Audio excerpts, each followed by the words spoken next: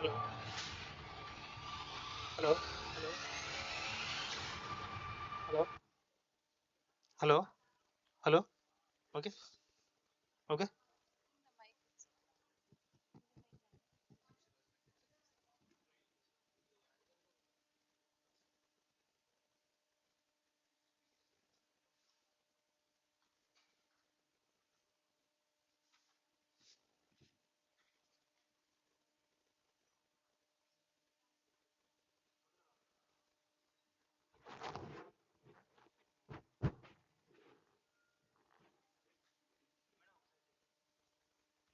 Hello.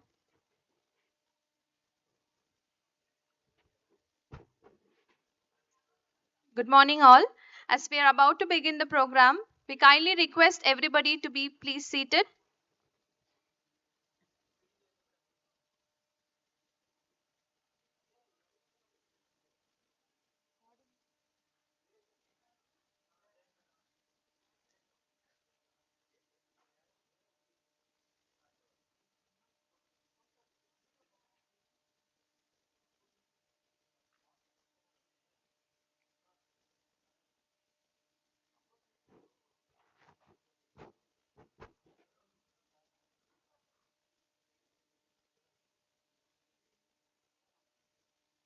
A very good morning and a very warm welcome to each one of you to the Millet Stakeholder Summit 2025, organized by ICR Indian Institute of Millets Research Nutri Hub, the Technology Business Incubation, happening here at T Hub, a landmark gathering for millets where innovation meets tradition and collaboration seeds the future for sustainable millet promotion now and beyond. Once again, on behalf of ICR Indian Institute of Millets Research and NutriHub, we are honored and happy to have in our midst Chairman CACAP, our Director ICR-IMR, dignitaries from various government organizations, other reputed organizations as well, visionary entrepreneurs, innovative startups, other government partners, policy makers, and esteemed members from across the millet value chain.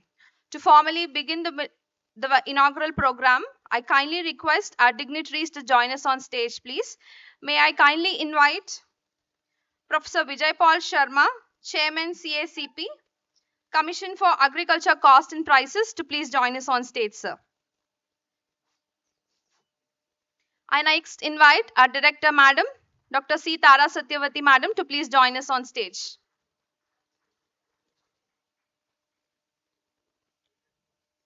I now kindly request Mr. S. Shivakumar, Group Head, Agribusiness and IT, ITC Limited, to kindly join us on stage, sir. Next, I invite Mr. Jagdeep Marhar, Managing Director, RD Research and Development Center, Nestle India Limited, to join us on stage, please. I also request Chef Manjeet Singh Gill, President IFCA, to join us on stage, please.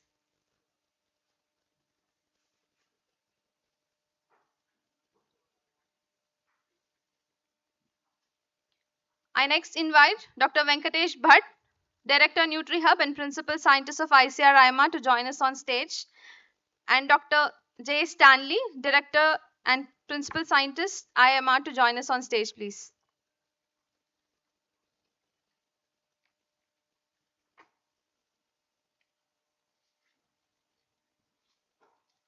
Last but not the least, we also welcome Dr. B. Dayakar Rao, sir, CEO of NutriHub, to join us on stage. We also have few dignitaries who are joining virtually. Dr. Neeru Bhushan, ADG IPTM and PME of Indian Council for Agriculture Research. Mr. Mijnur Rahman, who is joining us virtually, who is the Senior Director and R&D Head, South Asia Region, PepsiCo Holdings Private Limited. And Mr. Sudhir Nima, Chief Development and Quality Officer, Britannia Industries Private Limited.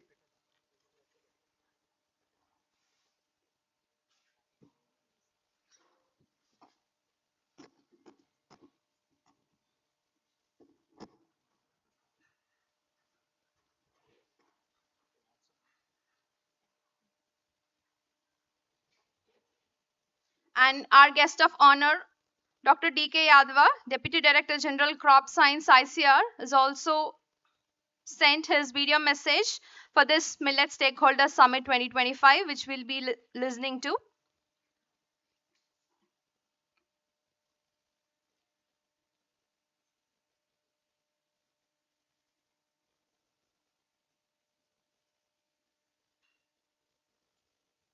So as we begin, I now kindly request Dr. Venkatesh Bhatt, Director NutriHub and ICR IMR, to propose his welcome remarks.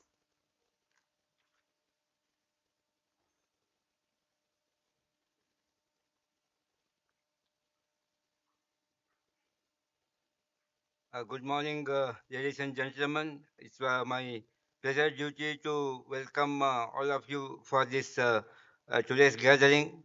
This is a special Millet Stakeholder Summit. So, as you know, the theme of this today's summit is sustaining and celebrating millet momentum.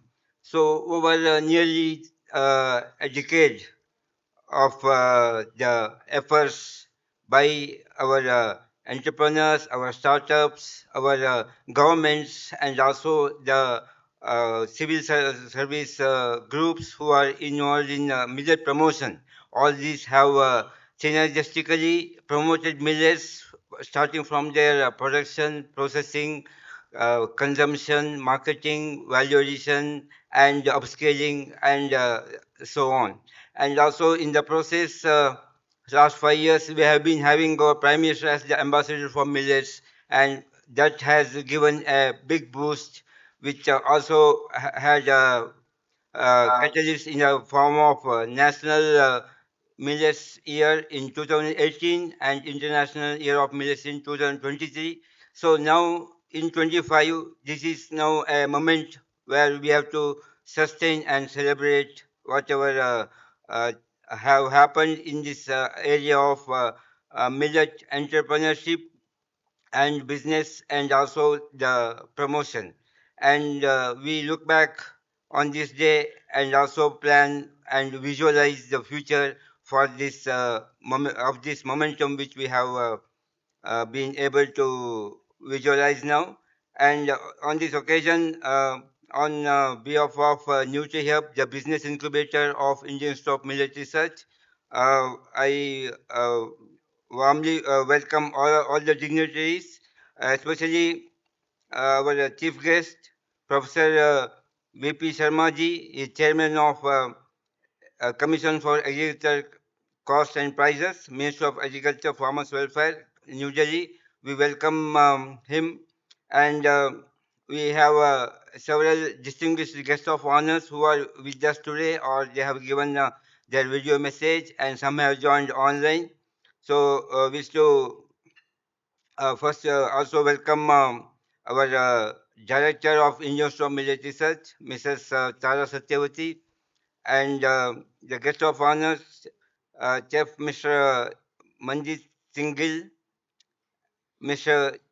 Jagdeep Marhar from Nestle, Mr. S.U. Kumar from ITC, Mr. Minaj Alam and Dr. J.K. Yadava, who are going to give a video message for this event, and also our CEO of NutriHub, Dr. B. Jayakar Rao, Dr.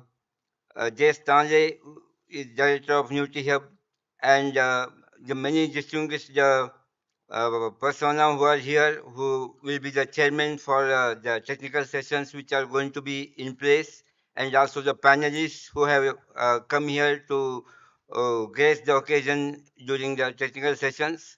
And the theme of today's summit is basically networking. And so for that, all of you are welcome to participate and make this summit a grand success. Thank you very much.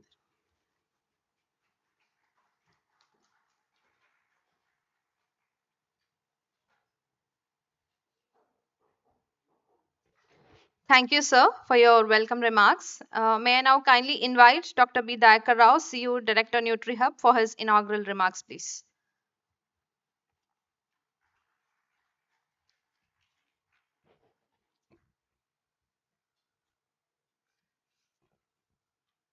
respected dignitaries on the dais, and my beloved stakeholders.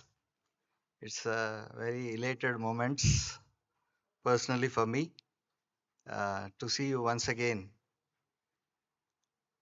gracing this occasion.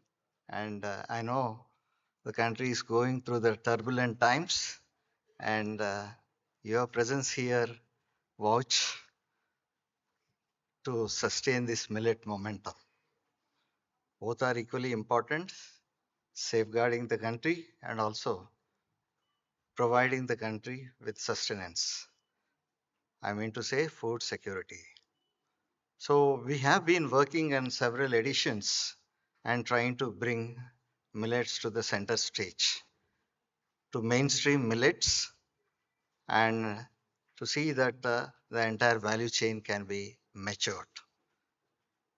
So as an institute, Indian Council of Agriculture arm, Indian Institute of Millet Research, we have piloted this value chain model, but then there were several challenges that are there in building markets around this and taking to the last mile connectivity to the consumers. But I think we have really come a long way because I am seeing from the past 15 years we are toiling there, and I see what the real momentum where we are today.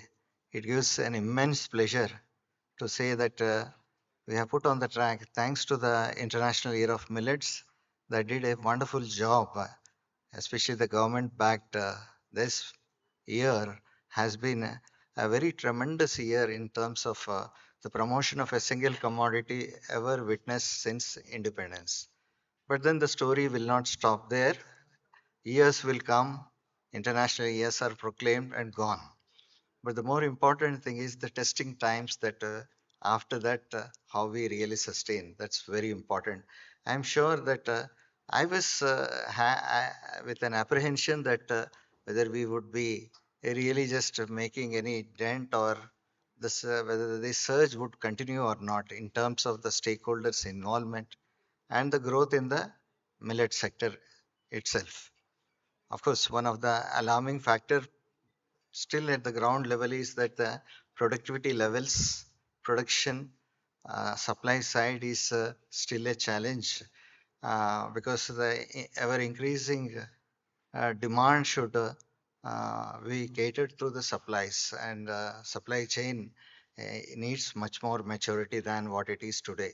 But I see that a growth of about 600 startups is no mean an achievement. I'm sure that there must be attrition rate about 40 to 50%, but even then, I think it is a significant thing. So the momentum that generated during International Year of Millets has not died down. So this is a good news for all of us. Let us join hands and encourage ourselves. So it's a wonderful thing as we continue to do that. Now it is not the responsibility of the institute alone.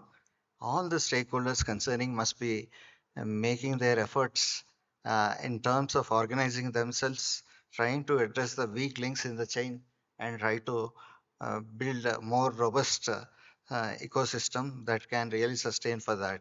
I don't think I always remember Dr. Bandari's words. No, millets is not a millets consumption is not an option, but it is, sir, it's an imperative.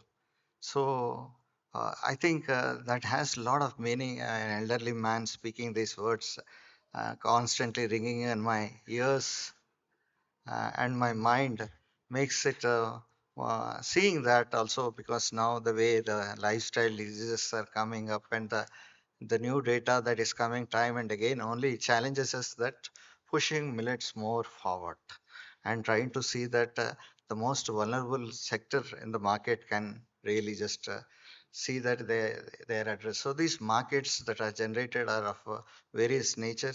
So I'm also very happy and elated all my startup friends and others with a great passion that with you are working on that, and also some of those other stakeholders like even the private sector industry.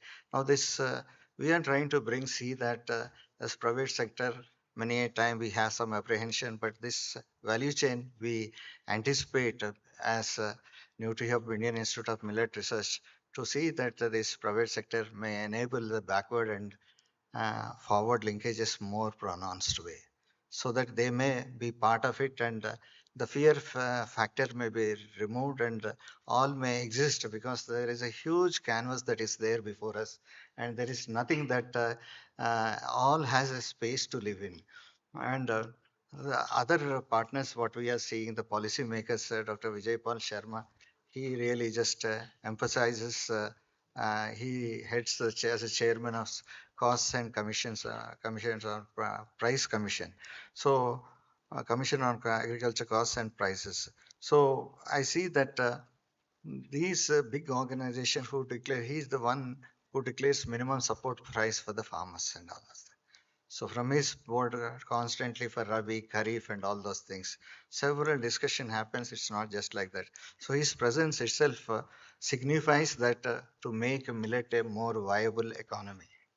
So I think there are definitely gaps that are there, but with his inaugural remarks that are there, but I think the policymakers has not just 1 year to do that, but it is a continuous thing, both at the national level as well as the international level also, and more important at the state level governments. Now, with this, we have the other associated stakeholders while we build the markets, but there are people who add a lot of value the chefs community, the nutrition committee, dietitians, all these stakeholders are very important. Then we have both rural, urban, the divide. Then there are several other livelihood issues that are there. So all these things are very vital for us to take this value chain along and try to make it more matured. And as the days progress, I'm sure that with a much hope, because at least I see that now, so for example, 24 Mantra, who was pioneer in that building some sort of event, taking to the global level, that showing the clearing the clutter that millets can reach out, that was much way beyond the 2023. So I think these some of the efforts which we can single out and say and applaud will pay has become a great foundation for us to take things forward. Now I'm sure that there is a lot of funding. Fund has to be infused into this system. More association like a Miller Promotion Council, which we are talking long ago. But I think it should we have one meeting during this think all the stakeholders can be part of it and very soon we are going to move out maybe 1 2 months I think it's going to be a reality. So this coming together also makes a lot of difference for us taking the issues. Now there is a lot of regulatory issues also in terms of the FSSI and other related things also. When you go for the export markets also there were several problems people are facing and all this through an association trying to discuss and take things to that. At least government is in favor of millet promotion. So it is time for us to really ring the bell and just be forming a council and then take things forward. I think there are many things that I could talk about it, but I would like to singly acknowledge Dr. Shivkumar was one of those very earliest, maybe in 2007, 8, sir. I think when we approached you, with regard to the building of a value chain, a World Bank funded program and all those things. He is the first person who said, yes, definitely we will go forward it. We will be partnering this issue. And 5 years we worked together and generated huge a system on a pilot scale. That was a very, very laudable thing. Then subsequently we see that Britannia, then now we have PepsiCo, Nestle, all others on the millets board. They have a profile or they are going to have a profile. So that vouches that there is going to be a sustained demand for the farmers, what they are growing and all this. So I just am greatly elated to see that all the dignitaries, including the director of IMR, Indian Institute of Millet Research, leading the International Year of Millets 2023 and subsequently of course, the time has come that I'll have to gracefully sign off, but I'll be there. But nevertheless, it has been a wonderful moment for me. Wherever I am, that I'll be working forward for this millet promotion in the country. Thank you very much.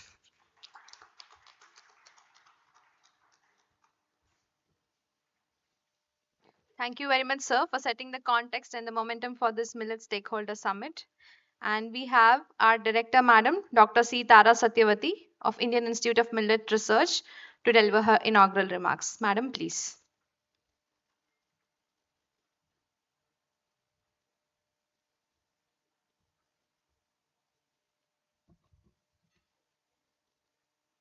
A very good morning to you all, dignitaries on the dais, off the dais, and those who are connected online.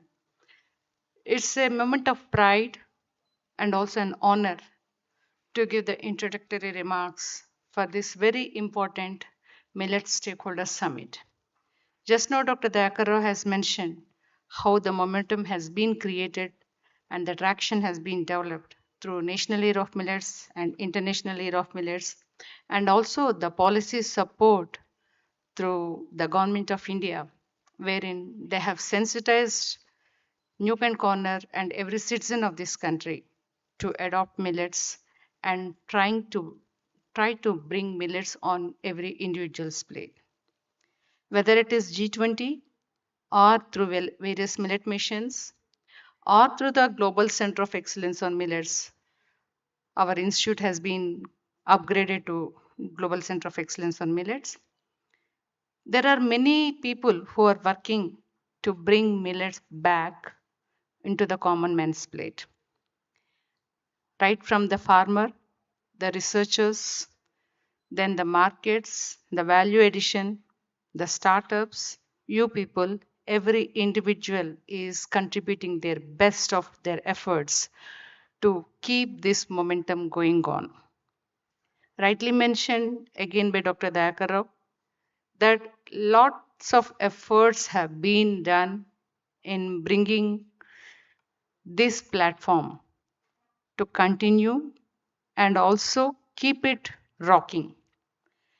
From Indian Institute of Millet Research, which is now Global Center of Excellence on Millets, we are constantly there supporting and walking hand in hand with NutriHub, that is our technology business incubator. And there are many cases where not only value addition or startups, we also need to take care of the farmers who are the real producers of the millets. If we don't have the raw material, the millets, we would not be able to come up with value addition and other things. So we are also looking into the issues at the ground level. Many of the farmers are lacking primary processing facilities. Through our Global Center of Excellence, we are also trying to reach them and support them with the primary processing machinery and also give them training on production technologies, processing, and of course, value addition through NutriHub. So many efforts are being done by IMR and our TBI NutriHub to keep the things intact and keep the momentum going on. This is again a very important event being carried out by NutriHub. So I'm really delighted to welcome you all, the stakeholders who have gathered here today, especially the startups, the representatives from the government, industry, leaders, whose presence really reflects the spirit of collaboration and driving the millet ecosystem forward. The ICR Indian Institute of Millet Research, there's a Global Center of Excellence on Millets for Sri Anna, is expanding its footprint across the world and also strengthening international collaborations. There are many MOUs which are there lined up for signing, and we are trying to contribute to the global food security and nutritional security. And in the upcoming panel discussions, you'll be knowing through various experts how the millet momentum has taken place and it is going forward. And I think this is the right platform to have all these things and enrich your information bank on millets and also take this millet momentum forward. Once again, I wish all the best for this Millet Stakeholder Summit 2025. Thank you.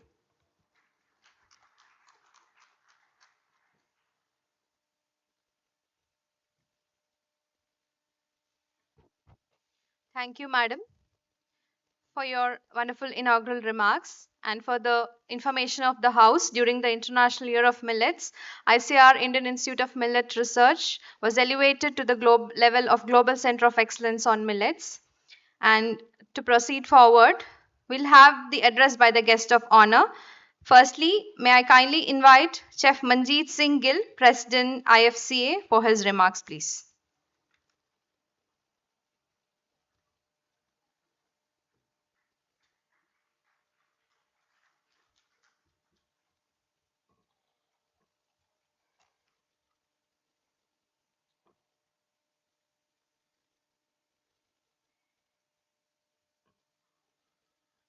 Namaskar, distinguished guests, farmers, scientists, policymakers, and food visionaries.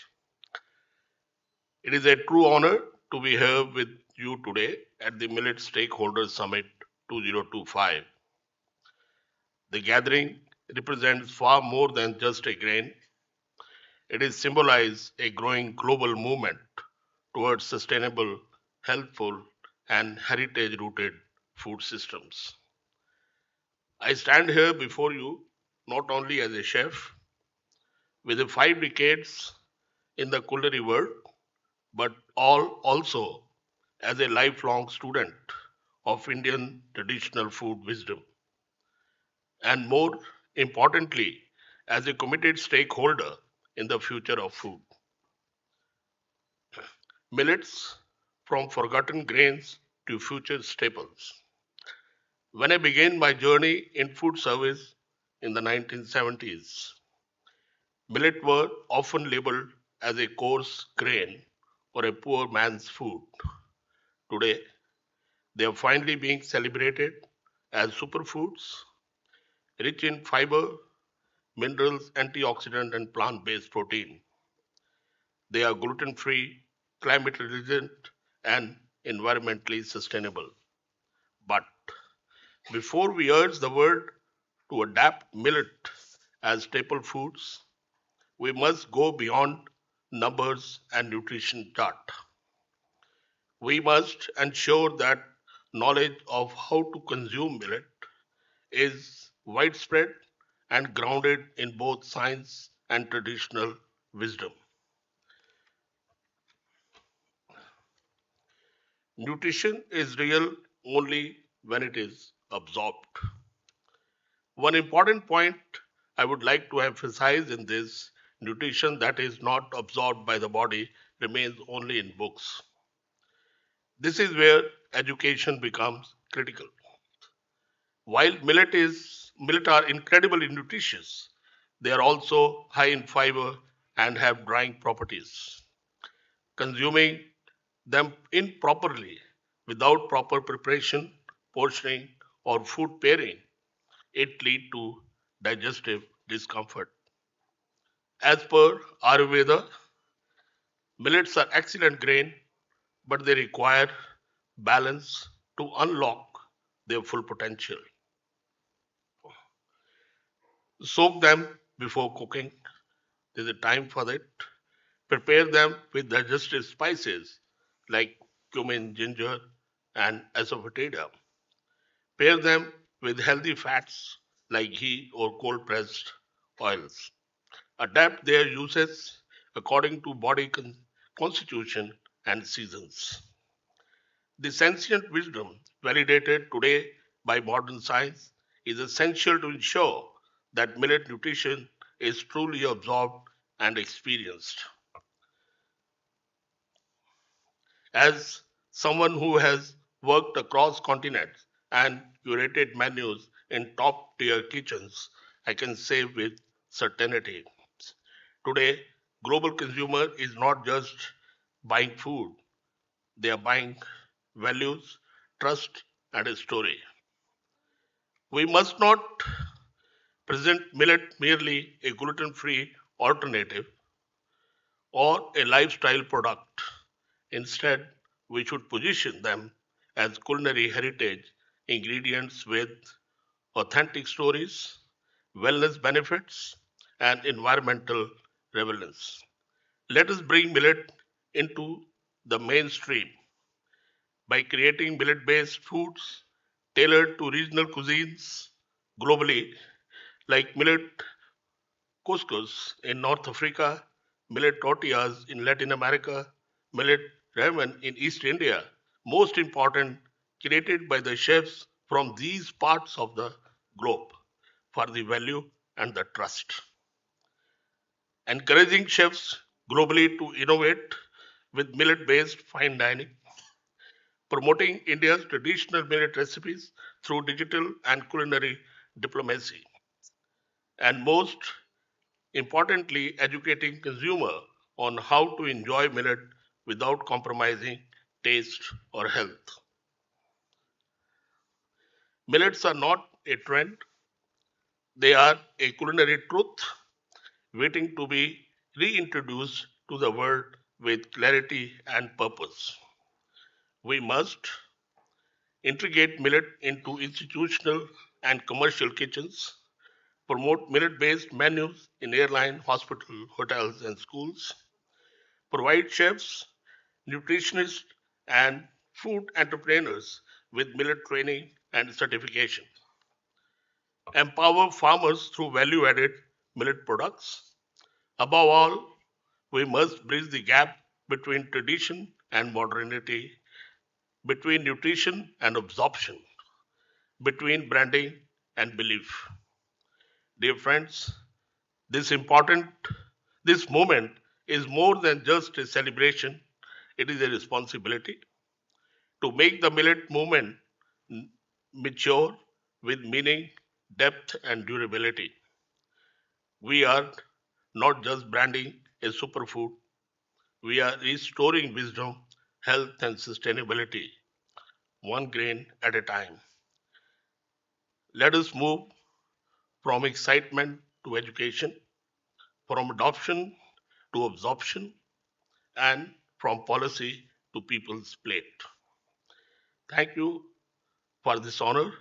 I commit my voice, my experience, and my kitchen to the mission. Jai Hind.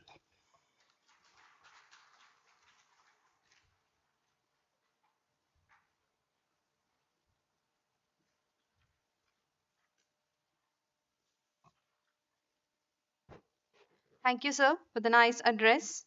We'll now have the address by our guest of honor who has joined us online, Mr. Sudhir Nima, Chief Development and Quality Officer, Britannia Industries Limited. Yes. Hello. I hope I'm audible. Yes, sir. You can please Very go good. ahead. Thank you. Thank you very much. And a very good morning and greetings to Director IIMR, Dr. Tara Satyavati, Director NutriHub, Dr. Dayakar, all the dignitaries who are on the dais today, researchers and scientists of the Institute, industry partners, and all the stakeholders who are here today for the summit. It is my privilege and honor to participate in this summit virtually today. And thanks to Veeresh for making all these arrangements. When you talk about millets, millets are not unknown to all of us. India had a rich heritage of millets. Our forefathers used to use millets as a dish or as the cereal in the center of plate. And what happened over last 50 to 60 years time, it lost its relevance. And in this context, I would say that institute like IIMR, who has been in the forefront of transforming the image, policies, and the farm economics of the millet, has played a very significant role on that. If I talk about IIMR, I think it's a very unique institute who is basically working from the farm on one side to the fork on the another side on this. So if you think about IMR has been working on various varieties, development of the right kind of variety for the Indian agriculture practices, working on the farm practices on one side to improve the farm economics for the farmers. Equally, on the other side, they are working a lot on the post-harvest technologies to really improve the quality of the millets which are coming out for the consumers to use and making value-added products which can be commercialized by the industries and startups on this. It's a very unique institute from farm to fork, covering the whole value chain and really creating a very significant impact to the farmers, to the consumers on this. Uh, if I talk about Britannia, our association with NutriHub began quite long back through a collaborative project we started. And I think if I'm right, we are the first few industries who partner with NutriHub to create range of the products. Some of these are in the market and many are going to be in the market very soon on this. We really appreciate the innovations, work, passion, and commitment which NutriHub brings on the table for all of us. On a personal note, it was an absolute pleasure to work with Dr. Dayakar, who is not only excellent researchers, but also very passionate and committed to really create a significant impact on the uses of millets. What I know is that he is preparing for his superannuation by the end of this month. I would like to extend my heartfelt congratulations to you, Dr. Dayakar, and also the best wishes for your next phase of the life. Wishing this summit a great success and looking forward to our continued collaboration with NutriHub and IIMR in this very important journey. All the best to all the participants and everyone who is in the summit today. Thank you very much.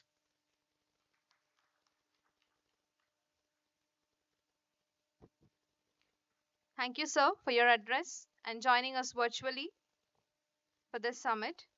I now kindly request Mr. Jagdeep Marha, Managing Director, R&D Center, Nestle India Limited, to present his address, guest of honor address.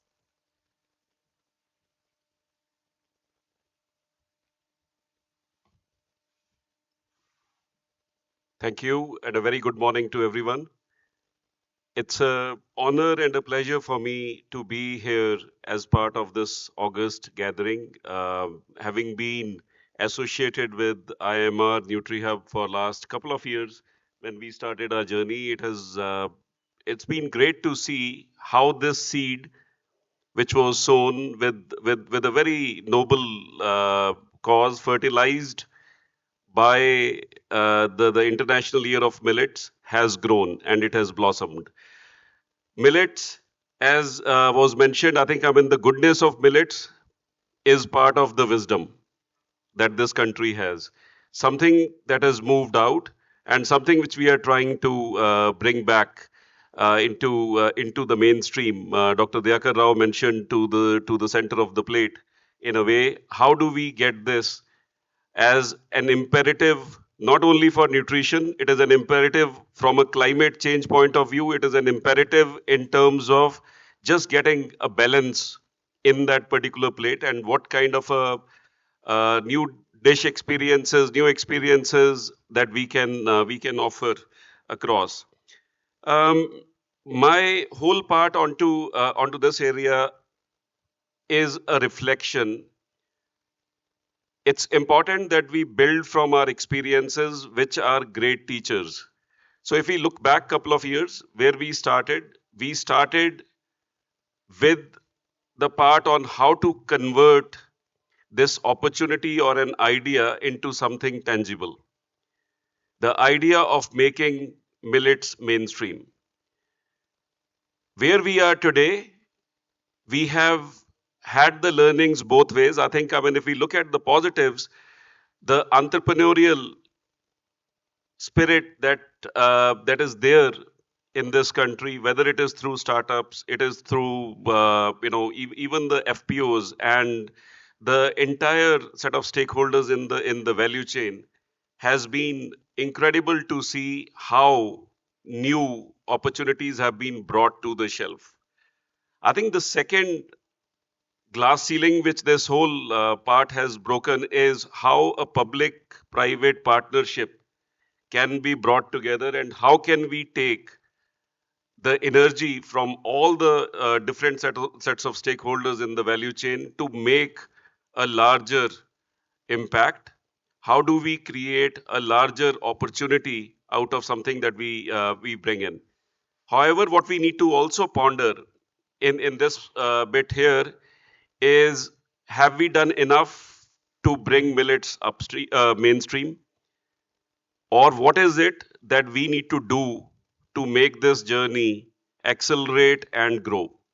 And I was quite impressed to see the parts, or the topics of panel discussions today, which look at a sustainable business models, sustainable manufacturing, sustainable farming, sustainable sourcing, but beyond that, an ecosystem-based approach. So, which is farmer focused, which is nutrition centric, which is consumer driven in terms of what the preference and what kind of a direction we are able to bring forward with this part. I personally believe the opportunity for us is huge. However, if we need to create or move this initial part of the promise that millets have shown to its true potential, it really needs us to prepare for the next phase together, to make sure that we do not end up limiting the size of the opportunity that is there on the plate. What it needs from us, and I would encourage all the panel members to put in and deliberate, is what would be those unlocks? What are the disablers today which are not allowing us to go beyond in terms of the scale for these products? And some of them could be very much driven by, again, building on the perception of millet still, whether it is really the taste driven part or it is still considered to be on the periphery. How do we take this whole part forward? At the end, I think we have to take a, we started this whole exercise as a sprint, and Year of Millets was a sprint, but we are now in the race for the marathon. And this has to be a marathon. It has to go beyond the year of millets. It has to be a decade of millets or a century of millets if we really want to make a difference at scale. Um, I mean, in parlance of our favorite sport here, in cricket, I mean, the T20 does give excitement. The true test comes in a test match. And I think that is where we need to have some stalwarts. And one of the stalwarts is sitting here, Dr. Dayakar Rao, who has been pushing all of us together. So maybe a big round of applause for him for all the contributions. It's not easy to pursue and push something which is bringing in a larger impact, and he has been doing that super passionately to bring about a difference. And I think maybe he timed his retirement with Virat Kohli's retirement, so he's moving in as he leaves the field for the next set of players around. But uh, from our side, we really cherish this partnership. The forums like these bring in partners not only from the academia side, but also from other parts of the industry, from startups, from entrepreneurs, from the farmer organizations as well. And I think this is really the power that we hold. So very much looking forward to the outcome of the sessions today. Wish you all the very best, and looking forward to see how can we all together collaborate in making this as a much more bigger, impactful journey. Thank you very much.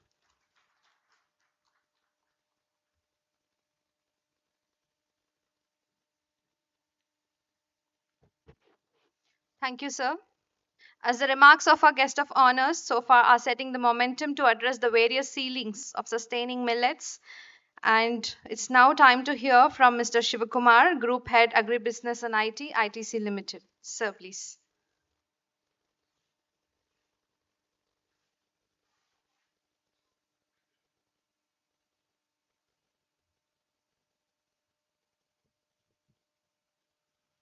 Very good morning to all the dignitaries and all the stakeholders who are present here.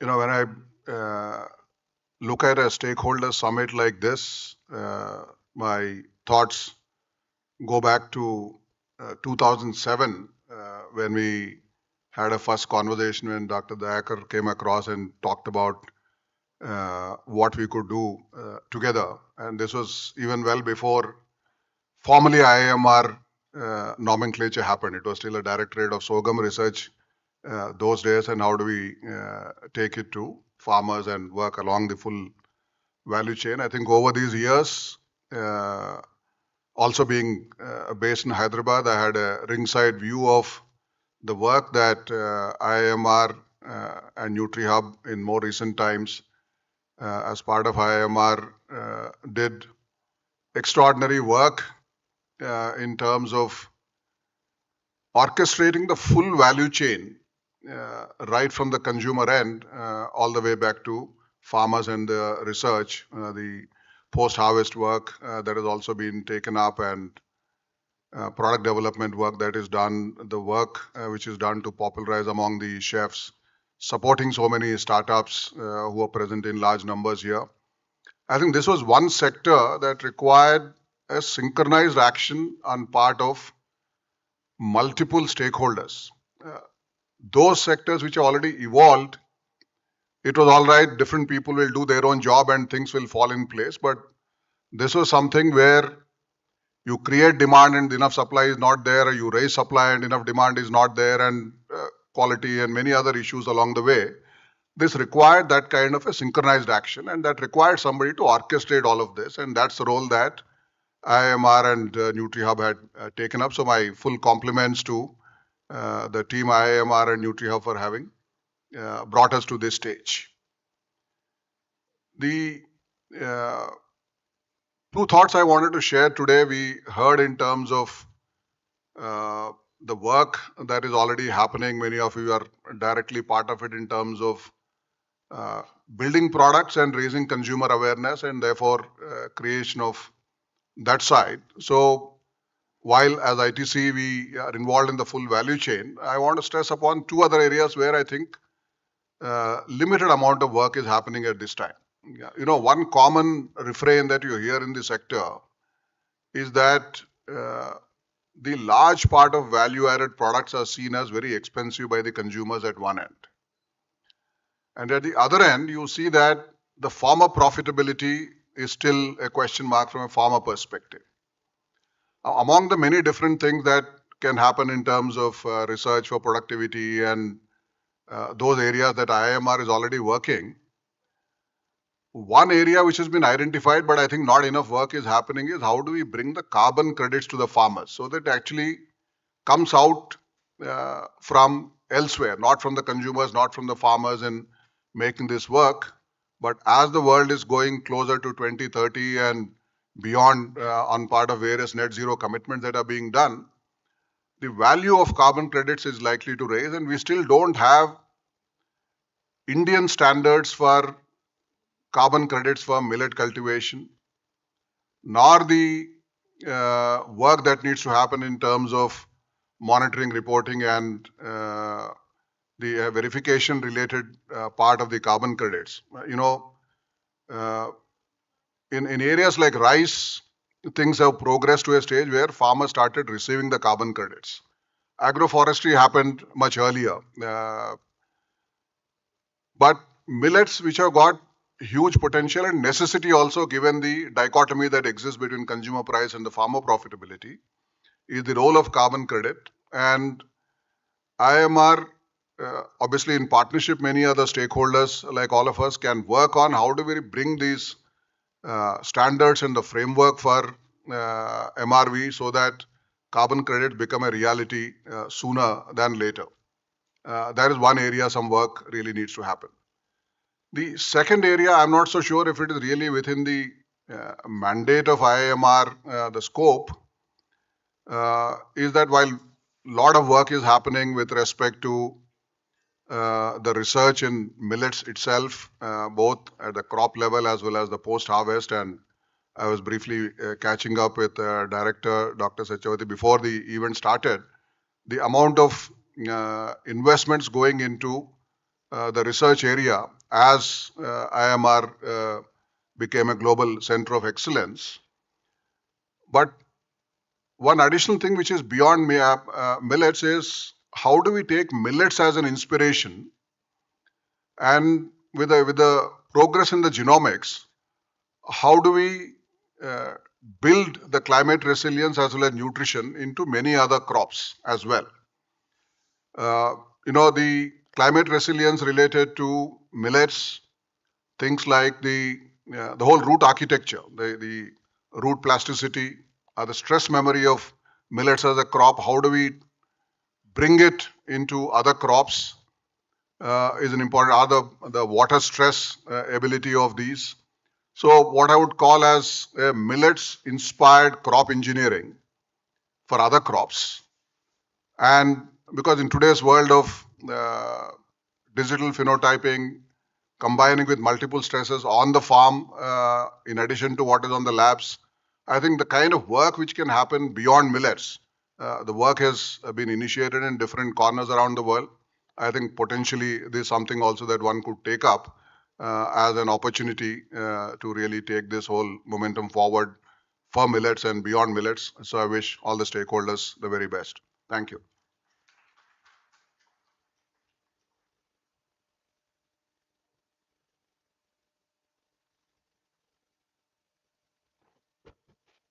As we move forward, it's now time to listen from our guest of honor, Dr. Neeru Bhushan, who has joined us virtually. She is the ADG, IPTM, and PME of ICR, who is spearheading the innovation and agribusiness startup incubation in ICR. A very good morning to all of you and dignitaries on the dais and off the dais. My regrets that I could not join offline due to certain reasons. So I'll be sharing my views to you. So basically, all the speakers has given the different perspectives, and everybody that is very good. So basically, I just want to emphasize on 2 points. One side, India is the largest producer of the millet. That gives a huge opportunity. Now we are talking to take it to the second level. And on the other side, India is the third largest startup ecosystem in the world. So these two are the opportunities that we are looking for. If we talk about the startups, then definitely the startups are working in the millet. But when I see, like Mr. Gill has rightly pointed out, now we have to segregate. And in this, the IMR as an incubator, they can help us to the startup that what is the difference between the technology and the recipe. Basically, the quality standards has to put in place. If I see the startup has to scale up, startup has to viable or sustainable business, agribusiness, so then their quality and their consistency and the raw material. Here the roles of the cooperatives and FPOs will come into place, because if they can have the uh, control the raw material supply and the quality, only then the outcome will be as per their quality standards. So that's how the backward linkage and the forward linkage has to be there. That's how the incubator plays a very important role. We could see that the startup has a very good product, but at the same time, the Mr. Shiva Kumar has very rightly pointed out, the consumers are paying a very premium price, and on the other side, the farmers we are facing the difficulty that it is not the sustainable farming for the farmers. So how to take care of that? The carbon, at the same time, we say that these millets are carbon resilient, climate resilient, and carbon neutral. But how to take care of that?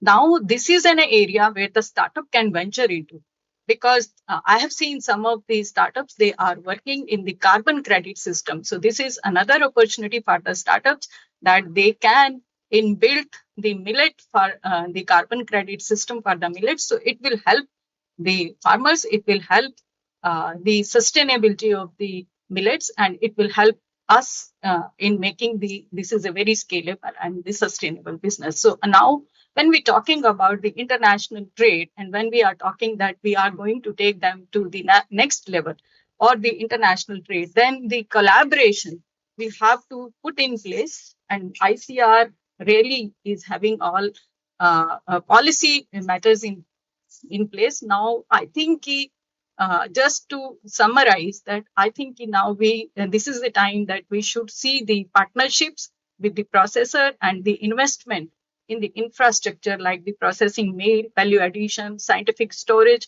and to reduce the post-harvest losses, apart from improving access to diversified millet-based product into the market. So this is one of the area that we have to look into it now. This is this should be the, because I'm very happy to see some of the industry participation over here, but we need more.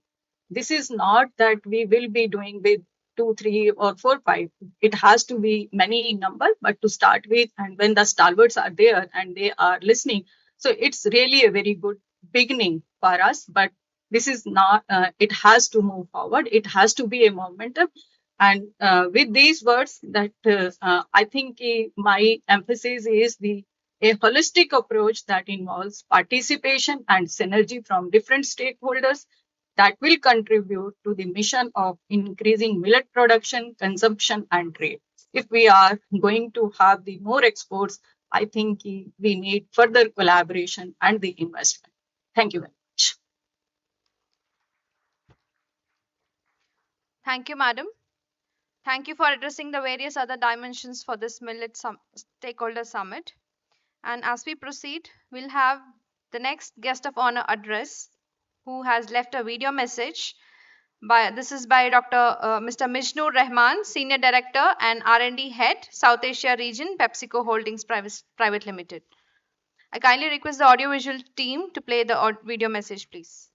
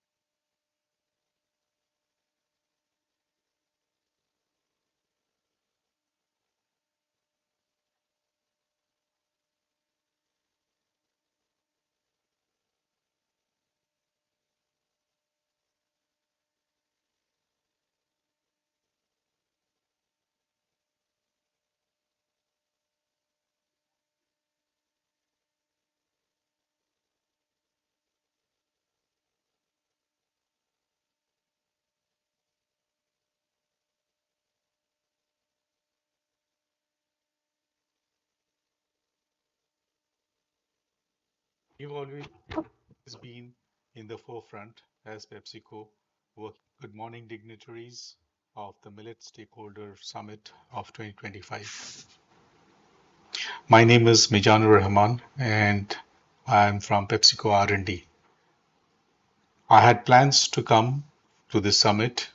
Unfortunately, because of some travel restrictions, I was not able to be there. However, my congratulations for having this summit and for having an ongoing discussion on millets. What we want to see as a PepsiCo, from a PepsiCo perspective, are anchored in two areas. One is demand and the other is supply. We've always been in the forefront as PepsiCo, working towards understanding consumers, ensuring that we are able to make a portfolio of products which caters to those consumers. And we've seen that today's consumers do believe that whatever product that they ingest in their bodies must be of healthier nature.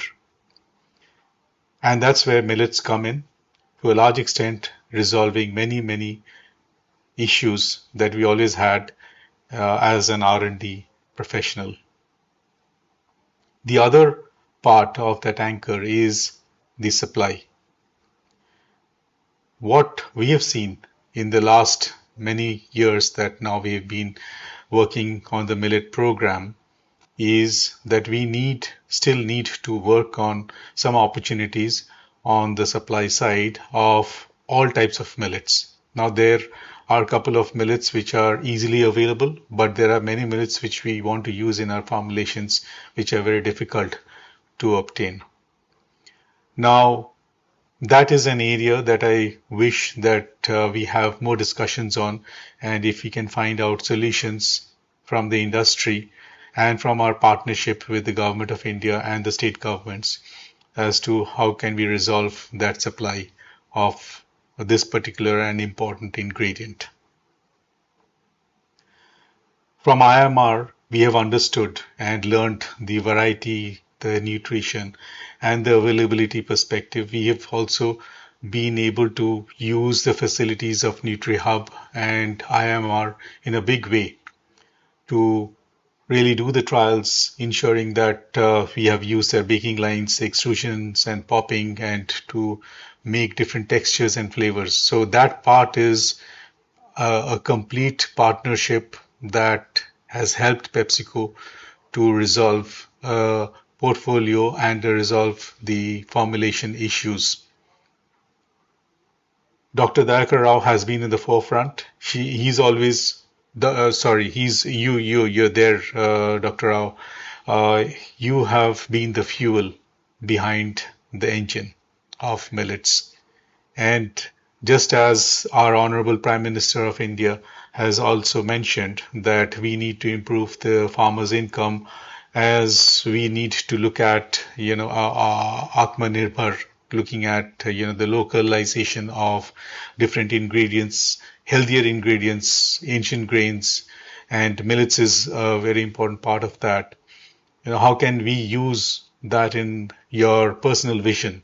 And your deep commitment has been always there in the forefront, helping us to move forward as an industry. You are a great friend, not only for me, but for PepsiCo as well, and for many other industry members. So thank you so much, Dr. Rao, to initiate this stakeholder summit. And I wish all the best to the audience and the participants in this summit. So thank you so much. Wish you all the best and have a great conference.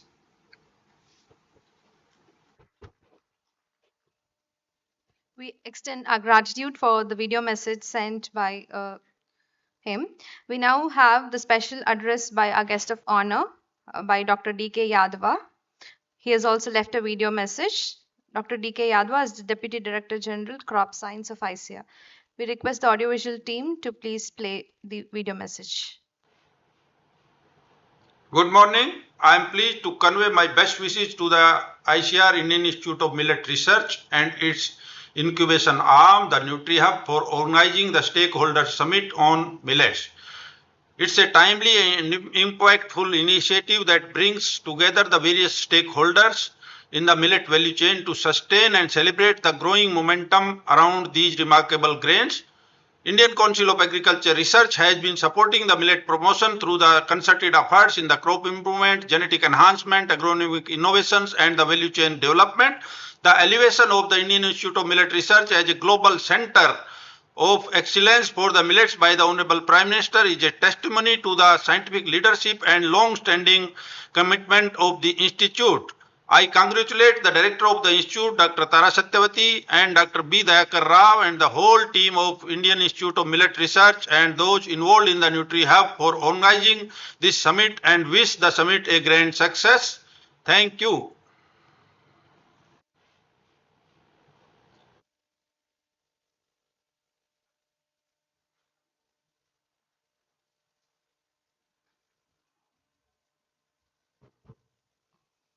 As some of our guest of honors are about to leave and for an important other commitment, we're now in the presence of our chief guest and other dignitaries. We would like to have our director, Madam, IMR, CEO NutriHub, Dr. Dayak Rao sir, Dr. Venkatesh Bhatt, and Dr. Stanley sir, to felicitate our guest of honor, Mr. Shiv Kumar, who's also the partner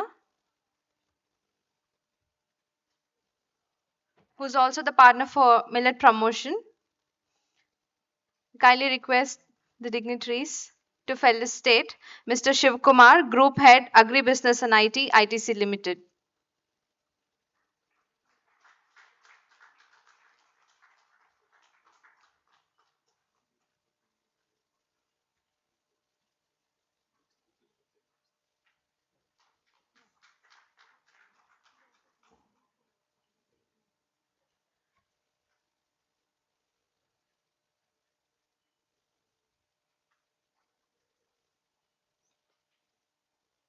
We thank ITC for being a valued partner to NutriHub and IMR. I now request our dignitaries to felicitate Mr. Jagdeep Marha, Managing Director, R&D Center, Nestle India Limited.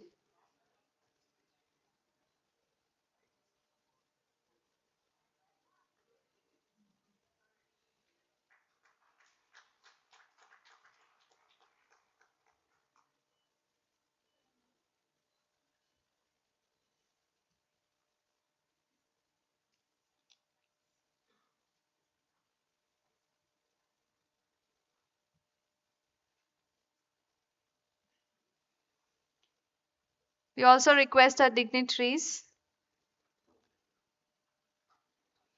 We once again thank ITC for being a valued partner for millet promotion in association with NutriHub and IMR. Thank you. We now kindly request our dignitaries to felicitate Mr. Jagdeep Marha, Managing Director, R&D Center, Nestle India Private Limited.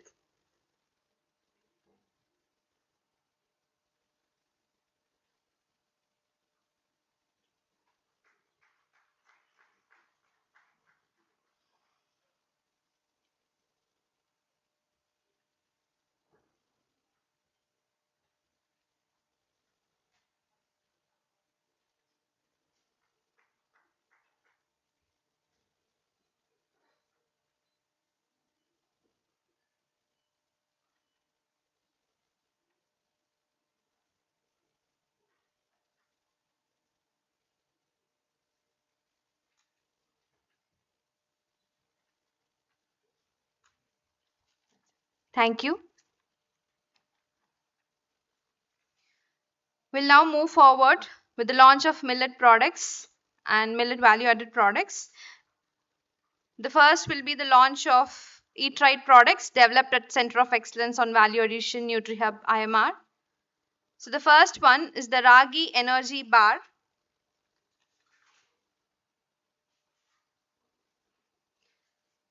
First one is the Ragi Energy Bar. Next is the multi-millet jaggery bread. The first one is the Ragi Energy Bar. The next one is the multi-millet jaggery bread. The Jowar Namkin. Ragi Muffins. Sorghum Jeera Rice.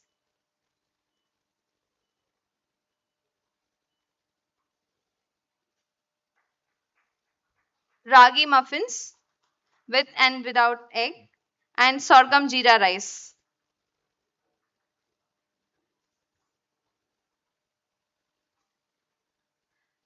Next is the launch of products by the startup.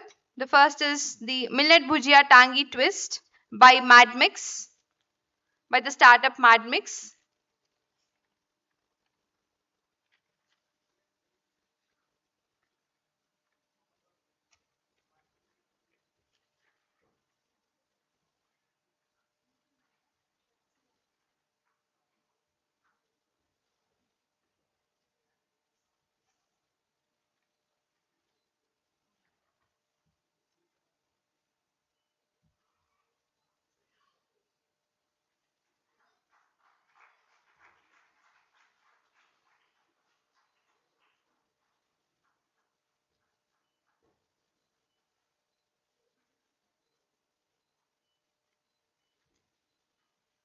Let's give a huge round of applause.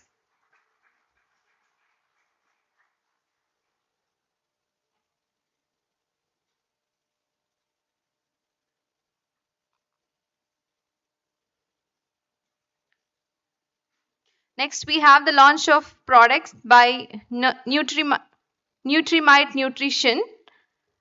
They have a range of products from Jawar noodles, Jawar zinc-rich cookies, Jawar iron-rich pasta, Jawar zinc-rich vermicelli, protein-rich Jawar muesli, and Ragi energy bar.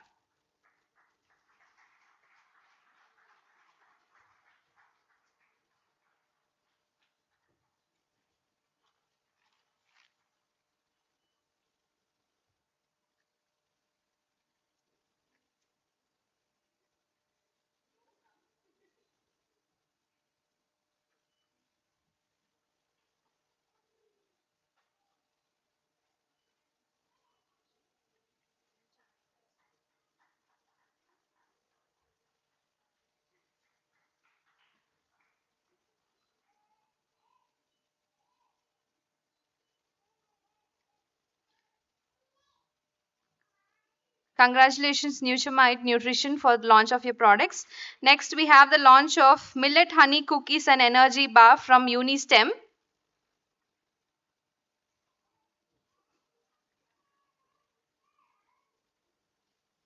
Next is the launch of Millet Honey Cookies and Energy Bar from Unistem.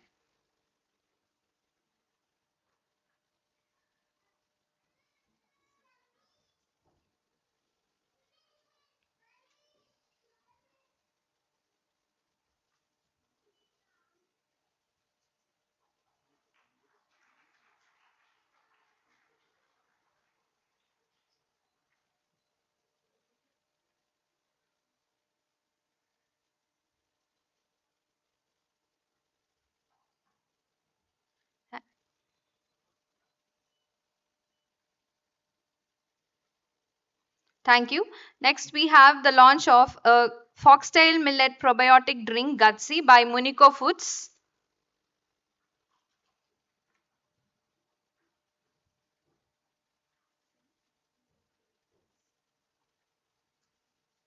Next is the launch of the Foxtail Millet Probiotic Drink by Munico Foods, named Gutsy.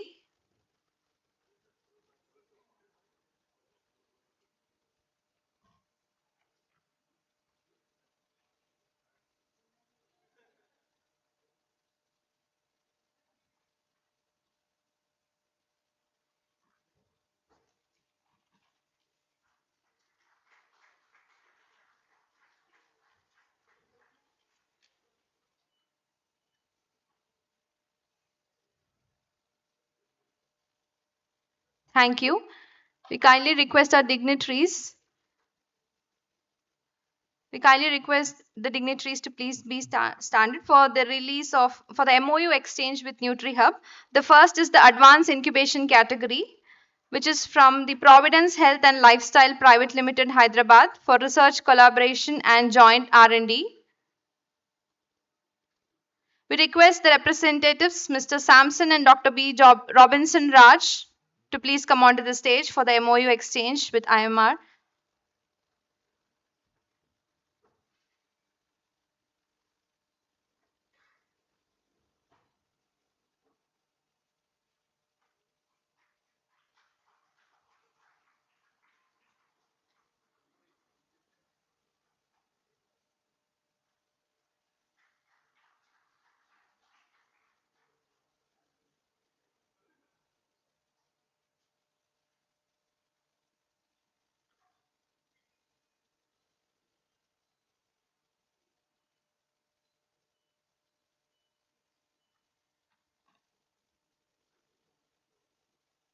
Thank you.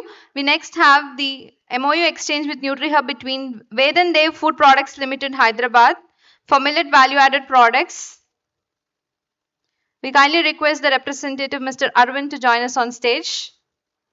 Vedan Dev Food Products Limited, Hyderabad, for millet value-added products with NutriHub.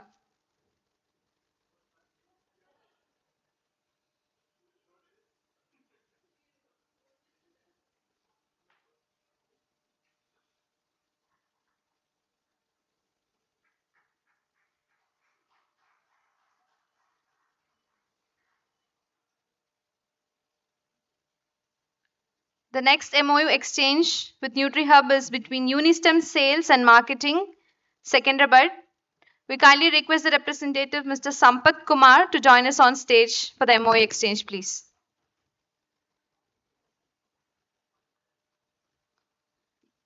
Unistem Sales and Marketing Limited exchanges MOU with NutriHub for networking and joint R&D.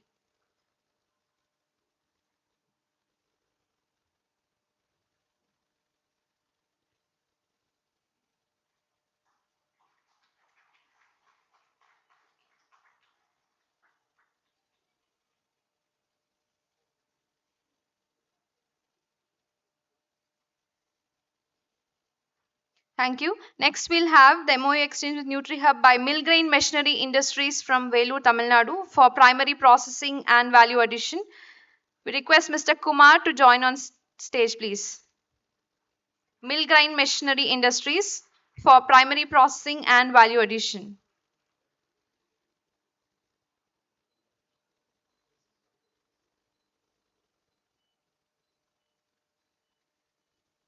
Thank you. We next move on to the MOU exchange with NutriHub for the basic incubation category. We request Milletize Innovations Private Limited, Hyderabad, the representative Mrs. Sumitra, to please join us on stage. MOU exchange for R&D in millets with NutriHub.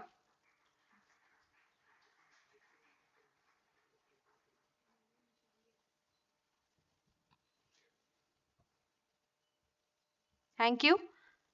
We next have the MOU exchange with IE5 Foods Private Limited, Hyderabad. We request the representative Mrs. Kalyani to join us on stage for millet networking with NutriHub. Mrs. Kalyani from IE5 Foods Private Limited, Hyderabad.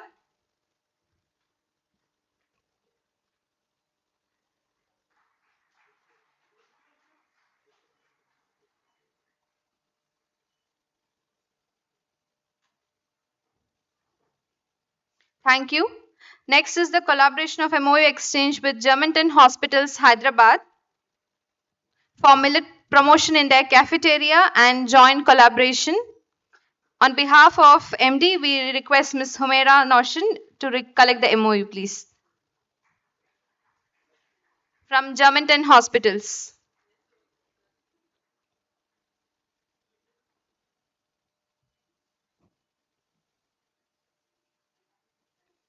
Thank you. Next, we have the collaboration of MOU exchange between Ashoka School of Business and NutriHub from Hyderabad. Kindly request Dr. Lakshman Kumar, Director, Ashoka School of Business, to join us on stage, please.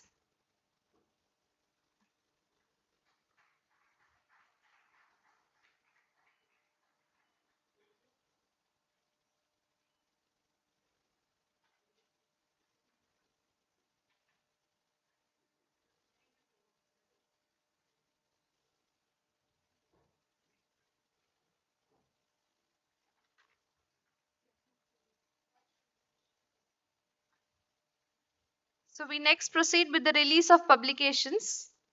First, we'll have the virtual launch of publications. We would like our dignitaries and others to take a look at the virtual launch first before the physical launch. The first book is the National Recipe Book, authored by Dayakar Rao et al. The audio-visual team may please display the book.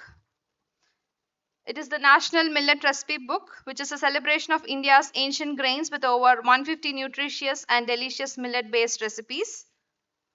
The next is the virtual launch of International Recipe Book, again authored by Dr. Dayakar Rao et al.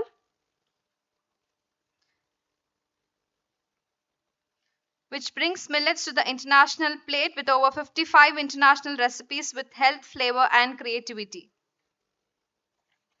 The next virtual launch is the book on Center of Excellence on Millets, a research breakthrough and innovations in food science technology, processing, engineering, and entrepreneurship,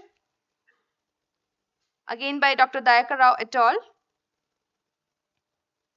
Next is the book on NutriHub Technology Business Incubator, the journey of successful model of millet promotion in the country, authored by Dr. B. Dayakar Rao et al.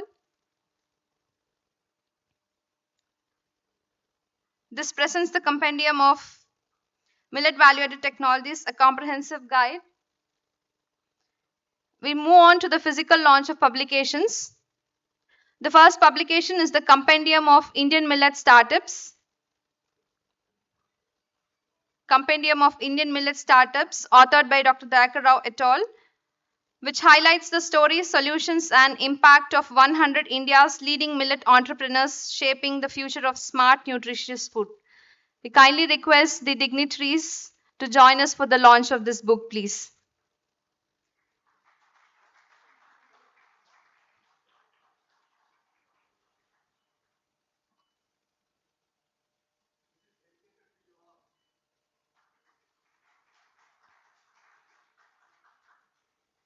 Thank you.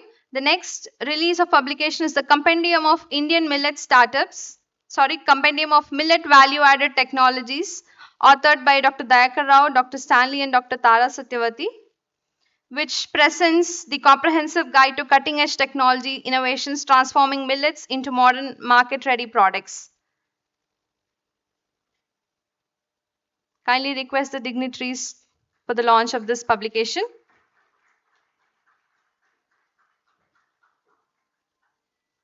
Thank you. The next publication is a report of a collaborative work between NutriHub and UNWFP on formative assessment, barriers and opportunities in improving consumption of millets in India, authored by Dr. Dayakar Rao et al. Along with UNWFP.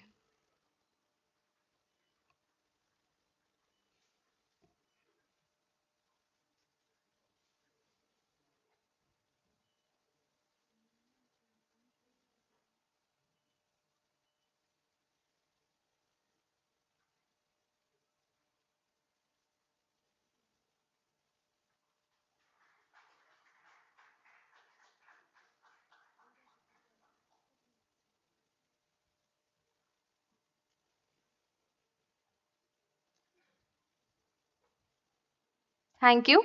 I kindly request all the dignitaries to please take your seat.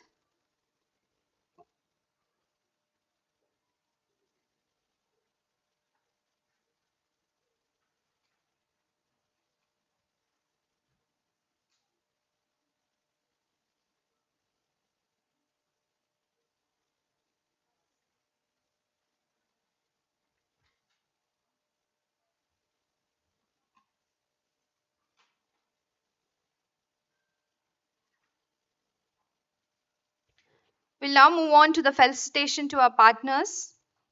To begin with, I kindly request Dayakar Rao Sir, CEO NutriHub, and our Director Madam, Dr. Tarasati Madam, to join us to felicitate Professor Vijay Paul Sharma, Chairman CACP.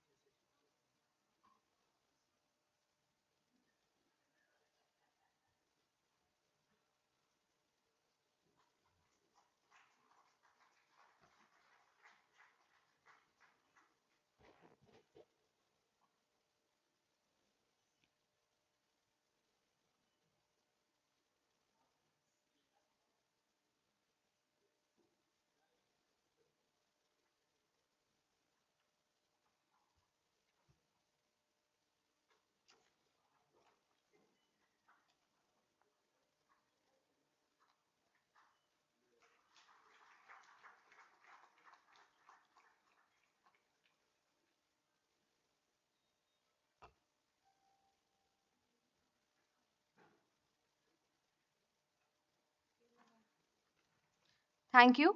May I now kindly request our guest, Chief Guest, Professor Vijay Paul Sharma, Chairman CACAP, to kindly felicitate Mr. R.P. Naidu from APIDA, who is the Regional Head of Hyderabad and Visakhapatnam. I kindly request our Chief Guest, Professor Vijay Paul Sharma, and other dignitaries to felicitate Mr. R.P. Naidu from APEDA. He is the Regional Head of Hyderabad and Visakhapatnam.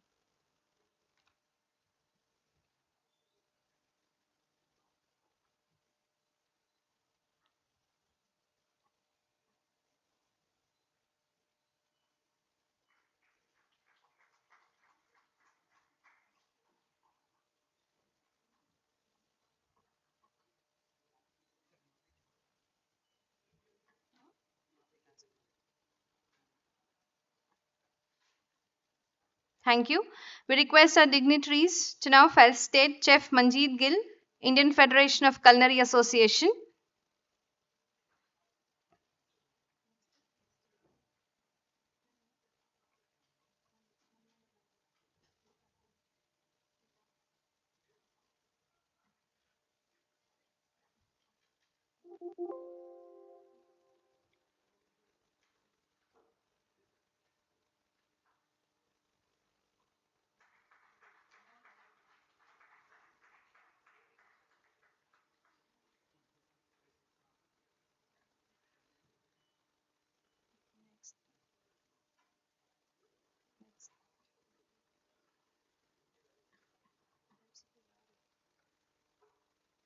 Thank you. We now request our dignitaries to file state Mr. Manmohan Lazar, General Manager from Britannia Industries Limited. Mr. Manmohan Lazar, General Manager from Britannia Industries Limited.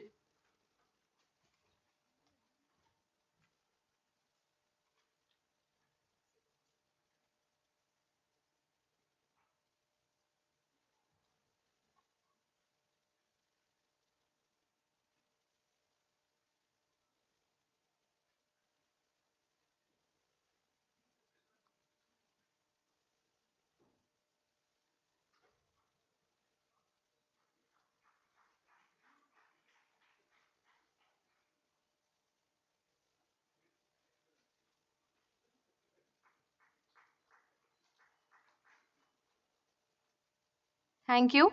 I now kindly request our dignitaries to file state Deputy Director, FSSA Hyderabad, Mr. Balu Naik.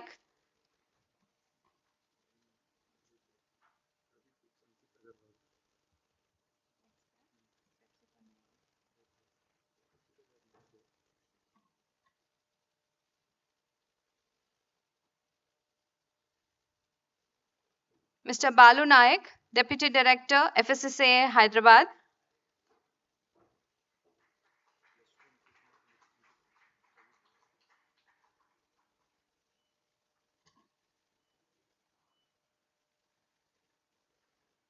May I now kindly request our dignitaries to file state Mr. Ankit Agarwal, Director, Ravi Foods Private Limited.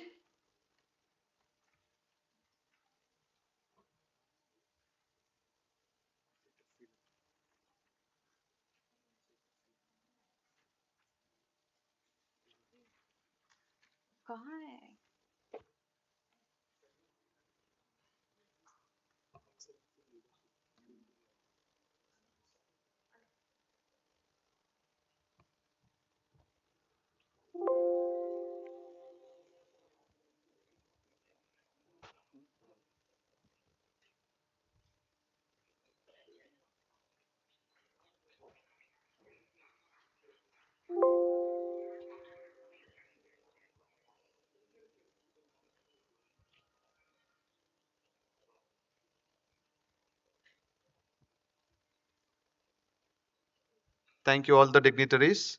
Now I would request Mr. Rajshekar Seelam, MD 24 Mantra Organics, to come and receive the award for leadership in excellence in leadership. I would request the chief guest and other dignitaries on the dais to felicitate sir with the award.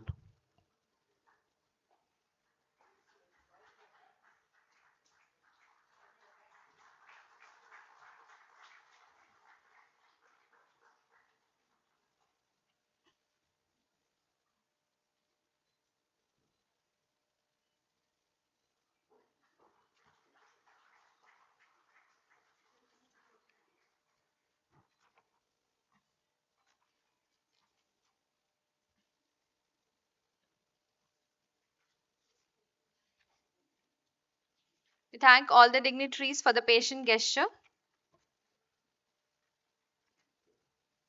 We request all the dignitaries to be kindly be seated, please.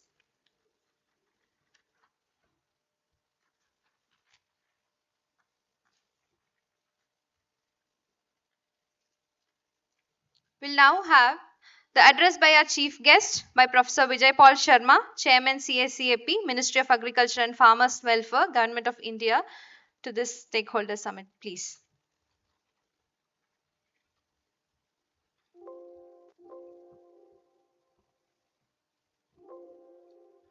Very good afternoon, ladies and gentlemen. It's a great honor and privilege for me to be here and participate in this important event.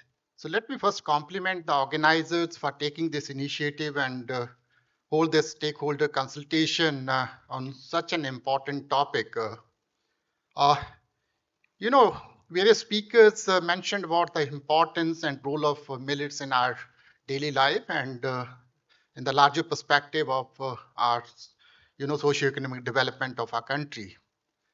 Indian agriculture has traveled a long distance from being, we net importers of most of agriculture commodities And today we are either one of the largest producers or one of the largest exporters of several agriculture commodities.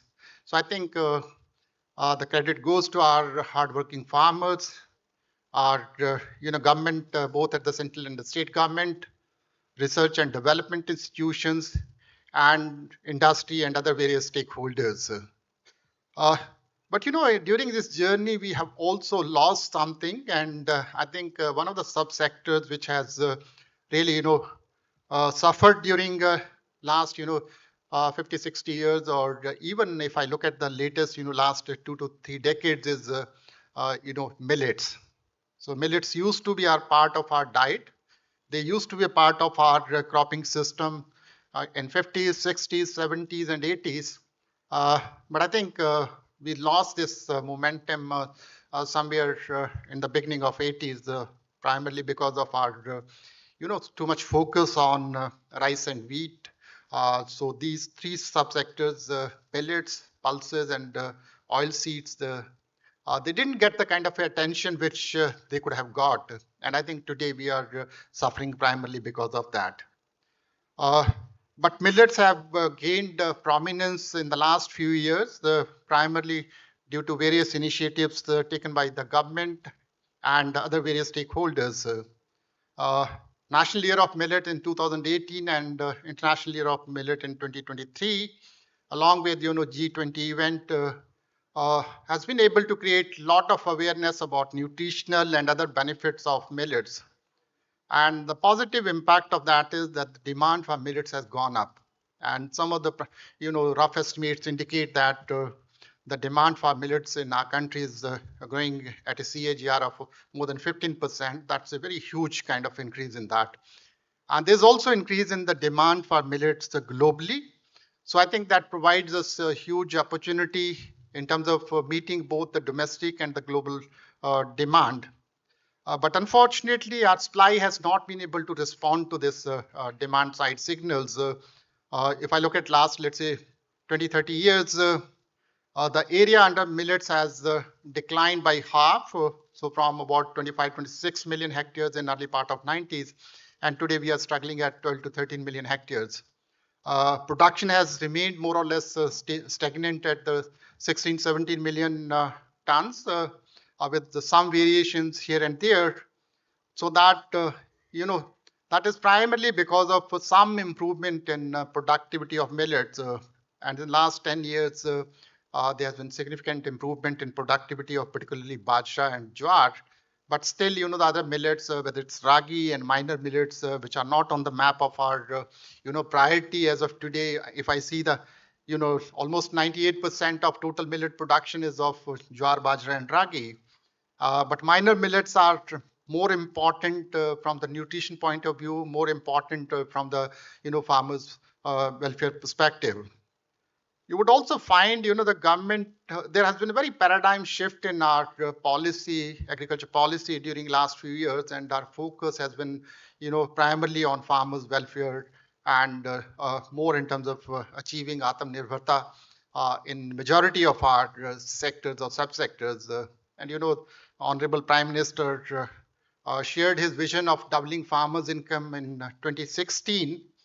And I think that was a turning point in the history of Indian agriculture from the policy perspective, where we shifted our focus from production-centric approach to more concerned about farmers' income and welfare.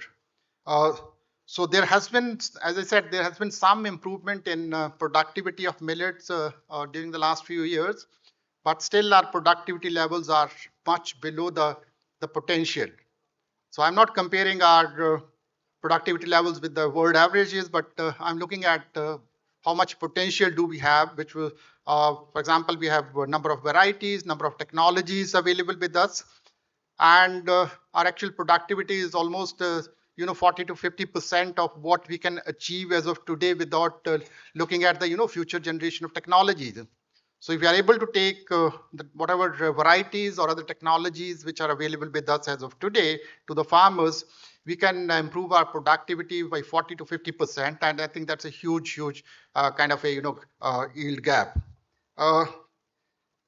But one of the reasons, what happens that if I look at it from the farmer's perspective, a farmer would look at his, various choices which he or she would have.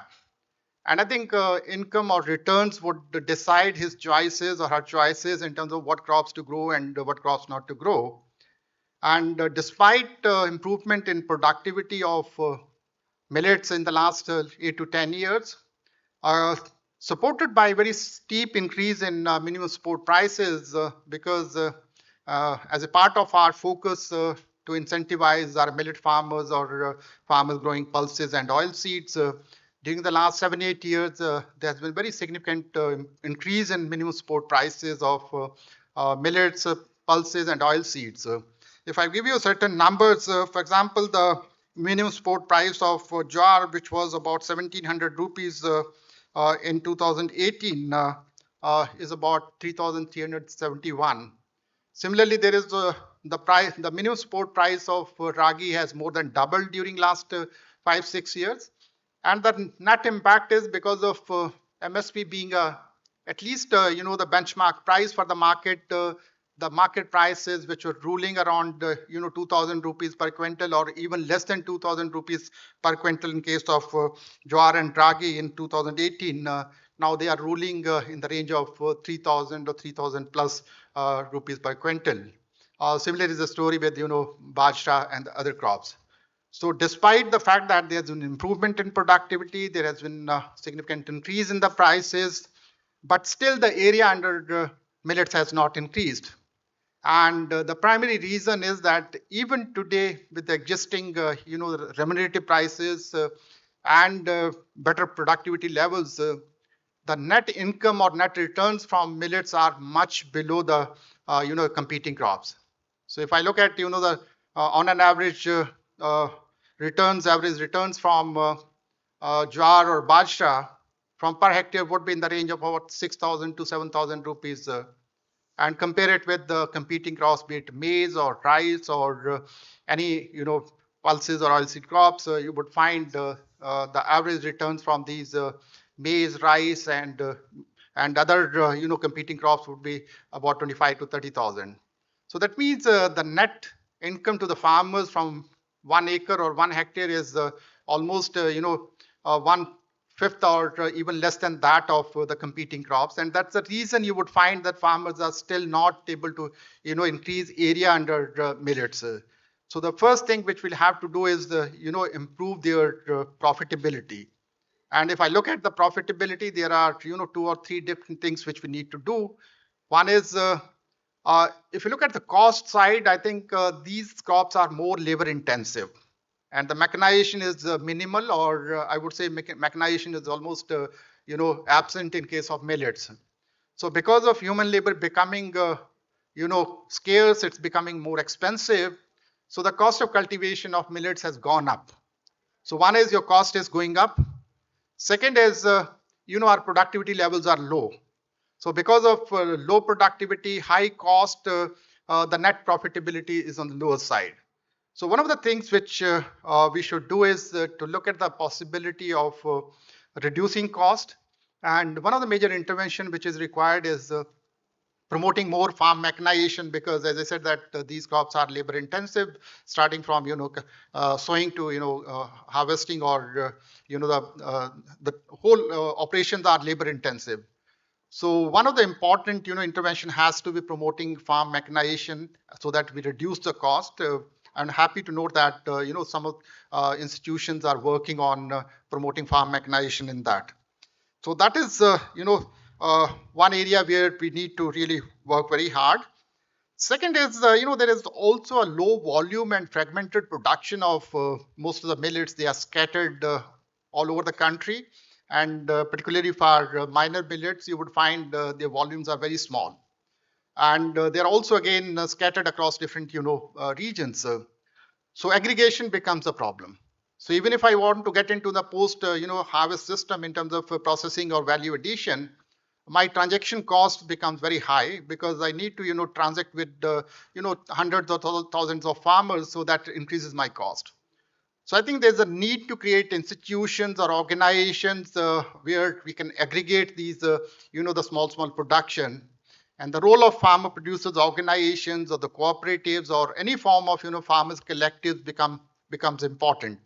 So that's also one of the important constraint for scaling up production, because if I have a small amount of production, I have little incentive to take it to the market. So there's a lot of exploitation of the farmers. So I think we need to focus on collectivization, so that there is a fair amount of aggregation at the production level, so that there's a consumer on the other side. Second is that there's also a problem of missing value chain. Today, if you look at the gap between the producer price and the consumer price, it's huge. So today we are talking about, let's say, ragi. A farmer who grows ragi would be getting around maybe 40 rupees or even less than 40 rupees per kg. And look at the converting that ragi into flour. So atta costs you around 150 or maybe 100 rupees. And in the name of organic, you would find 200 rupees per kg. So even if I take 100 rupees on an average, the price of 1 kg of ragi atta, so you can see that 40 rupee farmer getting and 100 rupees consumer paying.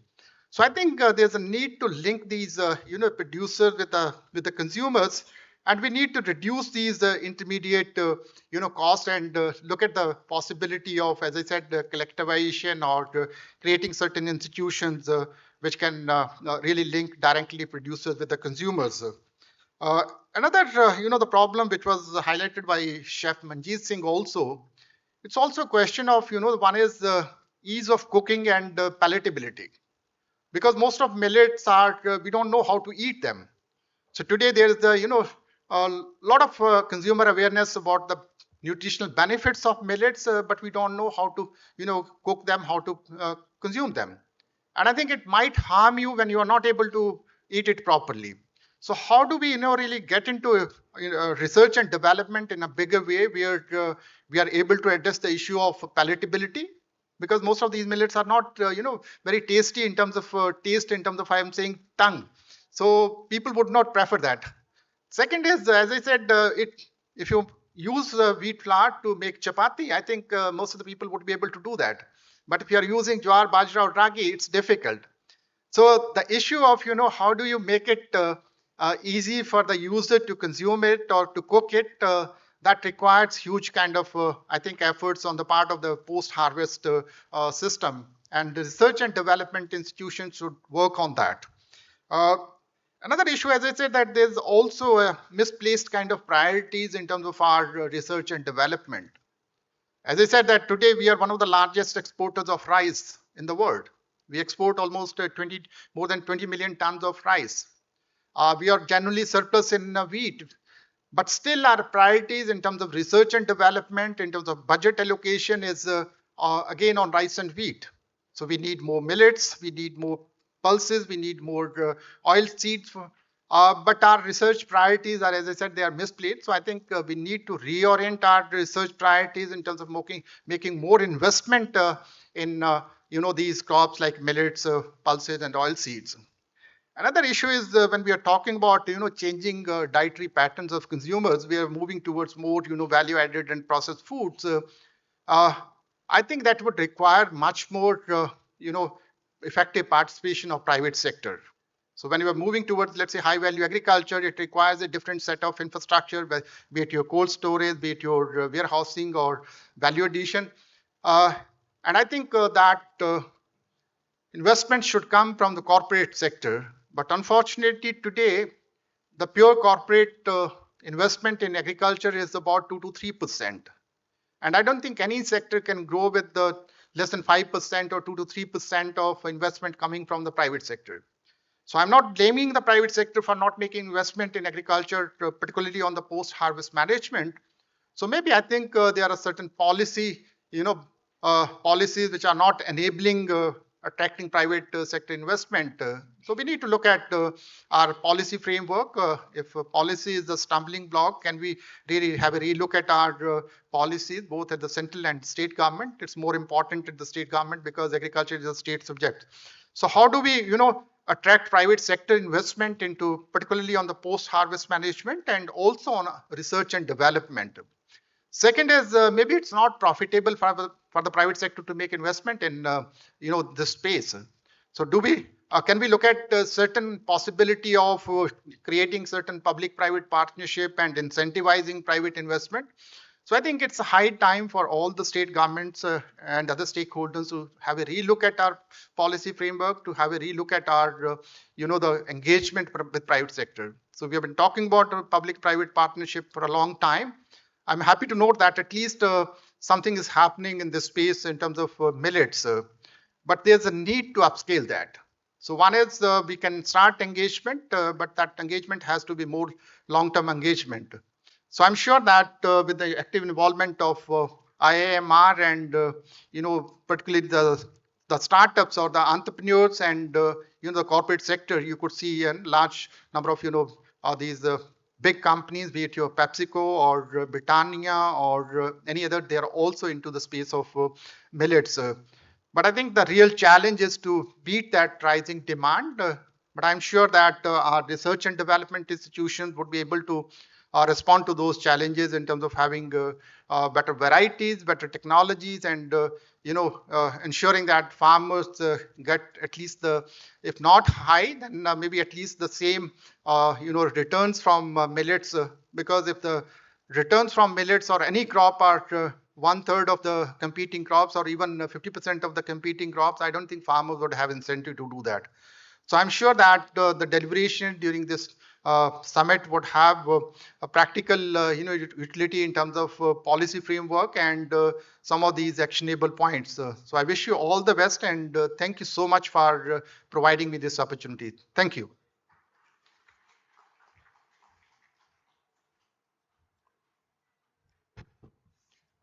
Thank you, sir, for the insightful address. We'll definitely look into exploring and executing and addressing the various issues cited by you, right from improving their profitability, improving the R&D, public-private partnerships. Your address reinforces the urgency and opportunity that lie in promoting the millets.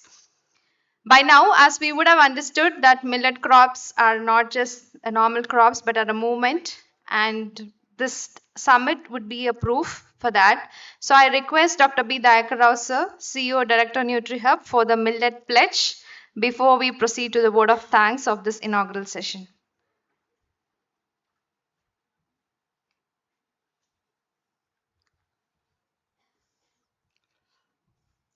All big moments are for the commitment.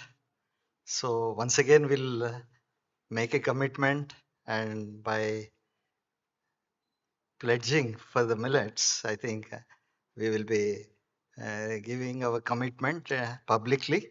I'm sure that whether in terms of consumption, production, entrepreneurship, everyone has, let us remind ourselves that we have a responsibility to take things forward. So I request all of you, including those who are on the dais, to stand up, and we'll take the pledge in two languages, in English followed by Hindi. So you know that I just say let's millet, and you will have to repeat that, and later millets ho jaye. So it means so much for each one of us.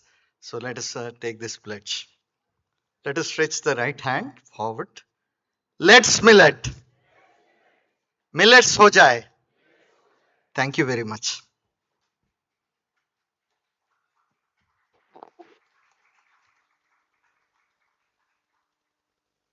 Thank you, sir. I now kindly request Dr. J. Stanley, Director NutriHub and Principal Scientist IMR, to propose the word of thanks.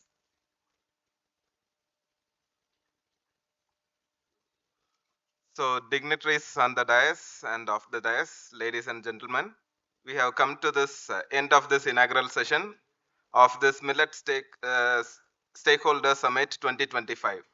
And I'm here to express my gratitude to all of you. And on behalf of the organizers, the NutriHub TBISC of ICR Indian Institute of Millet Research, Hyderabad, and all the Indian millet fraternity, first of all, I profusely thank our chief guest of today's inaugural function, Professor Vijay Pal Sharma, the chairman of Commission for Agriculture Costs and Prices. We all know that CACP recommends MSP and the contribution of CACP in popularizing and encouraging millet cultivation in the country is commendable under his leadership. We are happy and honored to have you among us, sir, today. Thank you very much, dear sir, for your inspiring address too. Thank you. The entire Millet fraternity is gratefully thankful to the Deputy Director General, Crop Science, ICAR, Dr. D.K. Yadava, for his video message. We also thank Mr.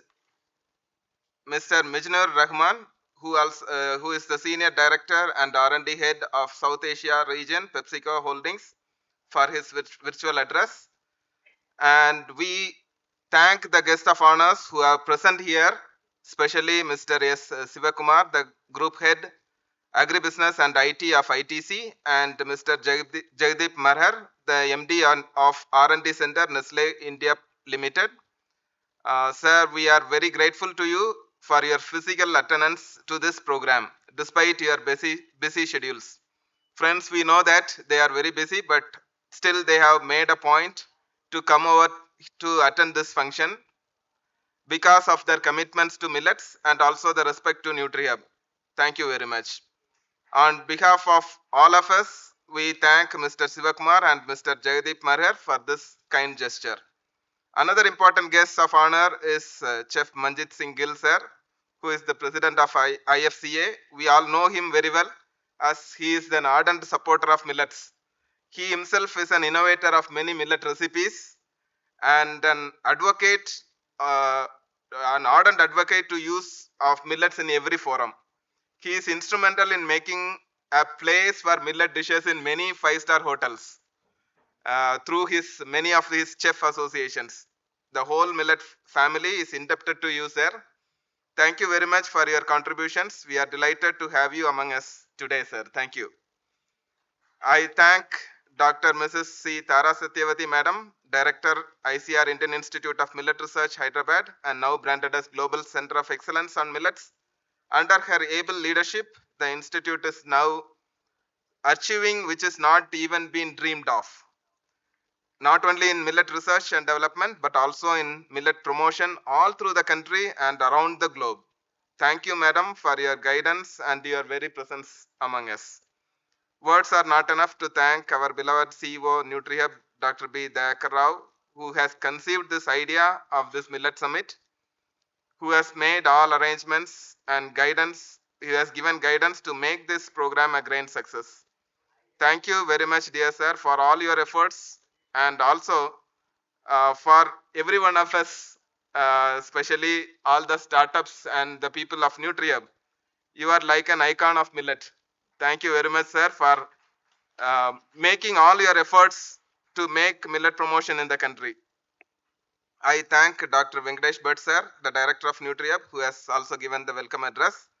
On behalf of all the organizers, I thank team ICR IMR, the director, the SAO madam, FAO, AO, scientists, technicals and administrative staff who has worked for this and for your gracious presence. We especially thank and acknowledge the sponsors. I thank and acknowledge the sacrificial hard work of the entire team NutriHub for making this function great success. Thank you, team NutriHub. You deserve a great appreciation. Thanks are all due to all the stakeholders, especially the startups, the academia, the chef, the companies who present here for this summit. And I hope today's interaction will have a great value in your life. I thank all those who are going to enrich our knowledge in the following sessions. Many parallel sessions are being there. And my special thanks are due to Dr. Srividya, my colleague at ICR IMR, who nicely anchored and moderated this entire inaugural session and also all the sessions to come. I thank the venue providers, design and branding partners, and all those who are working for this function. Thank you for the social media influencers, print media, and many others who covered this function. Thank you all the participants and thank you one and all. Jai Hind. We'll break for 10 minutes for tea and also we have a chef demonstration near the tea session. After 10 minutes, we will be assembling here for panel discussions and other sessions.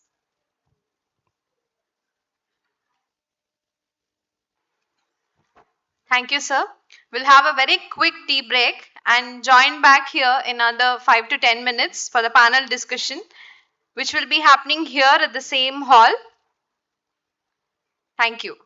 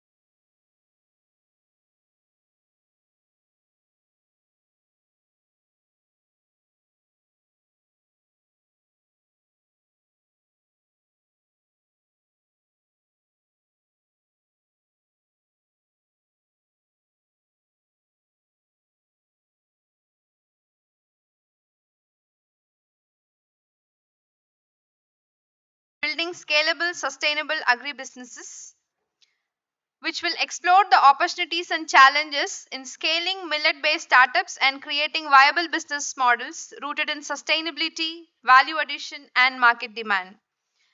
This panel discussion is also expected to highlight the transition from subsistence to scalable millet businesses post International Year of Millets. So I would like to request all the panel members to join us on stage. May I now kindly request Mr. Rajshekhar Reddy Seelam, founder and MD 24 Mantra Organic, to join us on stage and to chair this panel discussion. I also invite other panel members, Dr. Meenakshi Singh, Chief Scientist, CSIR Delhi, Professor Anju Singh, Head Center of Sustainability Management, IIM Mumbai, Mr. R.P. Naidu, Regional Head of Hyderabad and Visakhapatnam from APIDA, Mr. Muruganandam Ramanathan, R&D Regional Director, PepsiCo Holding India Private Limited, Ms. Shilpa Wadhwa, Head Nutrition, Health and Wellness, Nestle India Private Limited, Mr. Manmohan Lazar, General Manager, Britannia Industries Limited, and Dr. Prabodh Halde, who will be joining us virtually. He's the Head Regulatory Affairs, R&D Marico Limited. I have joined, ma'am. Thank you for joining, sir. Also, Mr. Muruganandam Ramanathan, who is the R&D Regional Director, PepsiCo Holding, will be joining us virtually for this panel discussion.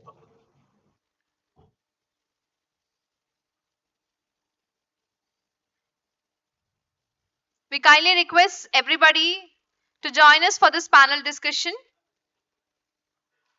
Immediately, as we are running short of time, we request everybody who are waiting outside to kindly come inside and be seated for the panel discussion, please.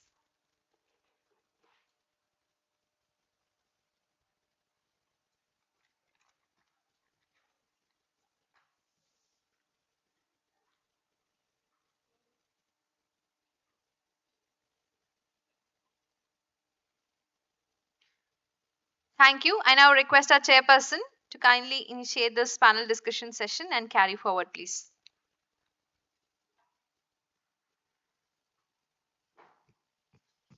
Can you hear me? Yeah.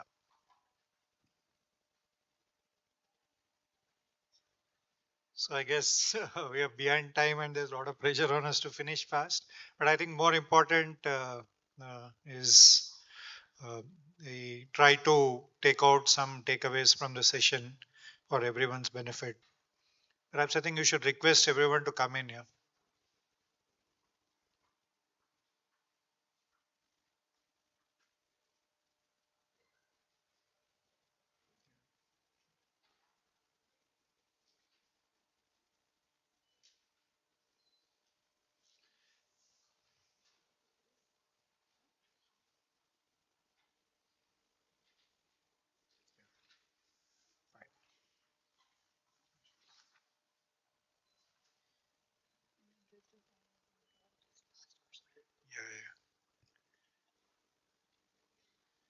I think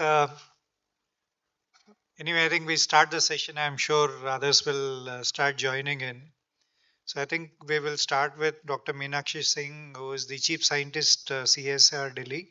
Madam, little bit intro about you and the work which is being done at CSR Delhi on millets, and how can what kind of R&D innovations are being done there, and then how entrepreneurs can access this technology.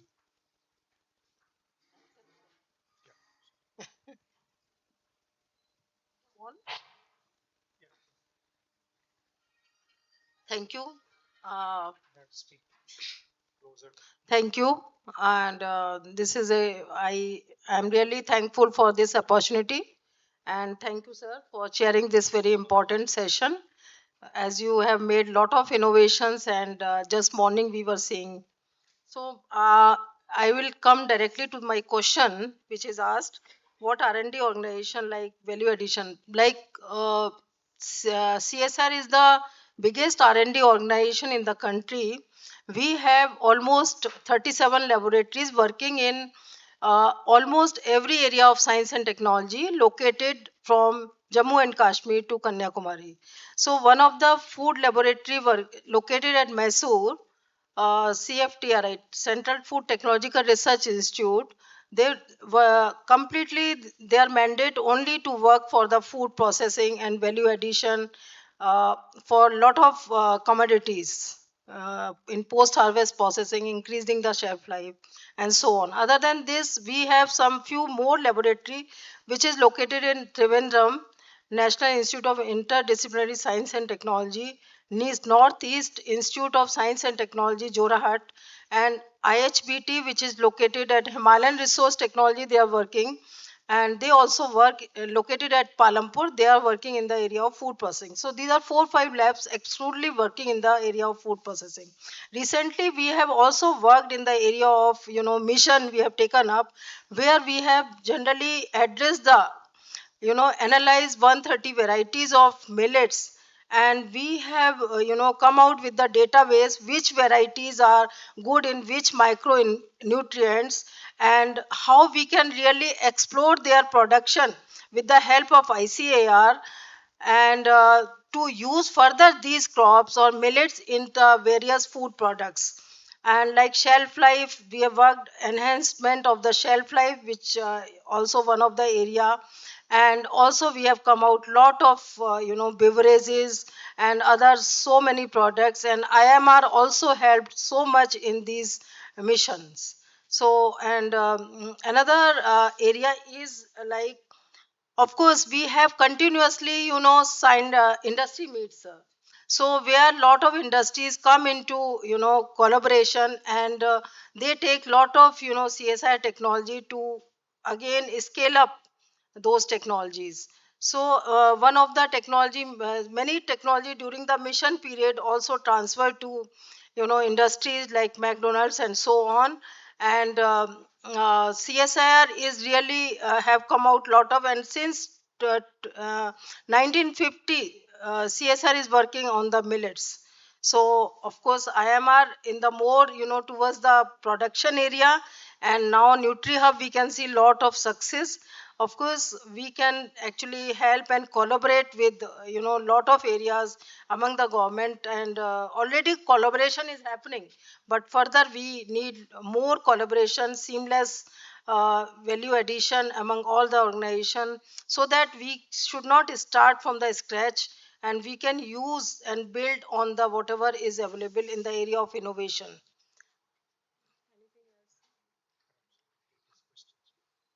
Thank you. Thank you. Thank you.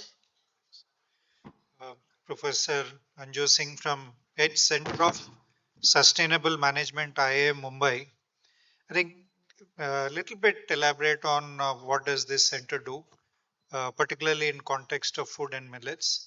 And second, what kind of trends are you seeing as far as millets or sustainability things are concerned, both from a consumer angle and also from, let's say, more a policy making ecosystem angle?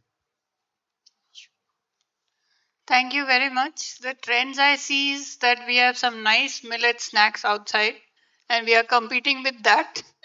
So there's huge potential. And I think there's huge networking going on. So probably we will have many more startups and, expansion of business in future. Right. So I was hearing scientists' conversations and conversations of entrepreneurs, and I was seeing, how they have to come together at some point of time, and which NutriHub is doing, I think, beautifully. So, like, I'm in teaching sustainable business development in Indian Institute of Management, Mumbai, which was earlier called NITI, National Institute of Industrial Engineering. And we look at, so this has been happening for last 20 years, but my stint into nutrition and sustainability started in Hyderabad 3 months back, when one of my students dragged me to an event, and we started working on a project on nutrition and sustainability. And I realized that the conversation has to start with like what you think food is, right? So is food a distraction or a stress buster or an entertainment, or just to kill time, or food is intentional nutrition for the body, mind and soul?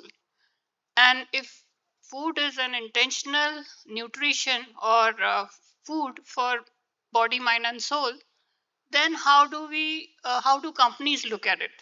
So when we look at companies, it's like you have they consider it as a product, or they give it to their employees, or they use it in their CSR initiatives.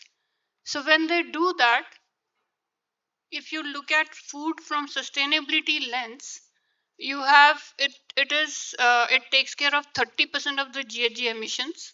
It's responsible for 70% of the water. It is responsible also for a huge loss of biodiversity that happens, and that is why, and it's going to double by 2050, the demand. So how are we going to be sustainable while we are increasing our food supply?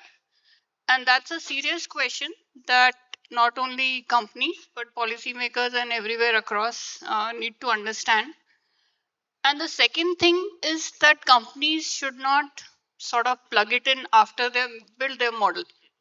So mostly what companies do is they will build their product model and everything else, and then they'll say, okay, we environment, where do we put environment? Where do we put, social? Where do we put sustainability? Sometimes that happens, and that doesn't work.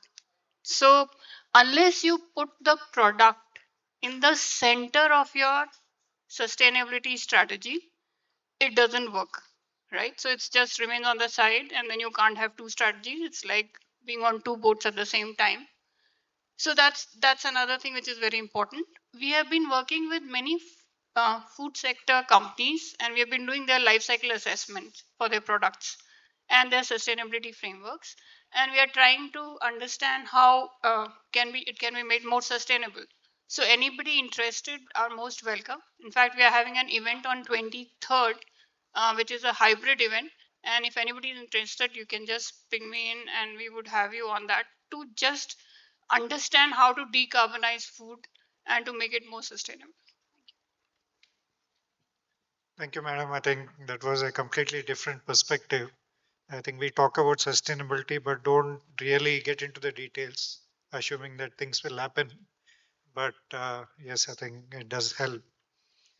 Coming to you, Shilpa Wadhwa, she's the head of nutrition, health and wellness, Nestle India, right? So I think it'd be nice to hear from you the kind of work which Nestle is doing. I saw some products being launched. What was the thought behind those products? And second, obviously, Nestle is usually focused on nutrition. And where does this fit in your scheme of things? And then is there some tips, advice which you can give to a lot of startups here based on your own understanding or experience? A very good afternoon to all of you. Grateful to be a part of this stakeholder summit and this meeting and interact with so many different experts from different fields. With regard to the question that I'm going to address, so Nestle has been, and the products that Nestle, manufactures, creates, have been a part of our life journey right from initial years of birth, after birth, till later years in life. The philosophy that we follow is that as ma'am just said, that food has to be for not just for the body but also for the soul. And that's how what we take into account, that what we produce, what we manufacture has to be for the consumer. It has to, of course, meet on the taste parameters, because taste in a country like India is prime. We like our products, or we like whatever we consume to be tasty. And given the rich heritage of culinary skills the various parts of the country has, it becomes imperative to build taste in. However, an important element of all the products that we manufacture is very strong nutrition foundation, which means that all the products that we manufacture have to deliver on the nutrition proposition, have to deliver positive nutrition to the consumers on an everyday basis. So that's on the philosophy that Nestle follows, and that's what percolates down to the products that finally come down to the consumers. When we look at millets is a grain that is a traditional grain. it's come down from ages. And however, what we see with the evolving lifestyles, with modern diets, some traditional part of the wisdom is being getting lost. We are not translating it down to the next generations the way it should have been done. And this gap in this knowledge being transferred is reflecting the generation now does not know how to prepare it in their homes. The Somewhere that gap exists where they do not know how to deal with that grain, how to cook it, how to process it in the home. And that's the area where it needs to be a concerted effort in terms of the government. And we had the right focus. We had the international year of millets, wherein a lot of consumer communication was being done to educate the common public about millets, its benefits, how it needs to be a part of the daily diet. We have dietary guidelines which now stipulate x amount of millets should be a part of the daily diet. So that means that the focus is coming back. We also need food manufacturers to convert the grains to bring it in products which are a little bit more convenient for the consumers to consume on a daily basis. They are processed in a certain way so that it's easier for people to say procure, and also to make a part of their daily diet, use it in the various dishes recipes that they create at home. And lastly, it also means that the farmer who's needs to be a part of this benefit chain. They also need to benefit because it's a sturdy crop, it is a very highly sustainable crop. How we need to also ensure that the farmer also gets benefited in this, he does not get shortchanged in this entire process. And how we bring all the benefits together to address all the important stakeholders in this entire ecosystem is how we would want to look at it holistically and be a part of this change. Thank you. I think I'll come to Mr. Manmohan Lazar, General Manager, Britannia Industries. Obviously, Britannia is a leader in the baking industry. And so, what percentage of your products have some millet ingredient, number one? And number two, what's been your experience in terms of developing these products or acceptance by consumers? Switch on and then. See, if you talk about Britannia, when we talk about millets, millet is all about health, and the health connotation biscuits or millets were known to everyone. But in the earlier past, maybe to the recent times, it was all about millets being not available. It is not available to the extent of requirements and so on and so forth. Now, coming to Britannia, we had products in our portfolio which was like maybe less than 1-2% over the last few years, but it was not getting advertised because of the reason that for a company like Britannia, any innovation coming into market should be like scalable, and scalability only helps us to advertise it, make people aware of it, etc., etc. Now, now it is finding its time and place. And while I talked about maybe one less than 1% of our maybe we are like a lakh ton of bakery products per month, but 1% is nothing, but 9% is huge as regards the amount of millets being used there. So going forward, we should be able to further scale up basis demand and supply, and once demand is there, supply will be there, and hence it becomes scalable. Thanks. I think Mr. Naidu is in charge of APIDA, is the AGM for Hyderabad, AP and Telangana. And APIDA has been promoting millets aggressively in the export markets and also trying to help a lot of startups. So perhaps could you brief a little bit about what APIDA is doing to promote millets? Yeah, good afternoon, everyone. EPIDA, as you all know, as apex body under the administrative control of Ministry of Commerce, Government of India, to promote agriculture and processed food products. Even millets are also coming under EPIDA scheduled products. Even our EPIDA scheduled products around 700 products, even coming to horticulture, processed foods. Even under the cereal division, these millets are coming. Even earlier, we don't have a millets separate HS codes. After the international year of millets, even EPID has specially created these HS codes. Now exporters are doing very well, and we are majorly helping all the millet exporters, even value addition also. Even we are giving to much importance to startups, even in our international exhibitions. Every year, EPIDA is participating around 15 to 20 international exhibitions.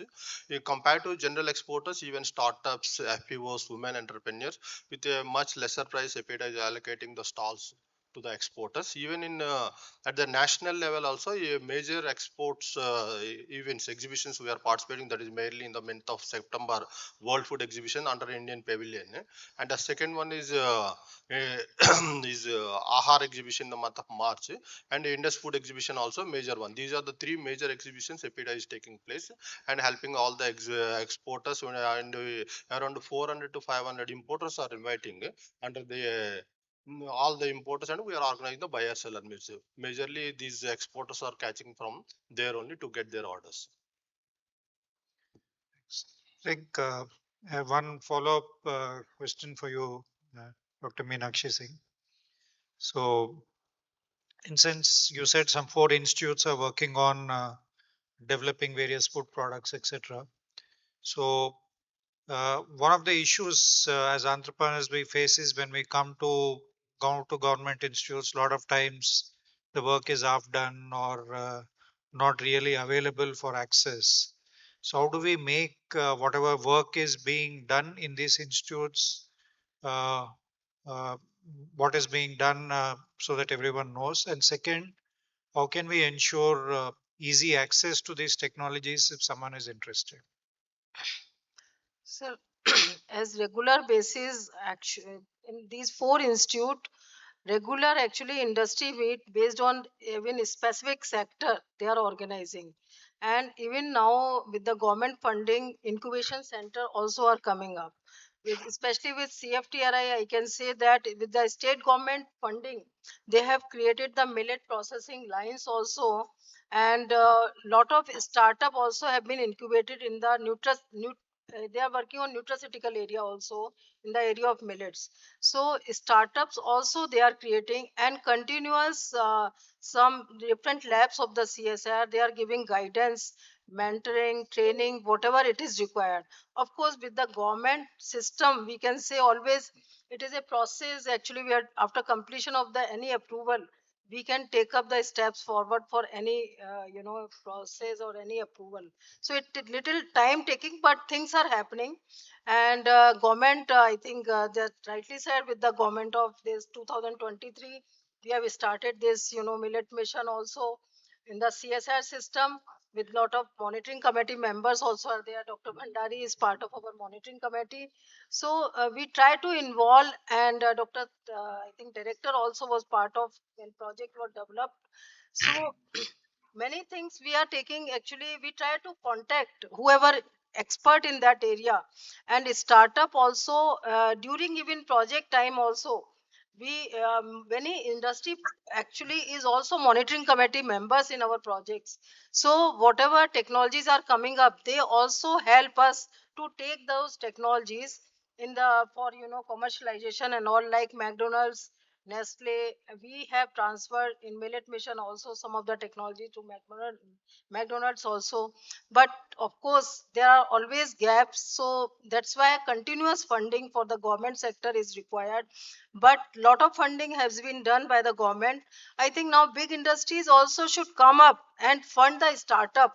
That culture need to be created, I think. So industry really experienced industry, organized industry have a big role to play to again further take these startup in the next stage.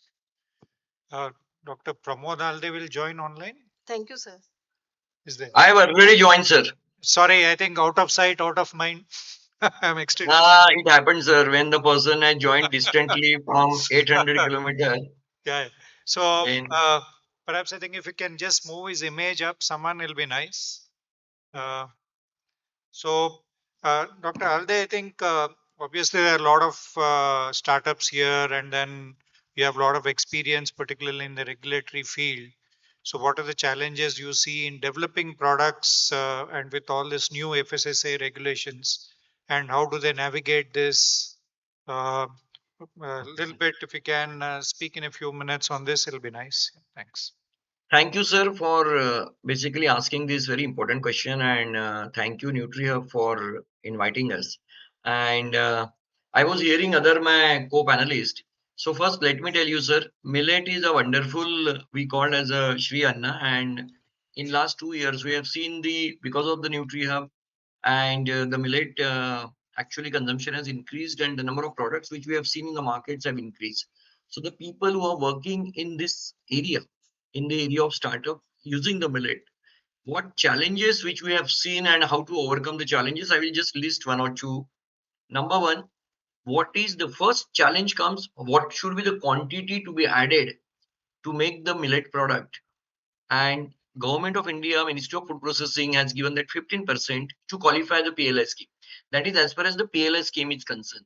However, during the making of the product, the answer is that the whatever is the recipe demands for the product making. For example, if you're making a biscuit, you require a gluten, and naturally, for to qualify and to get that appropriate gluten to make that dough, you have to add the millet to the level which the gluten formation will be allowed with the addition of the wheat. So this is one challenge always the startup will face. Why you have added only 10% and 20%? Why only added 15%? Why not 90%? So this is a awareness we need to create. When you call chili paneer, chili cannot be 100%, or it is the demand of the recipe. Number one. Number two, there are wonderful benefit of the millets, as my good friend Dr. Meenakshi has said. However, in FSSA, we find it difficult when such millets are added into the quantity, like other grains which are international acceptable grains. The soluble fibers claims are allowed in schedule 3, but millet forward nutritional claims are not ready made available. So most of the startup find it difficult that how to carry the benefit of the millet based product in a simple language, because there is no format. So I request to the August gathering and the senior expert, we have to give some kind of drafted claims which will be allowed. Otherwise, I have seen startups start making so extra claim which are goes into the drug category. That is untrue. Absolutely not required. So this mistake can be happen from the startup. They will claim everything which is on the earth about millet is a wonder crop and it can cure everything. That is also not correct. So one has to be responsible on claim making if FSSI can give some guide. Third thing, sir, we found that when we add millet, there are certain parameters like acid insoluble ash or alcoholic acidity that goes high because of the mineral content of the millet or because of the makeup of the millet. We need to really study this limit which has been given in the FSSI for the breakfast cereals. If I'm adding millet, these get changes, but it doesn't become unsafe. But because of the limit is given in FSSAI, there is a restriction of using the millet beyond the limit. These identified points have already been prescribed. Even the NIFTAM is working on this, but it will take time. The last my submission to the startup ecosystem, please adhere to the labeling regulation. If there are allergen, please declare on the label and do not make any claim which will attract the penalty, because millet is good, no doubt, but it is not a drug. We need to be in the food category, and it is good for you. It is a wellness product. It is good for you. It's a healthy product, but not a drug product. Thank you, sir. Thank you, Dr. Alde. And I request Muruganandam Ramanathan is the R&D Region Director for PepsiCo. Basically, one is, I think, what do you see as the product trends, particularly with regard to uh, millets? And second is, what challenges do you face at the product formulation and then scaling up stage? If you can speak on these two things, it'll be nice. Thank you. Yeah, thanks a lot, sir. Actually, am I audible? Yes, you are audible. Oh, thank you. First of all, thanks to IMR and NutriHub and Dr. Dekarov for giving this opportunity. Sir, I think, yeah, you asked a very good question, actually. So what are the trends? If you see the trends, I will just see that, if you see the food choice models, uh, some of the life events that decides how the course of the, the diet or the, the food choice that people make. Somebody, who are more than 50 years can able to see that 1990 we opened up the economy, we opened up the market. Then suddenly many of the foreign companies came, including PepsiCo, and we started our business here, which is started seeing the food habit in the country. So that is one. And to see the other one, very recently, the COVID-19 is actually it was a terrible things happened. It's painfully impacted everyone around the world, and it also made the changes in our food habit. Like particularly if you see the the literatures post COVID-19, even if you take US, almost 54% of American households, they said they are preparing more food at home than buying from outside. In India, we prepare the food at home generally, so that is not applicable to us. But if you see the other trend is that the consumers, particularly the Gen Z, are looking for um, healthy product. It's a good, actually, it's in a way, because traditionally we see that food as a means of our sustenance. We forgot in between, I think probably the COVID-19 put back to us and said that, hey, guys, you need to be conscious of what you are eating. So that way, the trend is very clearly the consumers need healthy food. And again, thanks to Government of India and IMR and NutriHub, they promoted millet for the last one and a half decade, and in a very, very consistent way. That way, the consumers are looking at this as an obvious, healthy option. So that is one part of it. The second part, I think we are all started working, particularly PepsiCo is working closely with NutriHub to understand the millets per se, and also the different fractions of millet. I think that's what we are collaborating with the NutriHub and we can understand. But understanding is it's a very, very versatile ingredient. It can act as a single ingredient. Also, it can go as a final product. We can able to add. As Dr. Halde said, if we are not expecting 90% in the formulation, it is good ingredient. We can just put it in almost 5% to almost 50%. And I think Ms. Shilpa just talked about the taste, which is absolutely paramount. So that way, if you see that this ingredient is having a veracity of acting between a single ingredient to the complex ingredient. So that is the another one I can able to see that. So that way, the trends are really good. Now, how we are the industry, not only the startup, others are going to do that. Is that probably we need to see that how the food preparation cycle, which I'll say, it starts from the deciding what to cook to purchasing the ingredient to I call it the D2D model, like so decide, purchase, store, prepare, serve, eat, and dispose. Right? We can see that where we can add the convenience and how the millets can play in each of those food preparation cycle, so that actually then it can be a game changer actually. So I think this is what I can able to say that what the challenges and how we can able to mitigate or address some of the consumer challenges. And in that process, we can today's topic is building a sustainable business and a scalable business, which we can able to do that. Thank you. Thank you, Dr. Mr. Ramnathan.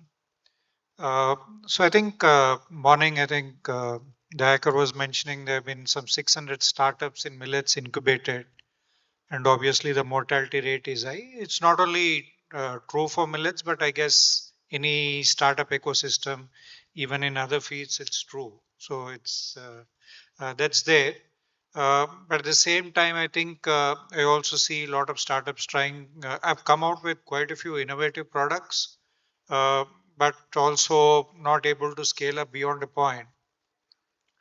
Based on our own experience, what we have seen in the last 20, 21 years is, I think there are two challenges. One is the consumer acceptance of millets, because typically any change in food habits is a generational thing. So you are used to a certain food, then obviously you want to change is going to be not so easy. So even I think I've been promoting millets for so many years. Only in the last 4 5 years I make sure that I eat one millet meal a day, which is typically a jowar or a bajra roti, right? And still not graduated to noodles and all millet noodles, etc. So uh, one learning is people obviously are looking at more basic products rather than little more exotic ones. So perhaps some reorientation in terms of focus might help in terms of cracking the market. And second is we have been working on a rollable jowar chapati. We have still not been successful. So that's one challenge I think which is available for everyone. If you can make it, then I'm sure it'll really take off very fast. So for us, in our own portfolio, the basic products do well, which is the basic grains, millet grains or millet flours. We do have some processed products, etc. They're okay, but primarily also if you look at it, uh, only about 20-25% of food consumption in terms of volume is processed products. Balance is all basic products. So given that context, and then we are trying to promote only the highly processed millet products, obviously is going to be a challenge. So we need to do balance, innovation versus how do we cater to the basic needs of people. And third is, in fact, I think day before yesterday in our office there was a visitor, and then we were discussing. Then he said, my teenage daughter only eats ragi, 24 mantra ragi. I said, how come? Because normally you wouldn't expect children to eat that to ragi gruel and all. He said, right from childhood, we thought ragi is good, and then obviously we were consuming your brand, and then she has been used to that. Even today, also as a breakfast, almost like 4 or 5 days in a week, she only eats some kind of ragi preparation. So I guess it's a generational thing. One is, of course, we have to focus on the families, but more important, how can we introduce this product at a very young age? Because it's ultimately every food is acquired taste. So if you have eaten millets very early in your life, then that's what you like. So how do we also all of us make that effort in terms of bringing that at a very early age? So I guess I'm sure there are a lot of expertise here, a lot of experience, expertise, and then insights. But unfortunately, we have paucity of time. Do we have time for 2 or 3 questions, or should we wind up, Dr. Stanley?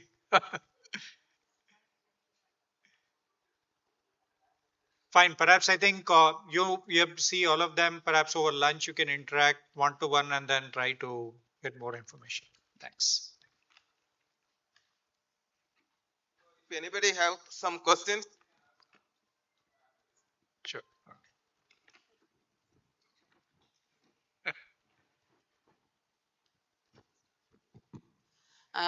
I'm very sorry to ask question before the lunch session, so please forgive me for that. Don't worry, there's one more session before lunch. Oh, good.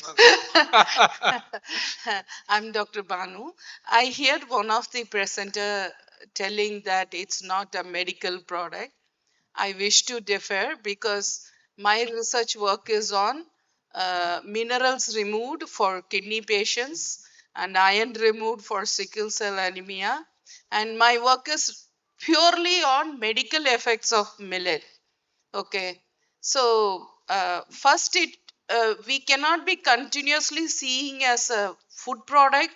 We have to evolve it seeing as a medical product. When a Horlicks can use malt, why can't we evolve using medical preparation with it?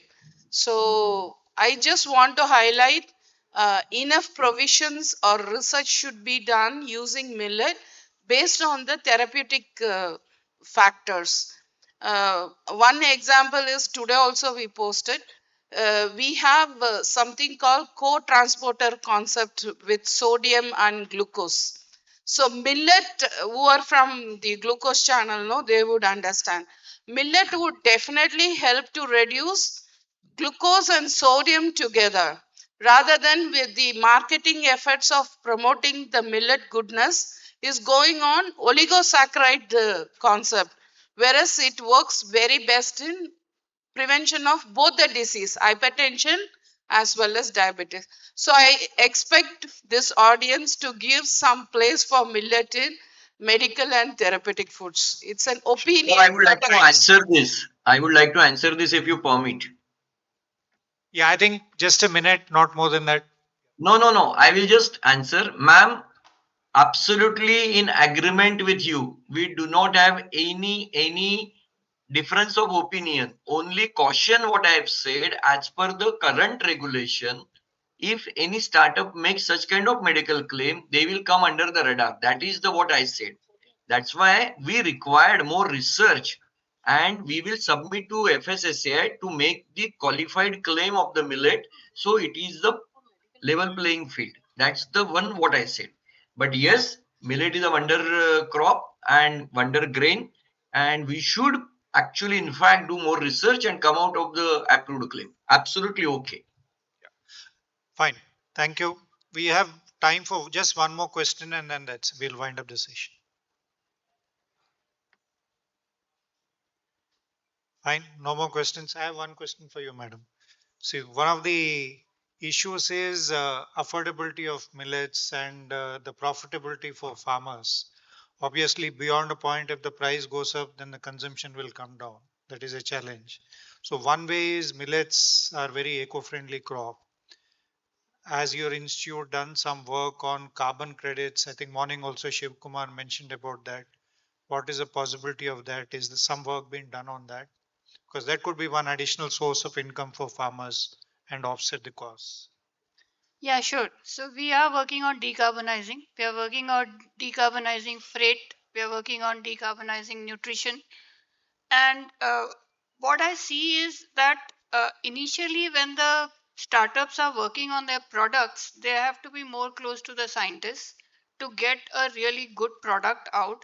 And then they have to be more with the corporates to see how to distribute. And, if the corporates could look at their CSR part and, have these entrepreneurs develop their businesses, that would be a good way, because you have a good product and then you are cutting down also on the rest of it. And the sustainability part, we could easily do a life cycle assessment. We have done it for many products. If you want to brand your product as more sustainable, then you could do an LCA, and it would tell that, yeah, this product is greener than the other product. So that can easily be done. Thank you very much for your contributions. It was quite useful, and then a lot of knowledge was shared. Thank to all of the participants, panelists here, and thank you very much. We'll move to the next session. Thank you very much, sir, and thank you all for this important panel discussion, sir. 1 minute. Important panel discussion on millet startups, building scalable, sustainable agribusiness. So we thank the chairman, Rajshekhar Reddy Seelam, sir, for conducting this panel discussion in a very nice way. We know this is very important session, because as startup, anybody has to start with a small step, and it has to be scaled up whenever opportunity comes, and that scaled up has to be made sustainable. That's what the 3 steps of any business or any enterprises.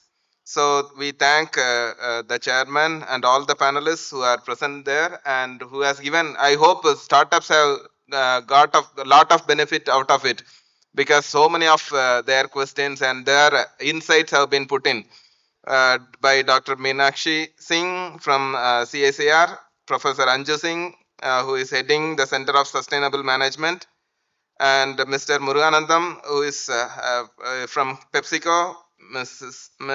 Shilpa from Nestle, Manmohan Lasar from Britannia, and Prabodh Halde from Marico. And on the other side, we have Mr. R.P. Naidu, who is the regional head of Hyderabad, Visakhapatnam, APIDA also. So thank you very much, all of you, for this wonderful session, and thank you for all the startups who have so much of questions. I know you can ask them in person after this session. Thank you. On behalf of the organizers, we'd like to felicitate the chairman and the panelists. I request I request Stanley sir to felicitate the panelists. To begin with, to felicitate our chairperson, Mr. Rajshekhar Reddy Seelam sir, founder and MD 24 Mantra Organic, and to felicitate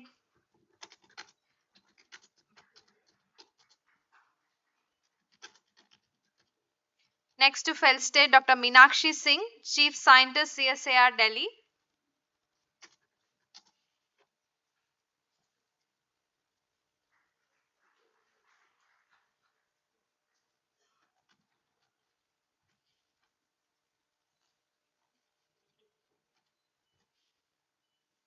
To felicitate Mr. R.P. Naidu, Regional Head, APIDA.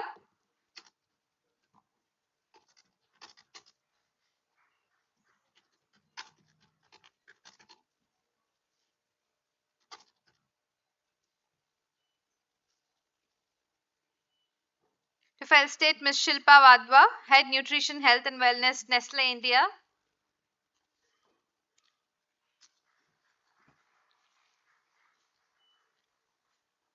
To felicitate Mr. Manmohan Lazar, General Manager, Britannia Industries Limited.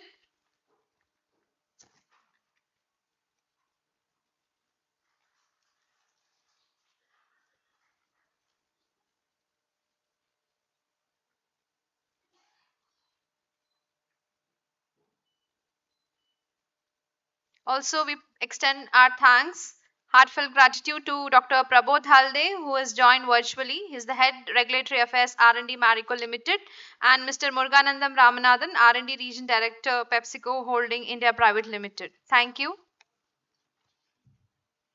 With this, we end the panel discussion here, panel discussion 1 here. We'll now move on to the next panel discussion.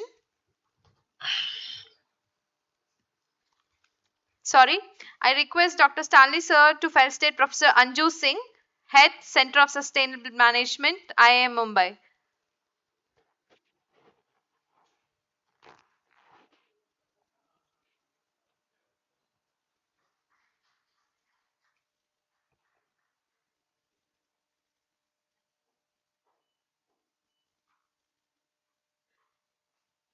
Thank you, sir.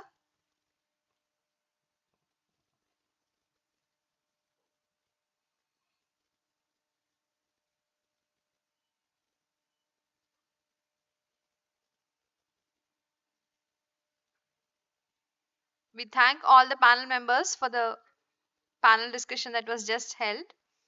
As we proceed to the next panel discussion, it will be on empowering millet startups, role of incubators, accelerators, and market enablers. For this panel discussion, I would like to kindly invite Dr. K. Ramadevi, President ALEAP India, to chair the session. I kindly request Dr. Kalpana Shastri, Agri-Food Innovation Expert, to join us on stage. Dr. M. Muthukumar, PS and CEO of Agribusiness Incubator, ICR NMRI.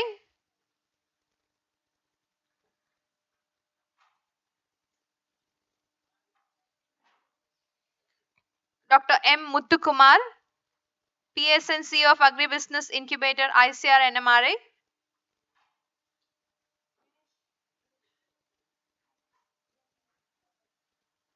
Mr. Ratnakar Samavedam, Investment Director and CEO, Hyderabad Angels. And Mr. Vijay Nadiminti, CEO and Director, AgriHub.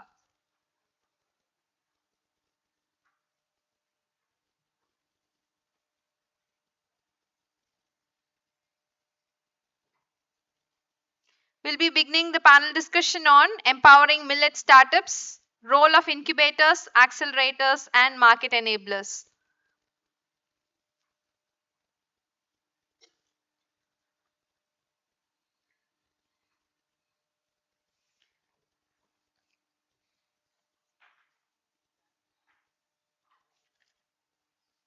I kindly request Ramadevi Madam to take over the session.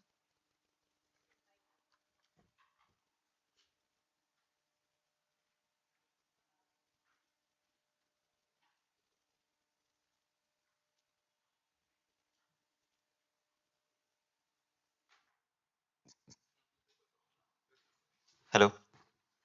Good afternoon, and sorry it got delayed, and maybe I'm coming in between lunch, and so all of us to need to bear for another maybe 45 minutes. I thank IIMR and NutriHub for giving me this opportunity to speak, and this it's a very what I can say is a very inspiring conference where a lot of knowledge transferred from the morning. I have been listening. A lot of speakers spoke about various issues. We all know that millet is something, it's like a magic which is happening for the humanity. But there are a lot of hurdles in processing and in marketing in various ways. Today, the conference, they are tried to address a lot of issues. Now, we are going to talk about the incubation and how the startups are facilitated in creation of sustainable enterprises. Most important is sustainable enterprises. Uh, the whole startups arena, there are a lot of startup incubations happening in our country. Today, I think we are ranked number 3 in the world. With most of the focus is on startups. What is happening with regards to food sector is uh, what support we are getting and how we can overcome various issues in supply chain management and all. I think the speakers will be talking about it. And uh, I would like to introduce our Leap incubation here because I hope many of you can take advantage. I appreciate Dayakar Garu.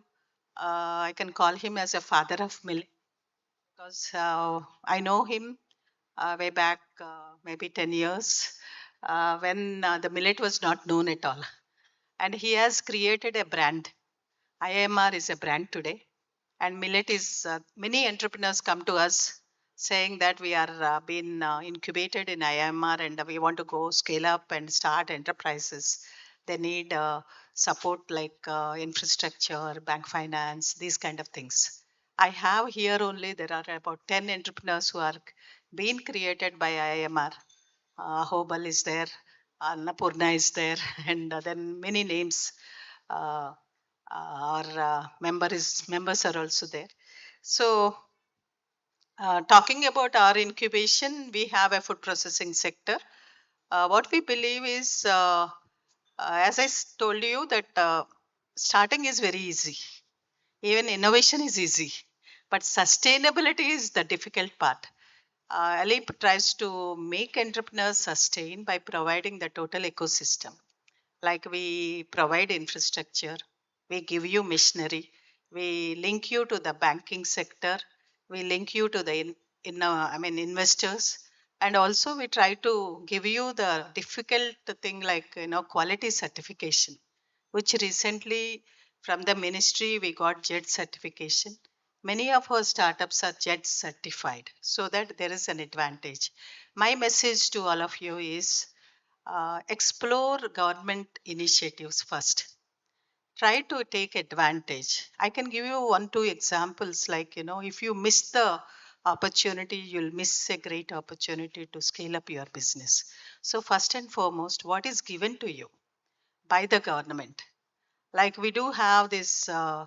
Fund from various ministries. It need not be that because you are into agri processing or food processing, you should stick to only Ministry of Agriculture, Ministry of Food Processing. There is also Startup India Seed Fund, which in a very big way is supporting. It's under Ministry of Commerce. Your export is also supported. And also only thing you need to have, it is not even innovative idea, but you should have that intention to scale up. There is a SISF fund. There is no limitation. You have to come and explore. Only one this thing is like you have to be registered under DPIIT, that is a Ministry of Commerce. So take advantage, and we are providing this fund from our incubator. In the same way, if you want to create an app or you want to bring technology, everything is technology today. AI is, I mean, everywhere, even in food. I think even in millets, AI is going to be incorporated. So there, Ministry of Electronics and Information Technology is giving you support through various schemes. Like they have Tide 2, Tide 3, and Genesis. These are the schemes where it is only grant. You need not think that just because it's a food sector, we are going to avail from food ministry. It can be from any ministry if you have a technology or some innovation in your product. Another aspect I would like to mention here is all incubation, the ecosystem is collaborative. If you are in IIMR, we are also there. We can support many startups because we scout around for good startups. We pitch for good startups. Incubators pitch for good startups. So don't hesitate. Tap on the door who is going to provide you some kind of hand holding and financial support. Just another just I'll give you one more concept which we are picking up. This is called hub and spoke. Like just now Rajsekhar spoke about 24 mantra. 24 mantra or ITC or Britannia, everybody looks for spoke units. Spoke units are those units which are established to support the hub unit. So this concept we are taking in a big way under our infrastructure, under our cluster program. We would like to help you in your journey in the initial stages, getting you a market support. This we are doing under RAM project, that is a acceleration program of Ministry of MSME, where we are focusing on SHG groups under hub and spoke. Even agri farming is happening and agri processing by SHGs is happening.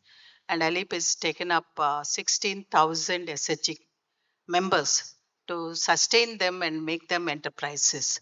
So I would like a few of you to become hub for them, and spoke will be them, and we assure you marketing support. That's no worry at all, because first mandate for government is to buy from that kind of spoke units.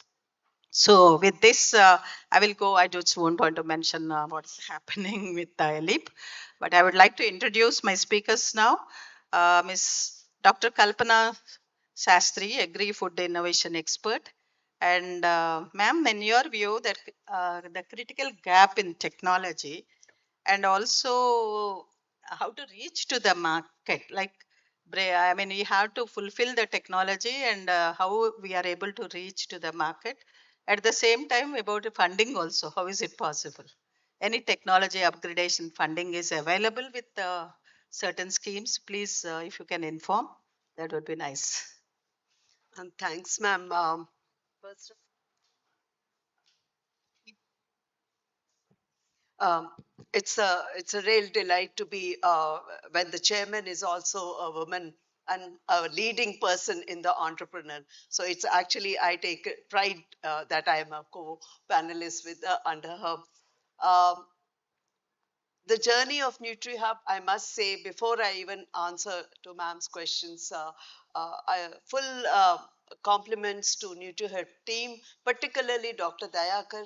I remember when Dr. Dayakar had come to me when I was in NAM, and we actually we were already running incubator, and he said we are going to put up this proposal. I don't know whether Dr. Dayakar recollects when he went to Delhi for presentation with Dr. Tonopi. I was in the same flight, but I happened to be on the other side of the evaluation.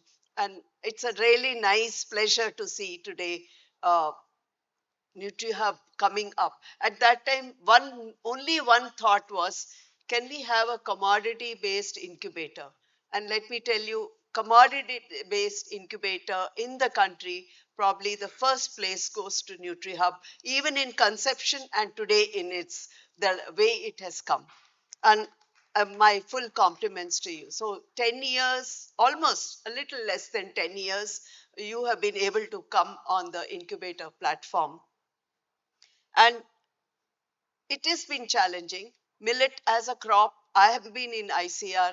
It is today is probably the golden era of millet as a crop. So there have been a lot of innovations. But if you really look back because some of the questions was what are the new R&D innovations we can attract. Um, if you look at since morning when we are racing, most of the innovations and most of my startups who are here, I know many of them. And also, I must say, Millet has attracted women. The number of women entrepreneurs in the millet chain is astounding. It's really nice and it's very complimentary. So, there is something which has attracted the women also to come. So, now the last 10 years, the focus has been on processed food, processed millet, the processing nuances which have to be tackled through innovation. 99% of the innovation which has happened in the millet supply chain has been in this, which was needed because had no clue that the value of such wellness products is there in the market, not only here, in international market also. But for the next 10 years, if Nutrip has to make its vision and focus, I would take a cue from what Mr. Shiv Kumar had hinted. Can we start exploring for digitech technology, which Madam also had referred, where we put innovative approaches, and this appeal is to the startups, including women, who can really take up this digi tool as a platform for the pre-production system to be enhanced. You have a robust post-processing unit all over the country coming up. The ecosystem is very good. You have the regulatory approval system also coming up. But probably it's time to also look at the back end production. Many of the startups here, if you were to really ask them, one of the biggest challenging is sourcing the raw material, and we need to increase the production. It has been a challenge to me as an R&D scientist also, and I'm sure IMR has taken cue on it. So can we look at new technologies which can really spur the production of this valuable grain, which can be converted into value added produce, which is flooding the market. And I'm sure if that happens, we will also be in tune with the Viksit Bharat motto, and also take the country into a new realm of as a contender at the end. The other question, what are the schemes? There are several schemes. There's a new scheme which has come up where scientists and startups can co-innovate together and put up for funding. It's a very new one. I'm sure there will be teething troubles because I happen to be in some of the evaluations when the proposals come. There are a lot of teething troubles. Who owns the IP? Who has? But these are problems which can be easily solved. Look at the BIRAC site or the DBT site. There's currently a call which has come for startups R&D combination, R&D startup combination, good amount of fund, but looks at a bigger area where you can add. Can we start thinking of a genetically edited crop? Recently, rice has got the new crop. Is it not time for the millet colleagues also to start thinking? And what best can be done? The CRISPR, which has been in the US, it was a complete fructification of a startup and an R&D ecosystem together working. So my thing is, we have done a lot. We continue to bring the sustainability in food processing innovations. But let us also look a little bit more futuristic to try and understand and take the wealth of the gene of this valuable crop and improve the production practices so that our processing industry has a good amount of raw material sourcing also in a supply chain which is an intact supply chain. I think I'll take this. Sorry. Thank you, ma'am. I'll come back to you. And Mr. Dr. M. Muthukumarji, PS and CEO Agribis Incubator. How do ICAR affiliated incubators ensure the scientific research is translated into scalable technologies? The same thing, how you can scale the technologies and what problems they face. Maybe you should tell them also. Very good afternoon to all. Greetings from ICR National Meat Research Institute. So, though I am an animal scientist, my exposure to crop sciences are very limited. So, my experience will be limited to the animal science, especially the meat related one. So, in ICR, our major focus is on applied technologies. So, though we conduct about 20 to 30% of our research are oriented to basic research, but most of our research orients are towards technology development and applied it towards the field experiment. So we conducted regularly some brainstorming sessions, and every year we have the research council meeting. So where we will be discussing about the various issue in the whole supply chain. So we start from the production, then the processing, value addition, marketing, till it reaches the consumer. The whole value chain we look into that one, and what are the issues are there in that one, and we'll take up the research program to orient towards coming up with solution to come up with some protocols or technologies or some other things which will solve the particular issue in the particular part in the value supply chain. So that's what we take up the research program, and we'll come up with the development of different technology. So per se in India, like the traceability is one of the core issue, which is one of the factors, especially the animal product, to reach the developed countries. So we have come up, developed certain the protocol and models and database to establish the traceability. The traceability is tracing back to the food of origin. So when a consumer receives a pack of product, so he should have the right to know where the crop is or animal is grown, how it is processed. All those details he has to have in the just by scanning the this QR code in the package material. So this is one of the very core issue for especially the food safety issue, because when a product is supposed to contaminated, like your Maggie, we had that issue of the lead. So what happens immediately, we are able to trace back where the commodity, the product has been distributed, and we can recall them and safeguard the consumers. That is a core issue in the traceability. So that we have taken up, and we have come up with the database model. Even the blockchain we have included. So it is a foolproof technology for identifying the traceability. So this is one of the issue. If that is well established, so we can export our product to even the developed countries. So thereby the remunerative price what our processor as well as the farmer achieve will be go into a multiple fold. So that is one of the issue I want to take it up. And even the crop growing, all those things, what are the technology to improve the productivity and also the reduce the production cost. So we are coming up with various technology to improve the productivity as well as the reducing the production cost, so that our revenue from the farming activities will be more, and the farming activity will be more sustainable and economically viable.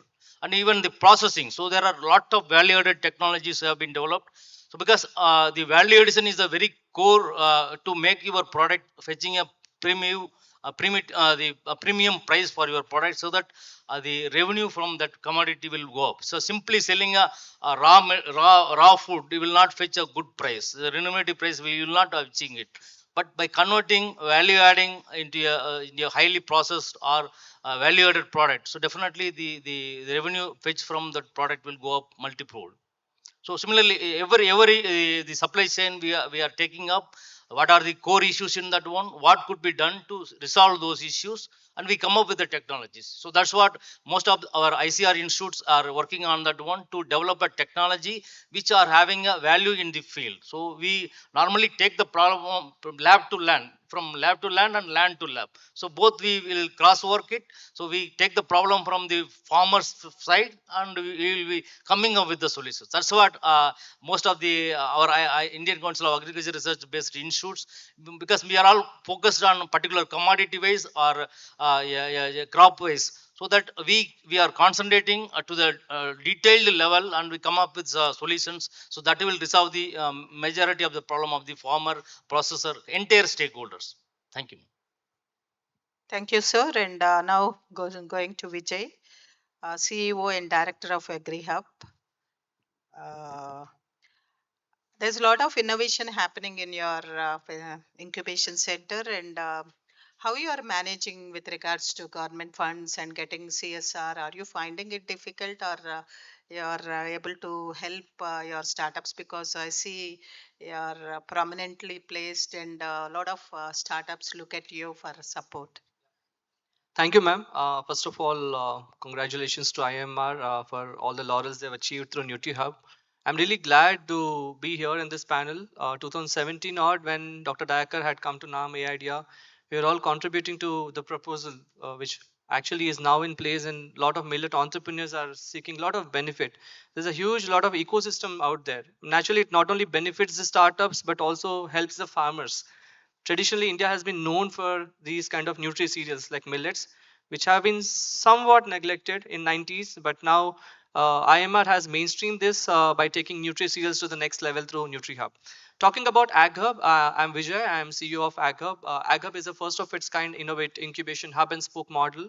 Thank you, ma'am, for making my job easy. We launched this model in 2020 October. We have made a very unique effort to kind of launch a innovation hub and spoke model to build technology startups in the innovation hub at Pan India Center in Hyderabad in Professor Jaishankar University. We've also launched 8 rural incubators, 3 in agriculture, where any rural entrepreneur working on agri idea can be rural incubated. In those incubators, we also have 2 skilling incubators under MSME and also Niti Aayog, which are primarily meant to be on the skilling side, and 3 food processing incubators under MOFP, Minister of Food Processing, under ODOP scheme, primarily for the processing of the mango, spices, oil seeds, and millets. Coming to the university, we also have a millet incubation center. As AGA, we are focused on agri-tech space, startups, student entrepreneurs, and rural companies. In the last 5 years, we have nurtured around 150 technology startups through incubation, India's first program, co-innovation, where we catalyze startups and scientists working on the joint R&D. And we have launched India's first pilot program, which is to validate technologies on the ground. We wanted to take these technologies to the last mile, primarily to the farmers. And our efforts have been not only on the model of hub and spoke, but also on the programs where we can make sure that the startups work with the scientists. Now, coming to the funding part, naturally, most crucial part of the startup facilitation is not just knowledge, network, R&D, but also crucially funding. The last 10 years, given my journey in agri innovation space, building 2 incubators, AgHub now, and prior to this A idea, and working with almost 250 startups, one crucial thing has always remained: how about funding? And funding, naturally, there's a seed funds or grants or angels and VCs. This has always been there, and there's a huge amount of support from the ecosystem, largely the Ministry of Science and Technology and the DST, BIRAC, Niti Aayog, NABARD, various donors, including MIT, all of them are funding. It's known to most of the entrepreneurs. I'll not spend time there. In fact, there is a lot of cushion of grants and seed funds which is available for the entrepreneurs to apply via the incubators conduit. But as you pointed out rightly, ma'am, there's also another parallelly emerging ecosystem, especially because it's not easy for early stage startups to avail an angel or a VC funding. It is actually for a later stage. So that is where the CSR funding is also slowly getting into picture. And at least I am also happy to share there's some kind of development in the CSR space. Um, Earlier, yes, CSR funding was available to any incubator in an academic institution, but now any incubator, for them to be able to avail a CSR funding, they need to have a 12A ATG and CSR 1 certification. So there's some kind of process and paperwork which is there, which AGAB is now eligible for CSR for the last 2 years. And we've been able to raise some CSR funding through Caspian. Very recently, just last week, we raised CSR funding from SBI Foundation for creating India's first AI lab in agriculture. It's not AI lab in an engineering college, it's AI lab in agriculture university. Nice. So this is, we are trying to create an ecosystem out there. We want to take tech more closely to agriculture, embrace the tech model in agriculture, so that the tech becomes a reality in agriculture. Not just, our job is not just been to build an incubator or just build a bunch of startups, but to create the innovation models, create those programs and processes, those labs and ecosystem where the startups can go to an agriculture university, spend time in the labs, something real agri-tech labs, and then work with the scientists who also understands agri-tech equally. So the last 5 years have been very productive and engaging, where most of the scientists of the university understand the digital agriculture. We have run climate projects. So yes, one important point remains important in the CSR funding. CSR funding is available, but if you see any CSR funding reports, it is available for other sectors other than agriculture. So there's a lot to educate the donors who have a lot of money on the CSR side, to educate them on the importance of the impact funding. And I think agriculture is the best sector to demonstrate the impact. It inherently has impacts in its own term, because we naturally benefit the farmers and rural ecosystem. So naturally institutions like IMR, AgHub, NutriHub, and also the NMRI, the Millet Incubator and Meat Incubator, all of these have to come together, including T-Hub, to create an education among the investors and the donors, and align with the startups. But the answer is yes, the startups are at sweet spot to get the ample opportunities of the seed funds and grants, and equally CSR, which is just an emerging space, but we all have to tap in and expand the ecosystem. Thank you. Yeah, thank you. I think now we go to very important, like public-private partnership. You know, you are one of the enterprises which is very sought after, Mr. Ratnakar, where you are an investor. We all look at you, asking your support. So, what do you look at a startup? What are the qualities of a startup, or what is something where investment can go? What kind of projects they have to put up? Thank you, ma'am. First of all, thank you for Rama Devi Garu, and happy to be under your chairmanship working. And I always have great this thing. I'm also part of her other programs which I'm working with Elite, ma'am. Ma'am, thank you. And Dayakar Rao Garu has been treating me as his brother, and always we are working together. Thank you for Dayakar Rao Garu and IMR NutriHub especially. So coming back, one of the key important questions, I think many of the startups are looking at why funding is not coming to us, and what are the aspects large VCs or an angel investors are looking. Two things I can say. Currently, the market is very good for you, because today to sell product, you have online platforms like Amazon, you have offline platforms, you can build your own stores. Second is the consumption of millets went up really, really high. I think all the families started consuming well. So that's another positive thing. But what really happened from investors' point of view is two things have been come into place. One is your pricing and gross margin. What we observed is most of your gross margins are eaten away by the platforms, which is a concern for them. How do you turn profitable once you reach at least 100 crores revenue? Most of them are becoming run-of-the-mill companies. Second thing is we observed a lot of working capital requirement is there. Procuring the product and selling in the market, right? You all agree receivables cycle is very long. So VCs felt, okay, our in a need for a large millet-based startup needs 5 crores of funding, and that 3 to 4 crores is going for working capital. Only 1 or 2 crores is going for real growth, means expanding your operations, expanding your supply chain, or building tech internally. That is what they observed. But the confusion also came that when the startup comes and asks us, Ratnakar, I need 5 crores, in 5 is putting 3 crores as working capital. Is a VC fund need to go for working capital funding? That's a question is still in dilemma for many of the investors. What is that we have to look in this working capital? And we are requesting many banks like SBI, ICICI, SDFC. Can you support when we are funding that 1 or 2 crores growth capital, another 3 crores of working capital? This is what we are looking today for support from banks to come to you. And one of the things you have to prove is you are still profitable, you can generate cash.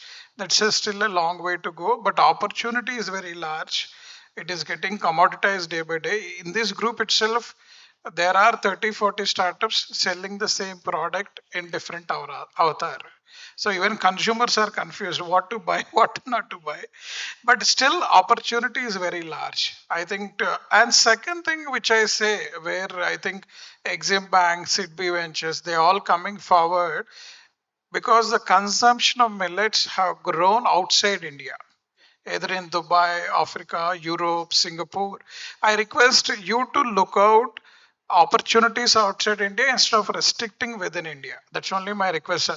For example, Narvish, you here and True Good and other people, they started exporting the products and they have been seen very positive, and a lot of investments are coming to them. They, I think you have to see them as the leaders. Even we felt we missed the opportunity in terms of not investing in them. I request please look out, and money is there here, don't worry. DSG, Fireside Ventures, lot of Six Cent Ventures, even today Peak XV, Chirate, everybody is saying India food has the largest story. Even if you look into celebrities, Samantha, Rana, all the celebrities, Ranveer Kapoor, even Kohli, Virat Kohli is promoting wellness, and I think Millet is one of the wellness brand you have. So the opportunity is very large. Positiveness is in the market. Small confusion among VCs, what to fund, what to not to fund. But you in this commodity market, how do you build brand? I only request incubators help them only to build their brand, because sales and marketing is there. I think we have to bring brand experts. What is that they have to do to build a brand which will attract VCs to come and invest in them? And second thing, banks should support to some extent. We are pushing banks to a larger extent. And I request Dayakar Rao garu to bring one of the key stakeholders as banks in this forum to address all the millet-based startup. That's all. Thank you. Uh, I think we need to conclude, and before conclusion, I'll just have. I would like to say a few words about the speakers. They gave a lot of information on the supply chain management and also the investors, what they look for, and also talking about technology, which is not only related to millets, it can be from even agri, like farmers need to get into the technology, and coming together is important. One aspect which we all identified is the ecosystem should be having more of networking meetings so that we understand the strength of each one of us. So that's what I request IIMR to take, create a platform, particularly for agri and this kind of building up entrepreneurs, which is very important. The other day we had a very big angel investor. What he said is, you have to create a brand. There, we are there to support to any extent. The brand creation is most important for this kind of consumer products.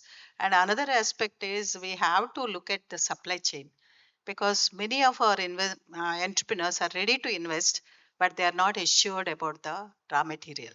So that is another aspect, and also the logistics, like where to store, how to go about it, and what is the testing facilities available. These are all packaging. All these are roadblocks. Here, one proposal which I'm going to give, if IIMR collaborates with the LEAP and other incubators, we should have a cluster, millet cluster in Telangana in a very big way, where the total infrastructure will be funded by Government of India under Ministry Food Processing. In fact, we got that scheme in Andhra Pradesh, supported by Ministry Food Processing. Up to more than 15 crores is the common facilities. I think IIMR should look for that and create infrastructure for all these millet startups. This is my request. And now if you have any questions to the panelists, any one, two, because they must be very hungry. So please ask your one, two questions and they will answer. Thank you. Make it as a total food instead of only millet, so that we will also join with you.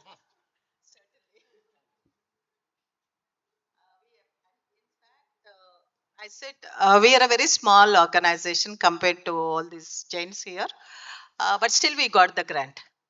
I am very happy to say this in Andhra Pradesh. And the same thing can happen with millet and other food processing cluster. In fact, I'm asking our one of our startup and Annapurna managing committee member to lead this and collaborate with IIMR to bring this grant to us. So this will be a wonderful thing, because everywhere when you go there, whether you are testing certification, APEDA also I have a few words to say, because we are all practitioners. We are not just, we don't give lectures, we practice what we preach. So APEDA, I asked, why don't you have a mobile testing lab to help SHGs? Because Often we find that their product which is supplied to the schools and all, it's not up to the mark. Why? Because there is no proper testing facility available.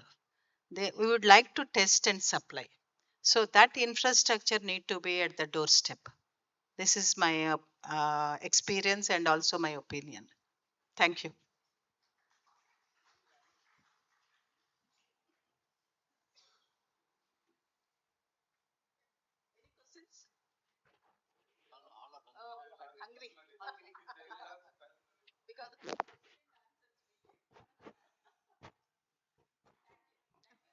Thank you, madam. As we are running short of time, so I would like to extend my thanks to all the panelists for such a multidimensional discussion that was put forth here.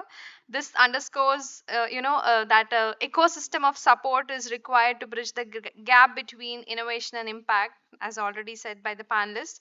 And your proposal and everything will be taken care. We are assured that. So now it's time to felicitate our panelists for this panel discussion. I kindly request Dr. Stanley to felicitate our panel members. Kindly request sir to felicitate Dr. Rama Devi Madam, President Alip, India.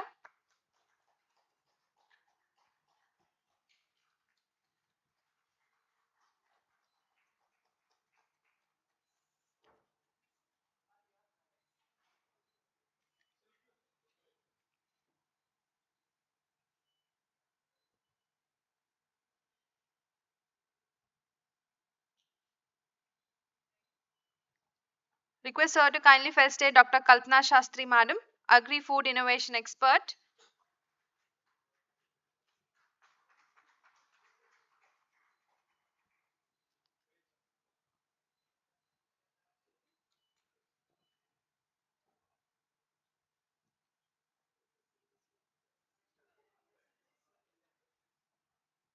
Thank you.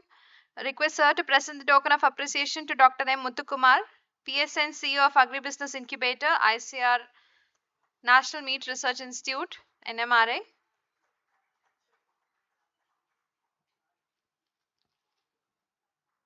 Also to present the token of appreciation to Mr. Ratnakar Samvedam, Investment Director and CEO, Hyderabad Angels.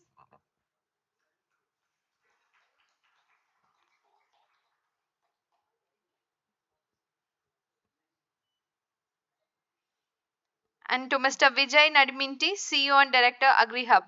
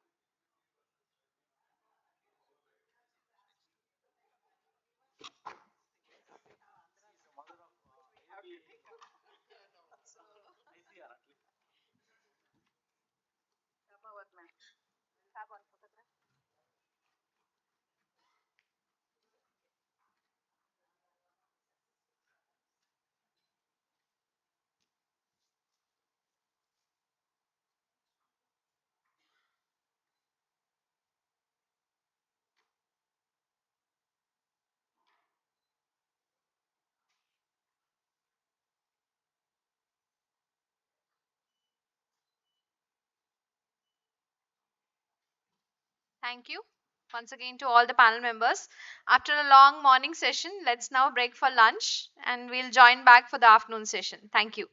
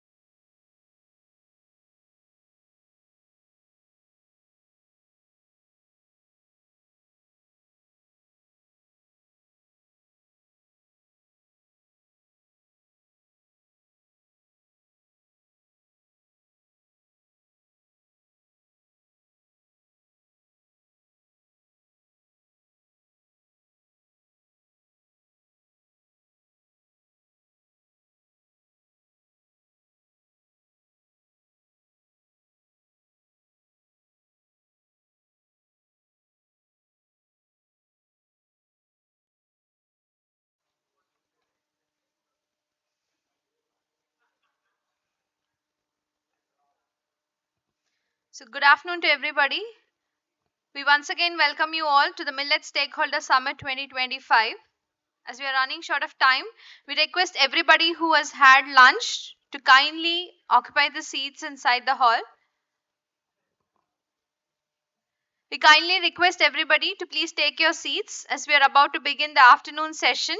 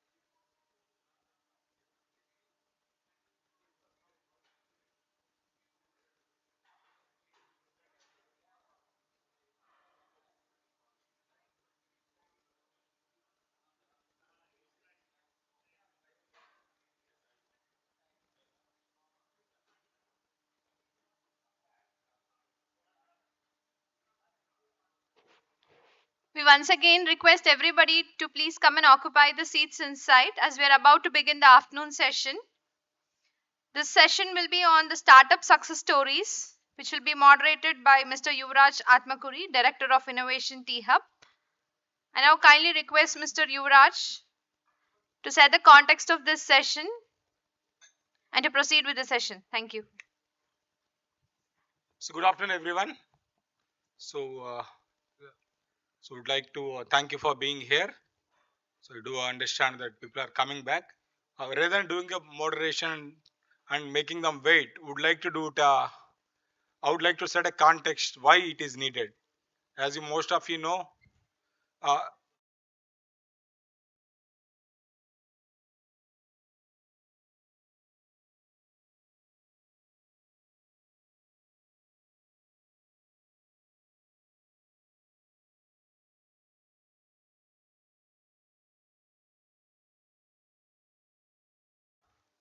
where they are hand-holded through at pre-idea, idea, and market go-to-market stages.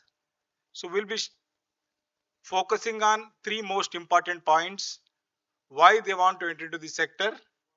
Second point, what are the hardships faced by the startups at various phases, and what kind of learning points for you, what kind of suggestions you would provide to the stakeholders of the other startups so that they can take it with a pinch of salt.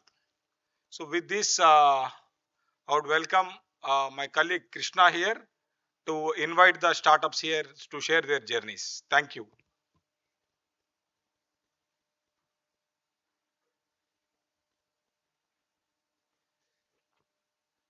Good afternoon, ladies and gentlemen. It's wonderful to be here and also witness something together. It's a stakeholder summit after all. People working for millets and people who are really making this movement grow in the country are deeply appreciated, and we really thank that, in the journey of or in the mission to mainstream millets, all of you, especially the startups, are helping us in growing it or to create awareness and also the consumption in the country. After all, that's the need of the hour. And to continue forward and discuss on the realities on what is happening in the industry, the real people would be the startups to actually come and talk about. And that is the reason why we have kept this session wherein, startup success stories, wherein we really wish the future entrepreneurs or the people who are really interested to get into millet entrepreneurship, so they should learn a bit about people who actually suffered or probably have sorted their problems and are going ahead with growing this millet ecosystem.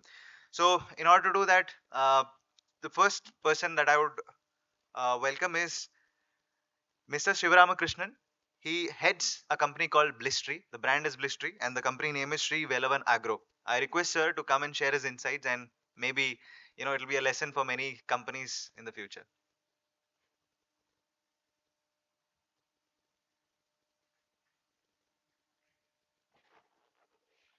Good afternoon, all. I mean, after lunch, quite tough. Almost 25% of the hall is full. Anyways, thank everyone who has supported us in our journey in the millet space. So, I am Shivaramakrishnan. I represent a brand called Blistry. I am from the town of Tiruchirappalli in the state of Tamil Nadu. They wanted me to answer 3 questions. Why did I come into millet business? I'm a third generation rice miller. So in 2015, I started searching for new avenues, and millet something which really struck the wow impact on me. So I started my journey in millets in 2017. So we registered a brand called Blistry in 2018, and we wanted to do it very professionally. So we engaged the best people in branding and packaging and all that, and we came up with the product. And we were not able to sell much here because those days people were not aware of the whole segment of millet. Then we had the opportunity to send it to US as a sample consignment in the year 2019. Touchwood, the 9 cartons which we sent there was the game changer for us, and from that moment there was no looking back. The 15 days after which the 9 cartons reached there, we were able to get orders for the 20 feet container, and then the story is built on, and now we sell around 2 containers a month. We have 25 distributors across the US. We serve around 30,000 direct to home consumers and more than 100 plus stores of Indian origin in the US. And all these was possible because of few aspects of sheer committed listening to the customer. When I say listening, it is true listening.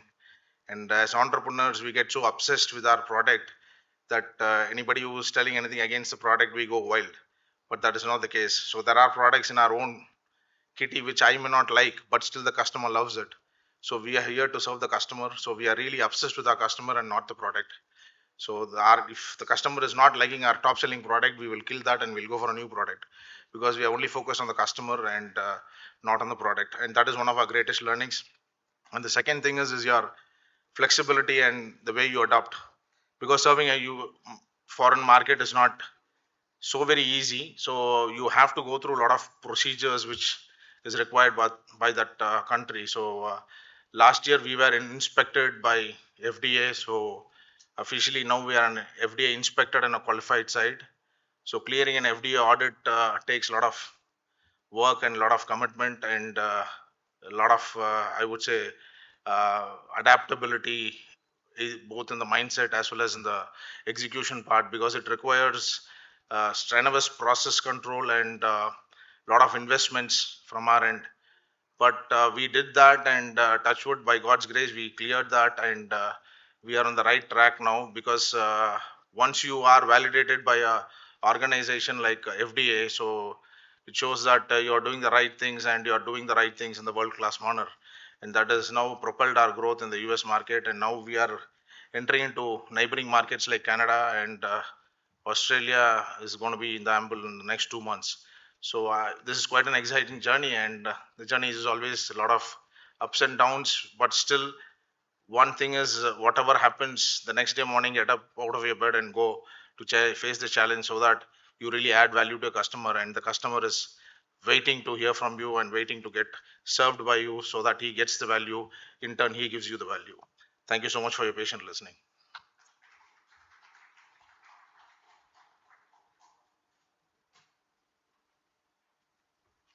Thank you, sir, for your insight. I hope uh, we have we have actually seen your journey. So, of course, this actually adds up to a lot many things. I thank you for your words. The next person that I would like to invite is Mr. Ajay Kangralkar. He is the CEO of Skyroot Ventures. And over to you, sir.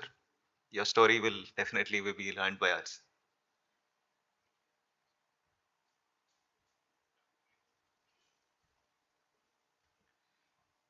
Hi, good afternoon, everyone. Good afternoon, everyone. Thank you, thank you. I know this is post-lunch session are more difficult to keep the crowd engaged. So I'll not take much time. Myself, Ajay Kangralkar. I am the founder of this brand name called Skyroots. Skyroots is a 100% woman entrepreneur company, and we launched our product in February 2019. In last almost 6 years of our journey, we have got now 40 products under our kitty. We are available in major 7,000 plus stores pan India in 30 cities and also exporting to 6 different countries. Journey, when we started in 2019, it was good. We started with few products, but post that pandemic happened. But pandemic, I would say that it was blessing in disguise because a lot of people post pandemic they started understanding having a more of a nutritional food.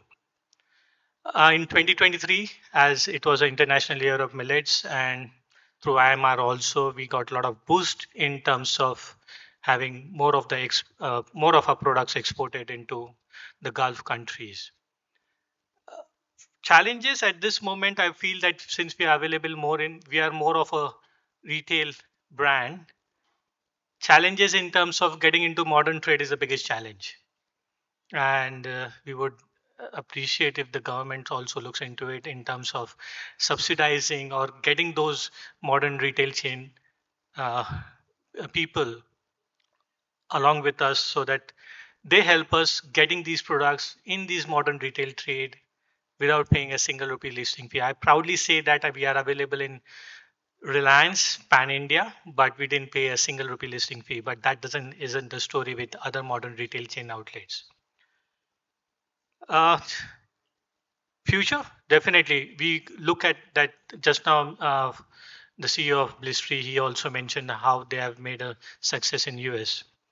There is a lot of potential available for millet-based products, which are formerly known as a gluten-free food products in international market in Europe and US. Uh, we also require a support from government in terms of participation in the international exhibitions. We have been following up with Apida for because a lot of participation happens at very last moment, and it becomes very difficult for a company like us to do the remaining arrangements of whatever is required in terms of participation. I proudly say that my company is also participating in Global Millet Summit, which is happening in Chicago in June 2025. And post that, maybe if we get a stall through Apida, because since there was an India-Pakistan war, so the confirmation is not yet come from the Ministry of Commerce in terms of stalls for Apida in summer fancy food. But they happen to do so. We'll be participating in summer fancy food also. We thank NutriHub as well as IMR for encouraging startup like us. And last year only, in 2024, we were felicitated as the Startup of the Year for Millet Exports category, which has actually helped and boosted us in terms of getting millet-based food products more into international markets. As we presently export to 6 different countries, our aim is to add 4 more countries by this year of this financial year. Once again, I thank IMR for giving us opportunity to showcase our journey here on to in front of you all. Thank you very much.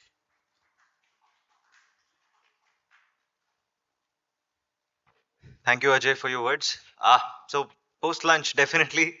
I hope everybody is woken up and not sleepy. There are stories, and I've just spoken to another startup who said we were, part of a panel discussion or part of like the so to say stage event where we shared our story, and some stakeholder reached me out listening to that particular story. So definitely, you guys should actually focus on few things. Probably whenever you're coming here and probably contributing or telling your story, I'm sure there will be a point in the future where a stakeholder will meet you and say that NutriHub's event was something that was a connect for this particular thing. So moving further, so next I would like to invite Mr. Naveen Kalra. He is the CEO of Samastya Foods. He's a very busy man, and sometimes I've tried my best to bring him here. And sir, over to you. Please share your story.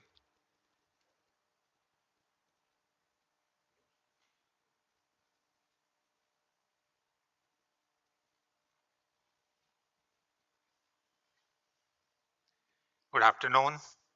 Thanks, everyone. I have been given just 2 minutes, so I'll not speak much. Some positives, some challenges. It's a startup which was started in 2021.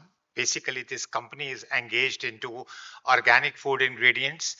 Organic is basically into healthy range, so that is why we planned to diversify into millets as well, whether organic or conventional. So first of all, we started with basic raw millets and millet flours, etc. But when I asked my wife that if I bring millet flour at home, will you be able to cook something?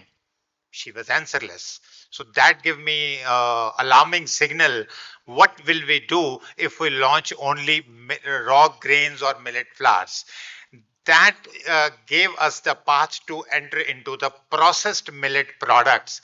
So from that time onwards, since last more than 2 years, we are into processed millet food products without having any chemicals or anything else to enhance the shelf life, without using any maida, without using any white salt or white sugar.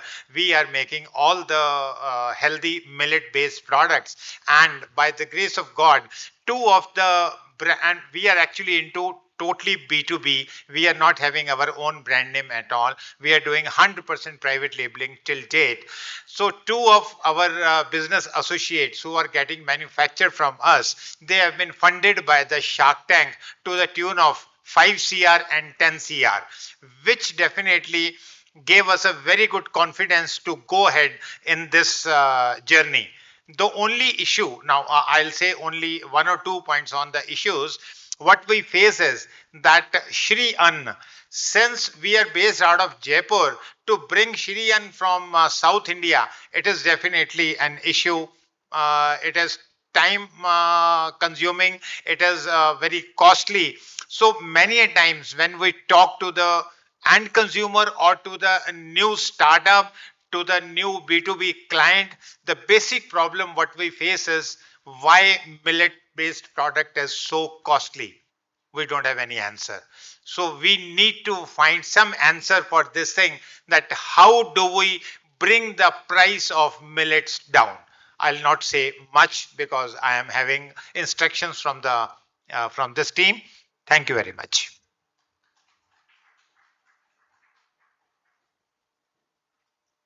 Thank you so much, sir. I'm embarrassed not to say that, I do not want to listen is not the point. I really wish to talk more to you. Probably offline is what I would say. Uh, so on that note, on your Shark Tank note, I would invite the next speaker. We have with us Mr. Gaurav, who happens to be the founder of MadMix, and he's a Shark Tank story. So let's hear it from him.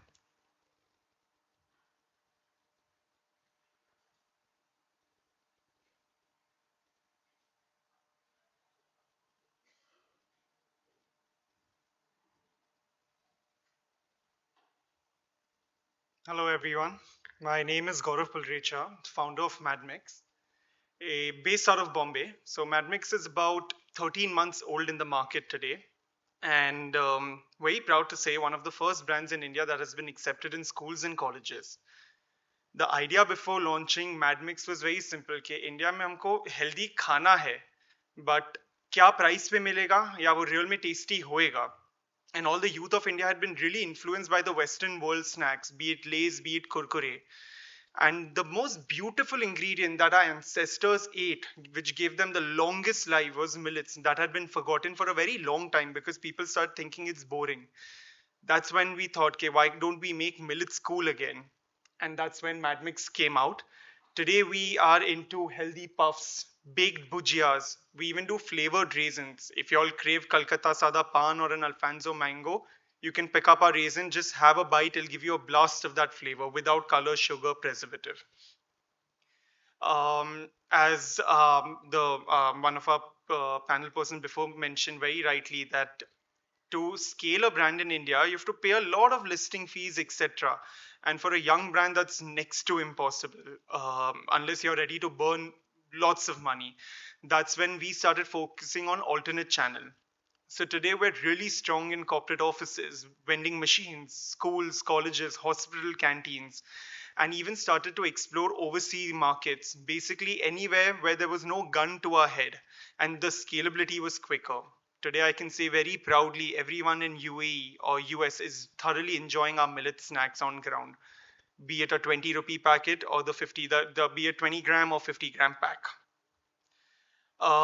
Scaling a millet based brand, was it easy? I would say no. It took a lot of time convincing because there are many other millet based snacks in the market. सब एक ही kind का product बेच रहे in a different packaging form. But that's when we went back and spent almost a year and a half to ensure that our texture tastes as similar to a Western world snack. And that's how it came out. There's a whole stall outside with lots of snacks, which I request you all to try. And I can only be thankful to IIMR to have introduced the concept of Millet of the Year, because until then it was the most difficult thing to launch a millet snack, but after that it became a global sensation, and from a boring food it became to a superfood. So yeah, thank you to everyone.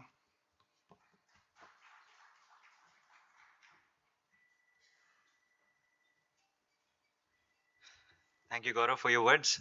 You are a special story. We really wish that you scale up even higher and very quick, just the way that you have done so far. The next story that I would want you to listen is from Mr. Mihir Desai. He happens to be the founder of Sanhir Foods. Mihir has been connected to NutriHub since a real long time. Let's hear it from him and how he has challenges that he has witnessed and also solved his problems. Over to you, Mihir.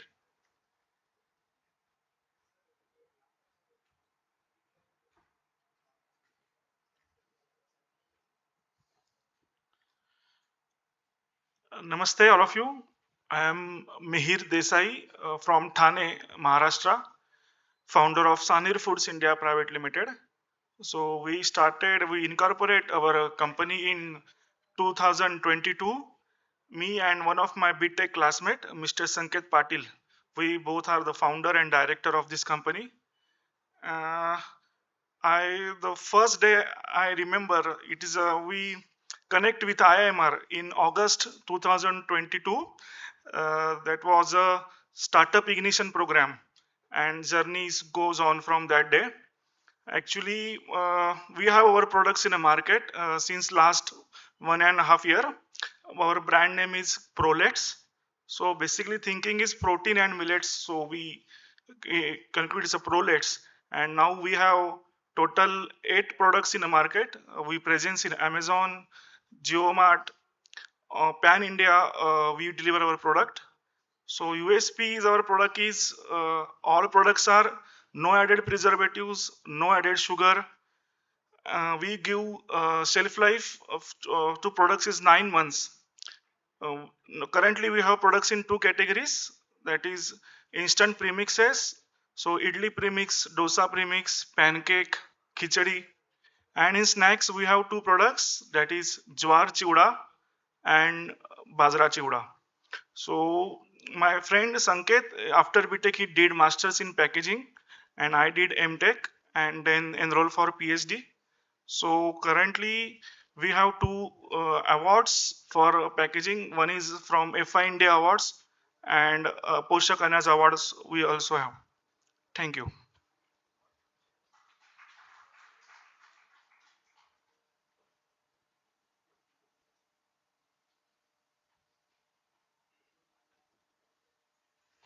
Thank you, Mihir, for telling us about your story. The next person that I would invite is Mrs. Preeti Deshmukh. She is the founder of Food Nest. Preeti's story is quite unique as well. She has been working very hard in terms of scaling up her business in manufacturing, putting up all the bells and whistles towards her company. And I hope she tells us something very unique and aspiring for all of us to listen to.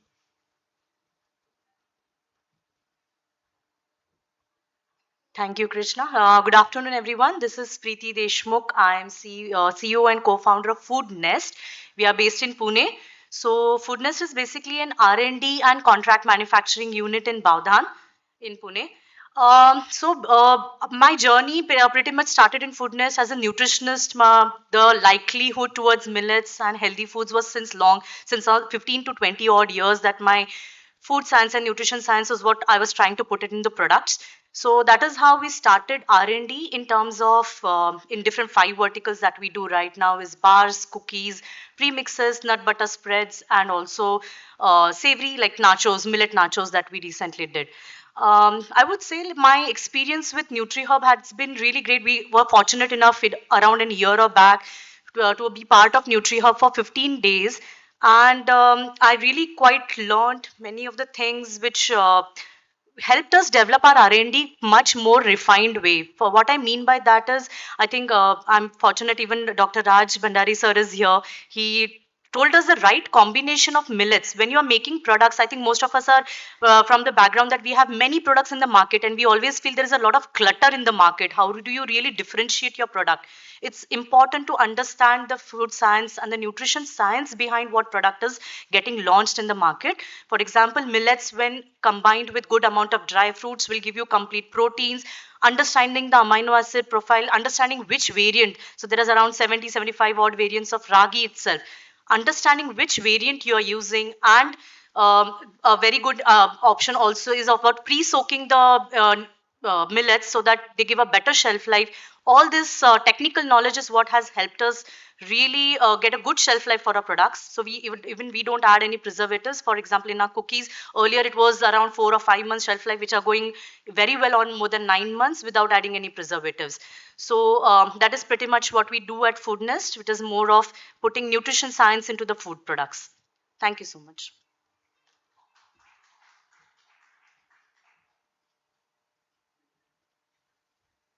Thank you, Preeti, for your words. The next person that I would invite is Mrs. Tanya Kanoria. So Tanya happens to be another story that I've, so to say, Googled and found out what are the best millet companies for children. And the Wiseco happens to be the one company that has come out, and I reached out to her, and it's her interest also that we have connected, and from there on, let us hear from her what her story is. Over to you, Tanya.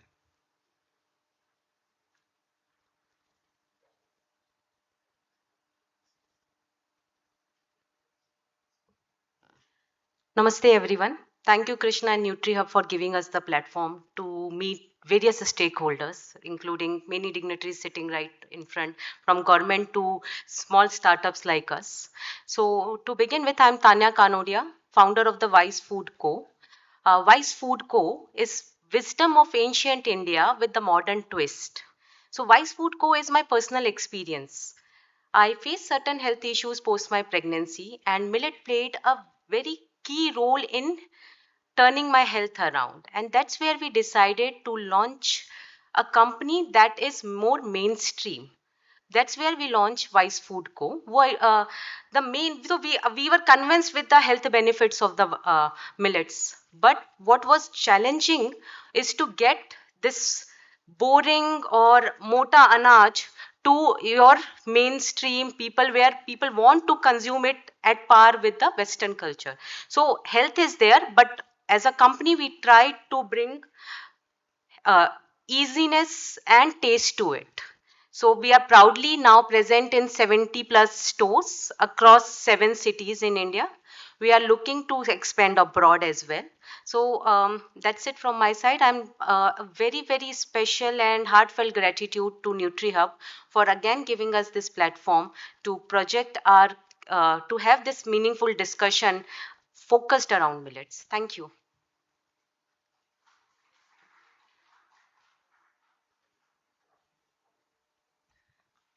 Thank you, Tanya, for your words. The next person that I would invite is again a story we shared dais, and we definitely did talk a lot about how to scale. So I would invite Mr. Arnab Guha. He's from Impeccable Innovations. Over to you, sir. Please tell us about your story and how Spotify as a brand you're trying to grow it up.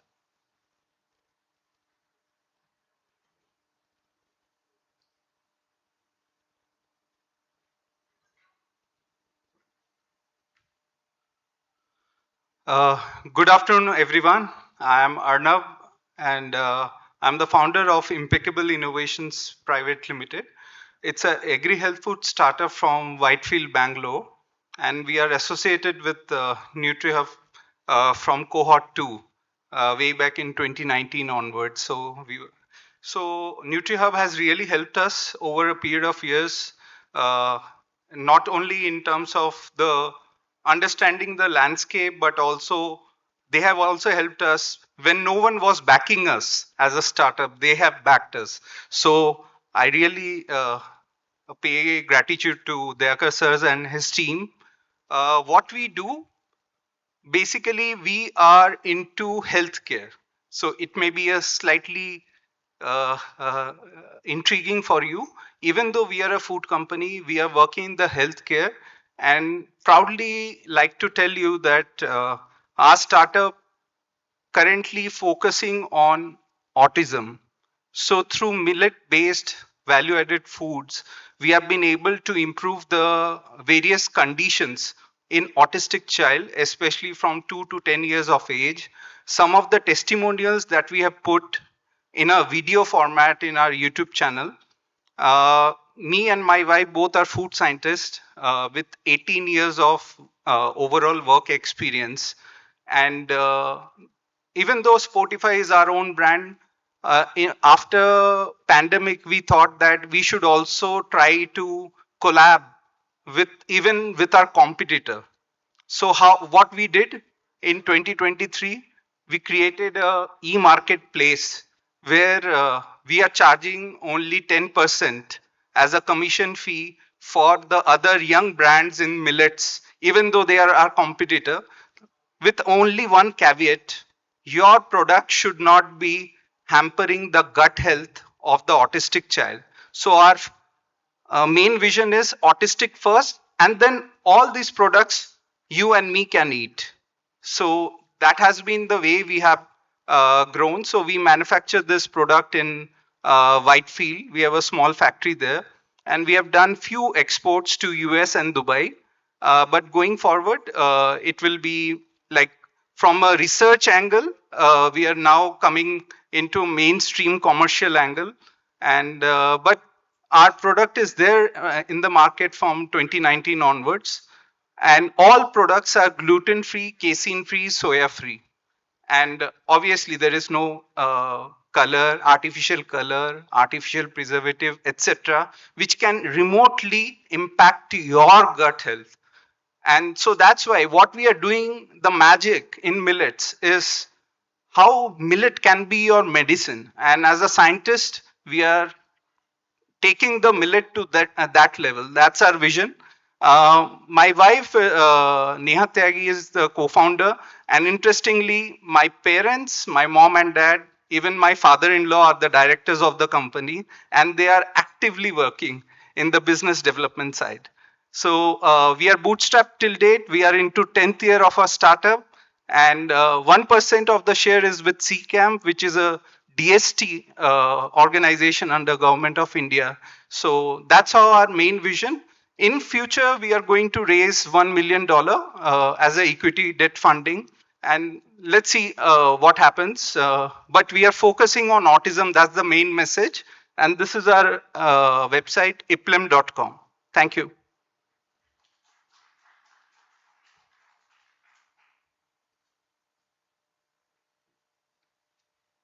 Thank you, Arnav, for sharing your journey.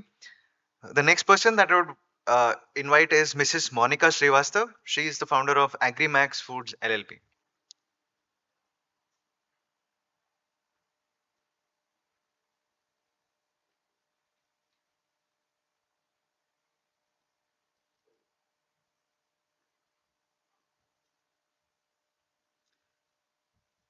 Hi, good afternoon, everyone.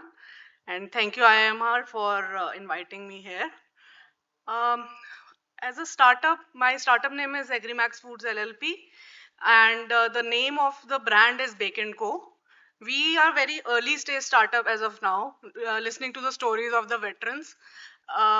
We are a manufacturer of millet cookies, and we started in 2023. We set up the manufacturing in 2023, did a lot of R&D in the first year in terms of setting up the recipes, tuning the machineries, everything, and then did the commercial launch in June 2024.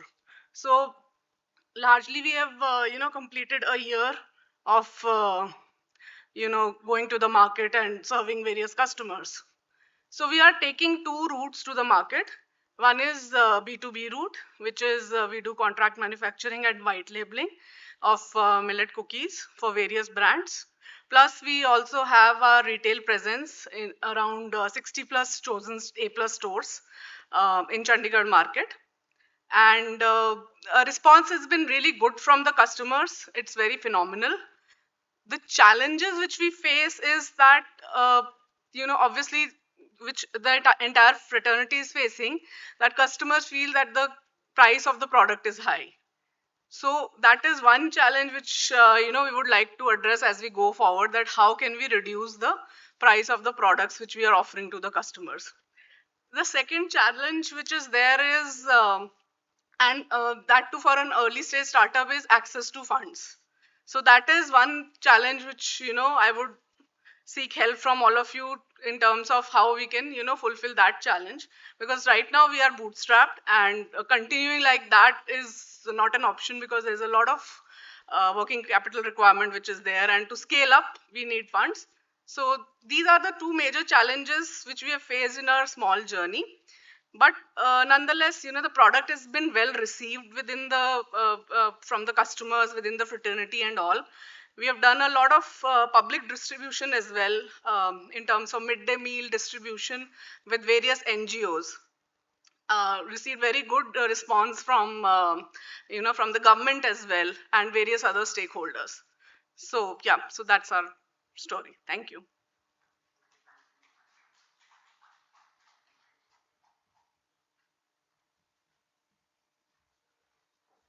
Thank you, ma'am, for your words. So I hope the audience is, getting a feel of how the companies are functioning and the diverse, opportunities that they are pursuing.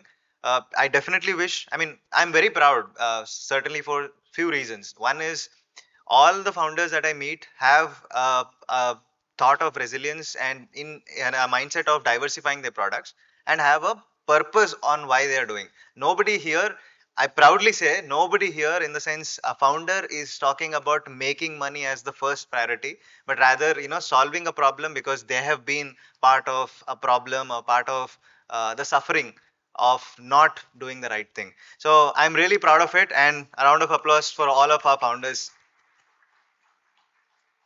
So on this thing, we have our last speaker, and I request Mrs. Margaret to please come.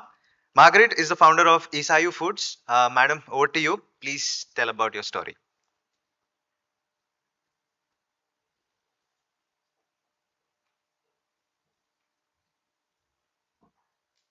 Thank you, Krishna. Namaskaram. It's such a privilege to be on this stage. With 17 years of IT experience, I come here as a first generation farmer with an unpleasant experience as a consumer in the market, where we could only find millets that were polished, not serving the purpose of the consumers. I was one of them, including my husband.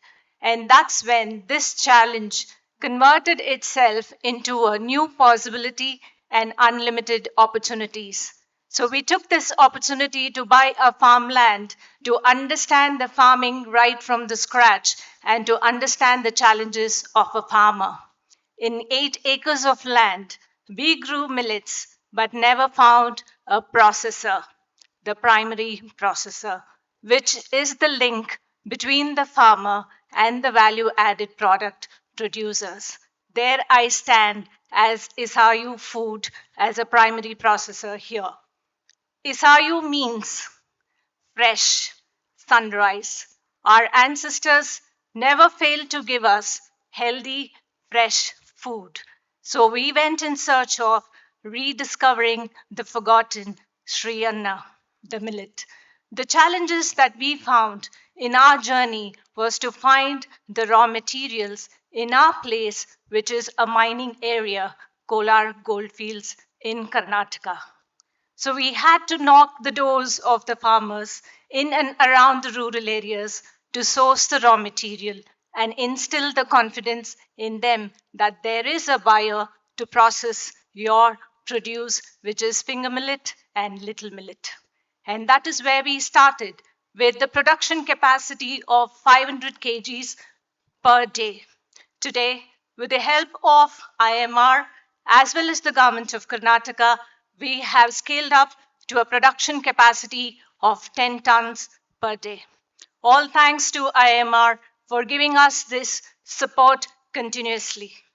The challenge that we face till today is the farmers' confidence to produce more. The more you produce, the more we process primarily, and we will give it to you to the value added products. The best input gives the best output. So please, let's bring more production, more focus on primary processor. Thank you so much.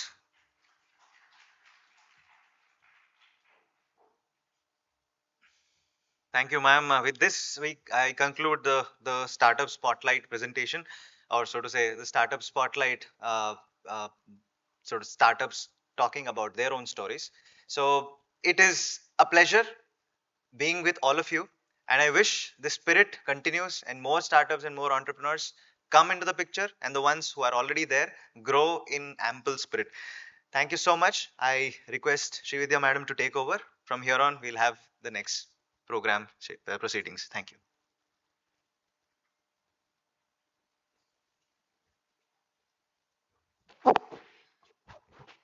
Thank you, Krishna. As we conclude the startup success story session, we hope that all of us shall carry forward the takeaways from each of them, as their journeys and their ideas would ignite more success stories. Thank you.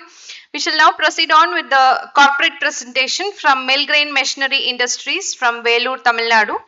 For this, I kindly request Mr. Kumar. I kindly request Mr. Kumar from Millgrain Machinery Industries onto the stage for the presentation.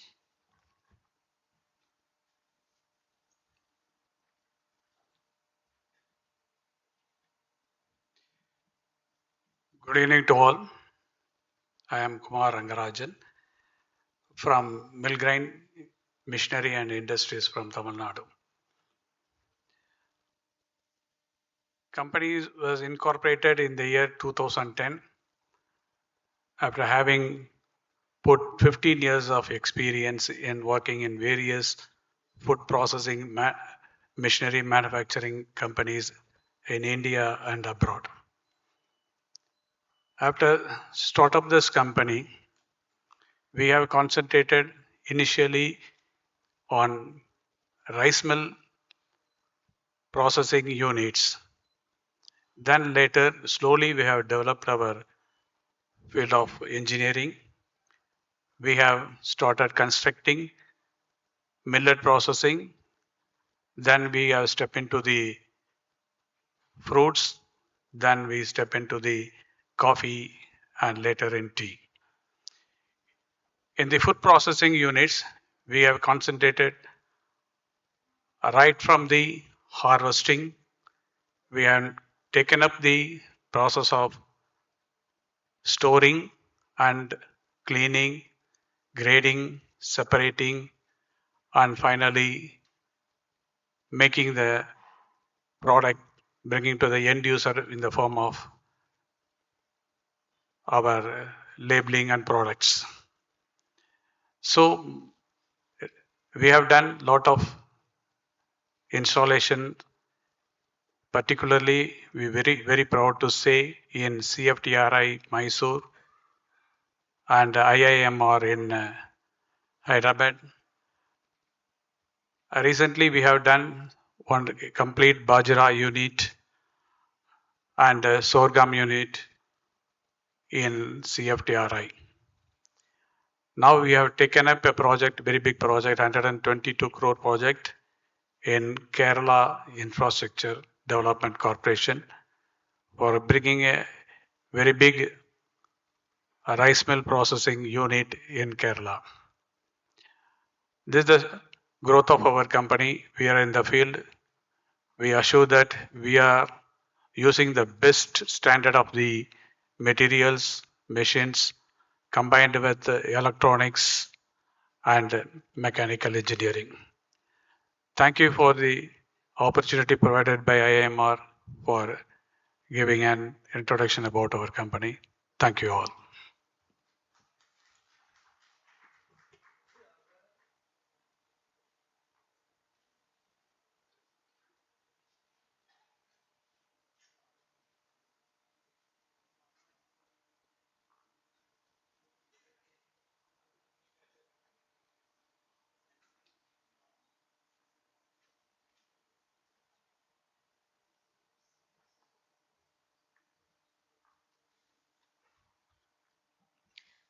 Thank you, Mr. Rangarajan, for your presentation. We'll now next move on to the Startup Spotlight.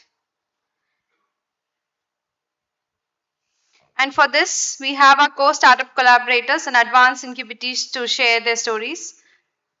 I would like to request Mr. Videsh Valli, CBM NutriHub, to moderate this session.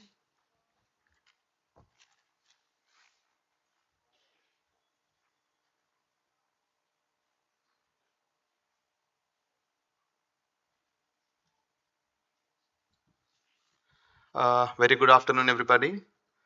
So we have now had a previous session where you heard the journey of different startups who are at an early stage. Of course, some of them are at advanced stage as well.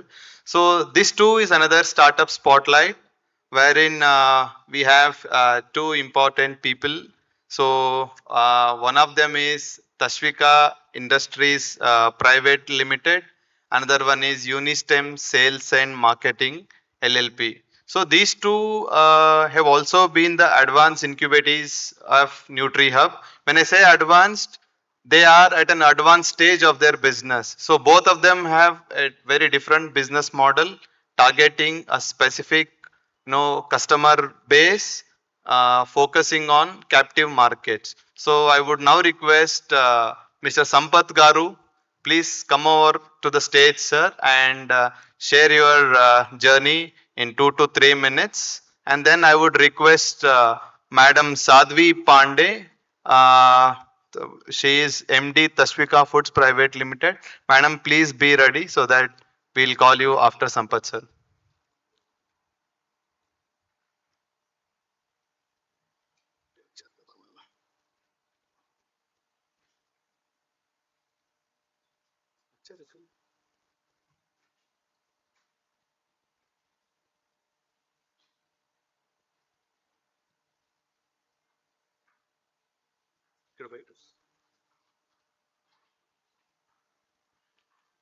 Hello, sir. Please come to the stage.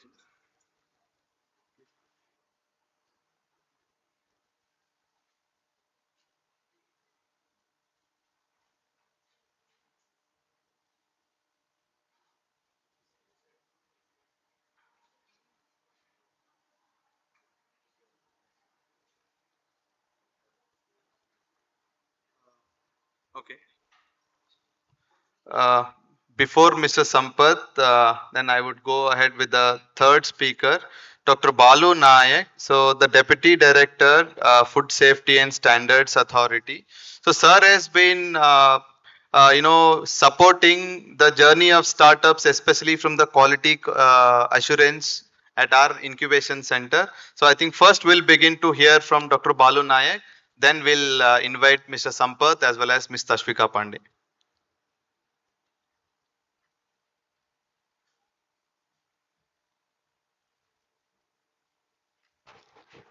Namaskar.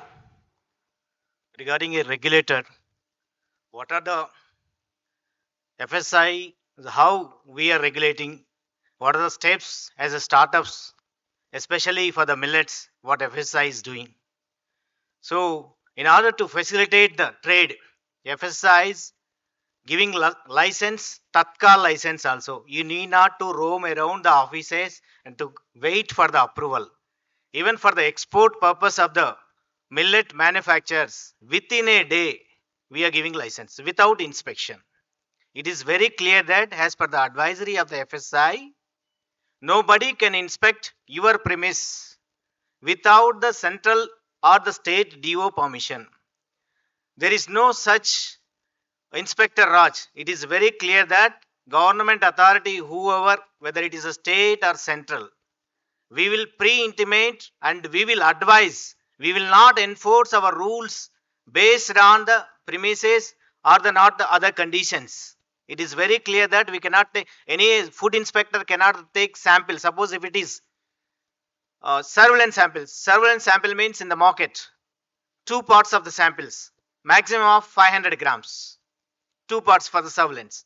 The legal sample means four parts or the three parts. If the manufacturers wants to test their material, they can take the four parts.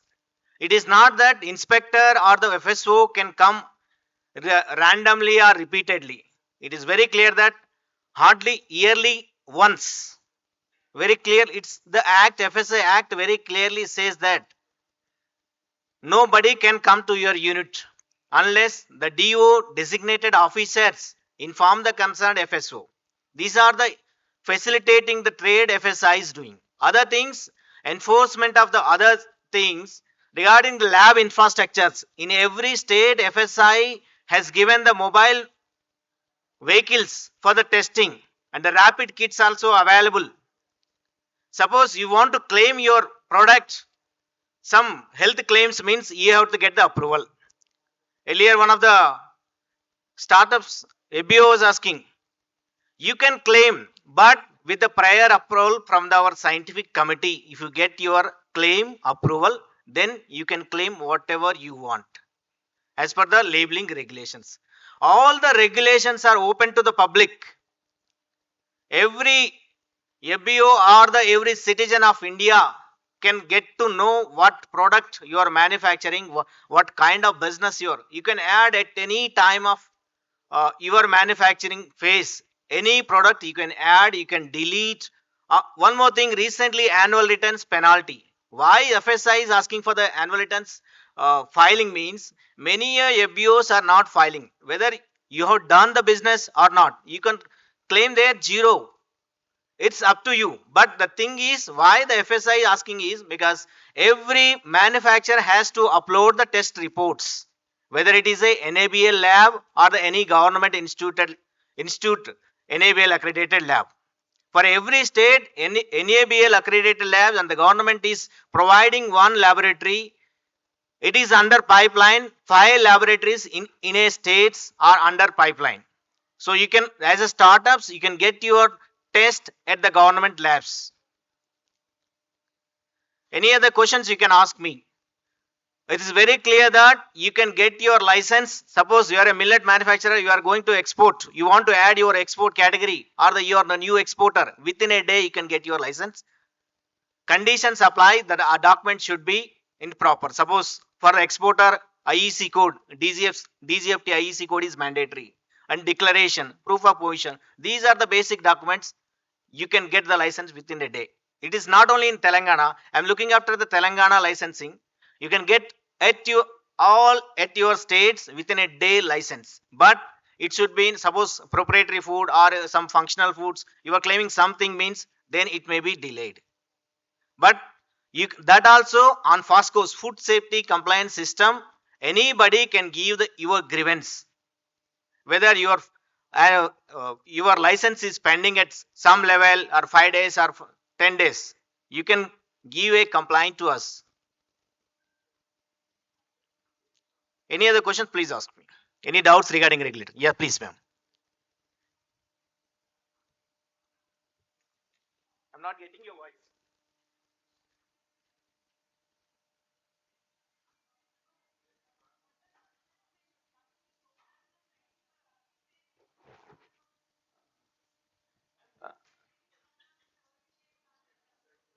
Madam.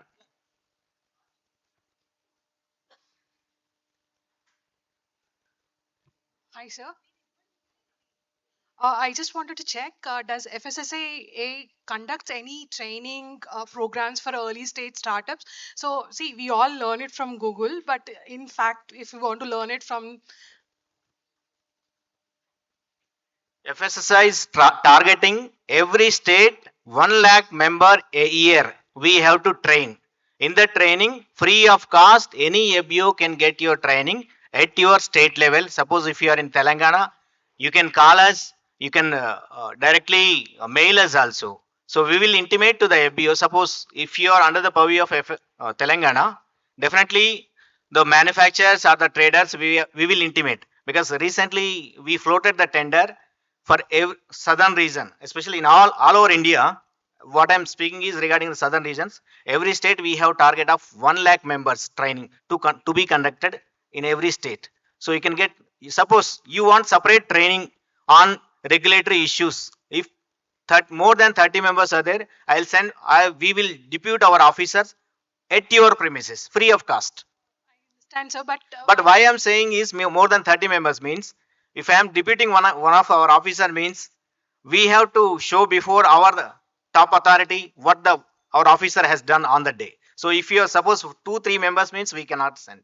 thank you You so can much. call us. You can share your screen also. Suppose you are getting the problem at your desk or at your premises. You can call us. You can share your screen to resolve the issue.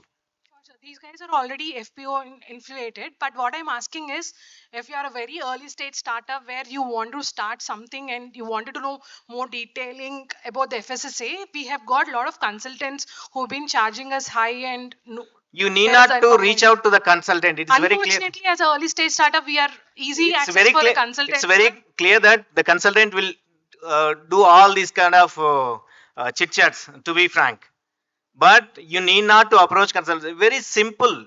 It's not a tedious process. Tatkal license also we are giving. I'll connect you offline with. Thank you so much. Everything is online. You can get your license immediately. Only basic document. Suppose if it is a proprietary food, you can get the same. What are the documents required for the proprietary food, proper category? You can call us to office also. You need not to pay any single penny to the any consultant or any authority. Very transparent and democratic process, FSI. Thank you, sir. Thank you very much, sir, for your insightful remarks on the regulatory aspects. So I think now I would request Mr. Sampath Kumar Garu. Sir, please come. Would just share your story in 2 to 3 minutes. I would leave the floor to you. Please come, sir. So Mr. Sampath is a founder of Unistem Sales and Marketing LLP.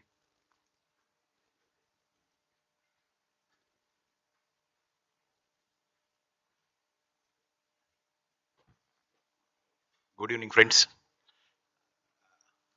My name is Sampath Kumar. My company name is Unistem LLP. We are in the edible and commodities business from last 4 generations, and we have associated with IMR before a couple of months to go take it forward some millet-based products in Telangana and AP and Karnataka. So I came with a thought to IMR. The thought was developed as per my views, and we are taking it forward very positively. And initially, we are coming up with some cookies and Nutri bars, and in the next phase, we want to expand for some more product range. Thanking you for this opportunity.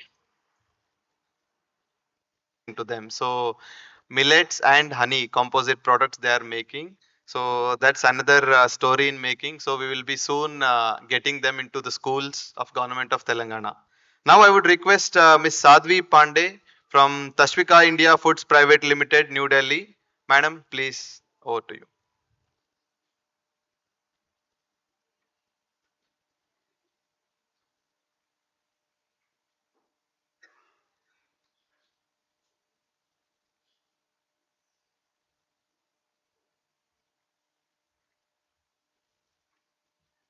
Thank you, Videsh. My pranam to all dignitaries, the august gathering here. A very pleasant good afternoon to all. My name is Sadhvi Pandey, and I represent a couple of companies in Delhi, one of which is Tashvika India Food Private Limited. I come from a very different industry. Primarily, it is we are into the manufacturing of rail coaches, trains, and also in the signaling and telecommunication. But it was 2021 when I came to know something about millets. It was the time, unfortunate time, I would say, when my sister was diagnosed with cancer and she was under treatment for some 16 months. And this was the time when I got to know about millets. To me, that time millets was nothing but ragi, jwar, bajra, and jaw. So finally, I was introduced to proso, little millets, barnyard, and so on. So once we were told that we should try and give this millet diet to my sister who was suffering with cancer, I saw the miracle actually when nothing worked, including immunotherapy, which is considered to be the most important and the most modern technique available in the medical science. She was also going through the chemotherapy. It was the time I saw that she had tremendous improvement in her health when we started giving her millet diet. So for 3 months, what we did, we just cut off wheat, rice, and sugar from her diet, and totally we exposed her to millet. Somehow it didn't work for long because it was metastatic, but a significant improvement was found in her health. She was 75% free from malignancy. She did not die of cancer, but the reason was something else. I remember today was the day, last year, Joy, if I'm right. So it was this date only when I first came to IIMR NutriHub. My colleague proposed me that we should go to IIMR and we should try and collaborate. So we primarily came to NutriHub IIMR to learn as to how to cook with millets. Okay, and from there the journey started. I happened to meet Dr. Stanley, Tara ma'am, and Dayakar Rao sir. Very nice people, kind enough, very wise. And then they were the people who prompted me to get into this business. So this is how Tashvika India Food Private Limited was incorporated. So I stayed back the next day and we got signed MOU with IIMR NutriHub. We had 15 technologies from IIMR NutriHub, and as on date, we have some 25 technologies in millets, out of which 22 technologies are all gluten free. Okay, you can see my website. So the name of company is Tashvika India Food Private Limited, and the brand name is Amrit Bhojanam. Why Amrit Bhojanam? Because I wanted this bhojan to be Amrit kind of thing to those who consume it. So thank you NutriHub, thank you Dayakar Rao sir, thank you Dr. Stanley, thank you Viresh. They have a wonderful team, I guess. Viresh is there, Karthik is there, Sai Prakash is there, and lot many. I mean, जिनका नाम नहीं लूंगी नाराज हो जाएंगे. So entire team of IIMR NutriHub is fabulous. Thank you so very much for giving me an opportunity to be here, address you all. See, as an entrepreneur or as startup, there would be little teething problems, which is always there in all business. And but I'm very sure with the help of support of IIMR people, you would be able to come out and come up with flying colors. These people are very nice, great organization. All you have to have is a great vision, great zeal, good intentions, and good effort. That would be all.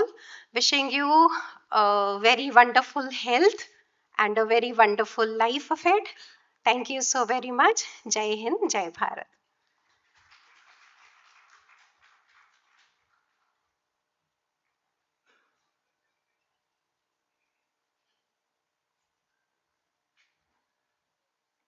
So now I would call upon Dr. Bharat Reddy, a doctor turned entrepreneur. So, and of course, he's an actor as well, actor turned doctor turned entrepreneur. So he is the founder of Millet Marvels, another fabulous startup that's been, greatly growing. I think it is great if you hear his story from himself. Sir, over to you.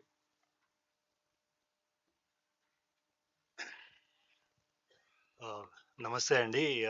Good evening to one and all. Like Viraj has been telling, I'm no businessman. I'm not an entrepreneur. I basically come from a medical background. I practice cardiology. Apart from that, my other profession is acting. I do act in films down south. So way back around 2010-11, where we had seen a lot of increase in this lifestyle diseases. So we realized, I think there is something wrong in the society where initially around 2004-5, we used to see an average heart attack patient of around 45 to 50 years. As the years were progressing, by 2010, we were able to see as young as 35, 40. We used to get heart attack patients with no risk factors actually, no family history, nothing. Then when we just did a small R&D on this, and actor Nagarjun sir was together with me, we were doing small R&D on, then quinoa was quite popular in India. So we did a small R&D on all this stuff, and then we realized that maybe bringing millets into forefront into our diets would bring in a small change, and which I observed. So in my journey of studying millets in the last 10 to 12 years, I ended up being a milletopreneur. I ended up learning a lot in my life. I ended up reaching out to people's places, and everything that probably as a cardiologist and actor I wouldn't have done. So this actually also taught me how to be grounded. Even till date, I have no knowledge about the business component of millets. I have not been studying too much commercially about millets. So when I started, even I think all of us also should agree to this. So we all are talking about millets. We haven't differentiated what is a major millet and what is a minor millet. In between, one of the startup ma'am was mentioning about she was getting polished millets. I don't know how many of you are aware in the market 95% which we source today are all polished millets. So where we are losing brand. So these are the important facts which I have worked. Millet Marvels personally worked on minor millets, where we were the first to introduce this vacuum packaging for the whole grain. That's how the concept began of Millet of the Day, where we were bringing up minor millets, changing, rotating millet on a daily basis. That's how my journey started, and we were able to differentiate two verticals. One was the QSR vertical, and the other was the retail vertical. So in the QSR component, I initially tried it with my patients, where I could see an immense benefit in their glycemic index control. So apart from that, there were a lot of other benefits. The healing pattern in the patients, like one of the startup ma'am was mentioning about malignancy, though we don't have studies to talk about, but this I can definitely assure you. I've been eating millets for the last 7 years. I haven't taken an antibiotic till date.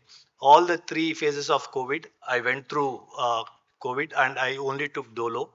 So this is how I've been living with millets, and this is what I'm trying to imply to the society. So now on the other commercial front, because I was unable to scale it up, and it is not my bread and butter. So what I did was, with the help of NutriHub IIMR, I was able to reach out a big giant called Tenali Double R's Group. They are quite popular in Telugu states here.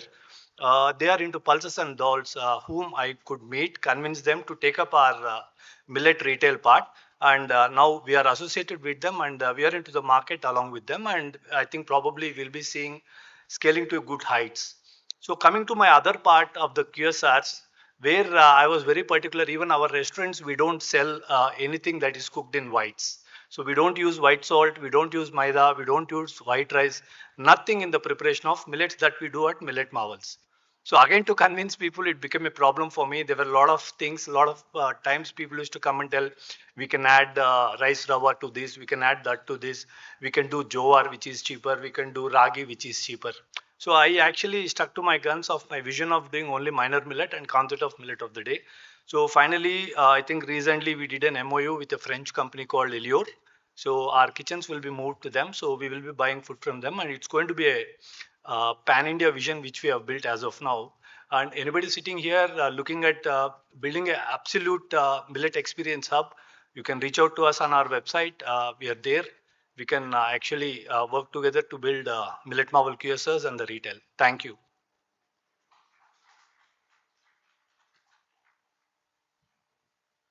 Thank you, sir. Thank you very much. I think it was an inspiring one. So I think now we'll be heading towards a last panel discussion. So the discussion on millets as superfoods, global branding and consumer strategy. I would leave the floor to Dr. Srividya to take over. Madam, please.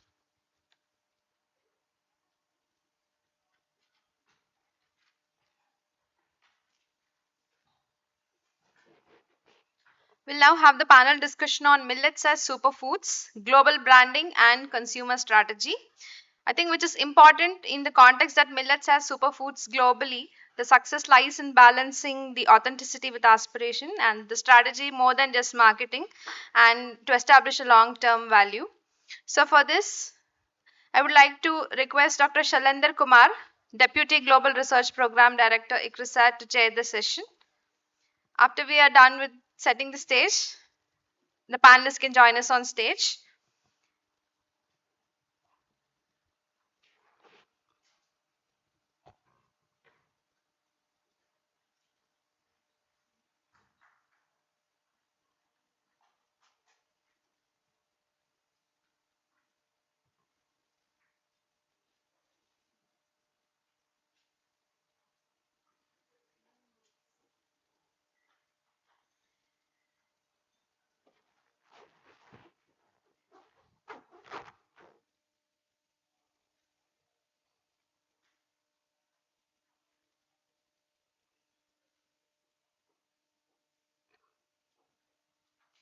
We have Dr. Shalender Kumar, Deputy Global Research Program Director from ICRISAT on the stage.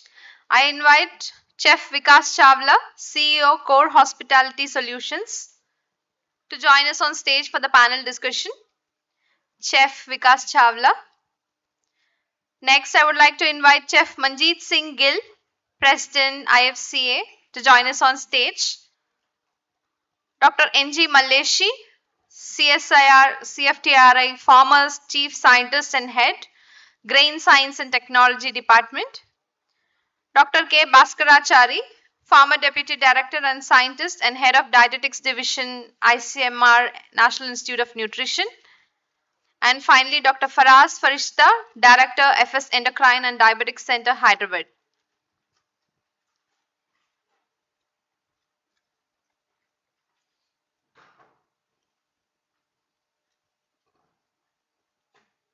Thank all the panelists for joining us on stage. Now I would request Dr. Shalender Kumar to moderate the session, please. Thank you. Take over the session, sir.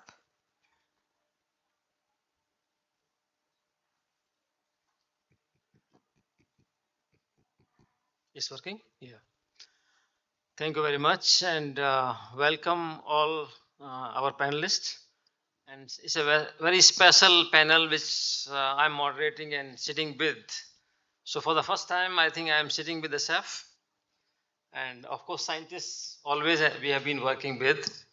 And first of all, congratulations to NutriHub and to Dr. Dayakar Rao and team for steering this whole thing and what we are seeing today, the hard work of many years. So this, I think time is very limited. That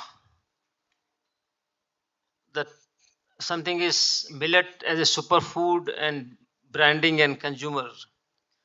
So if you are seeing in the morning, the startups, the companies, the institutions have done wonderful job in bringing out new products.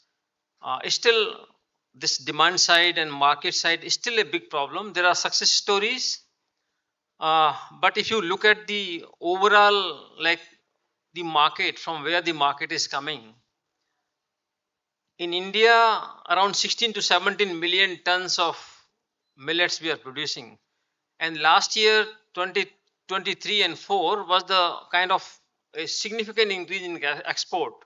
But still the total export is around 0.2% of the total production. 0.2% of total production. So means that major market for millet as of today is in India. And in future also, we are going to get some niche market for which we need to really capture. A lot of Indian diaspora, like many good people, good successes are there, but still the major market will be in India. This is one. Only in terms of regions, Africa, except Africa. So in the last 10, 12 years, Africa production has increased almost 30 to 40%. Rest of the regions, production has gone down. Before I will take around 2-3 minutes or 5 minutes. Our main idea of millet is nutrition. Many of the startups are talking about it because that's a vision, that's a passion, that's a mission. So many of the people, those who have joined this as a mission, and people who have lower income, who are facing more challenge of nutrition, these millets can really help. And also in terms of, if you look at the climate change, these millets are climate resilient. So in time to come in future, say after 10 years, if climate become much more shocking to us, then still millet can really work for us, ensuring food security and nutrition for the country and for the society. So how can we align our business strategy or our market strategy to the original aim of the millet? So that lies, I saw 24 mantra, and there are one person talked about primary processing and before production. So I think what I'm trying to mean, we will talk about all other aspect of post production and processing, but the major idea is that the large proportion of the millet, if are going to be increasingly consumed, it has to be a staple food by the large number of people. And we need to, how can we really work on the volumes? Not cookies will be important, maybe the nutri bars will be important, but if you want to reach the large number of people, because in nutrition indicators or malnutrition, India is really faring very poorly. So this community and this movement can really help address this big challenge. So I think I would say that we, in terms of reaching out to market or branding strategy, so with this objective, which this is my personal kind of, by working on millets as part of ICRISAT, but I have been in ICR for 20 years as well.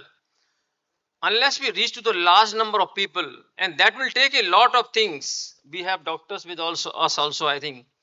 How do we really change consumer behavior? How do we create large scale demand for the staple food?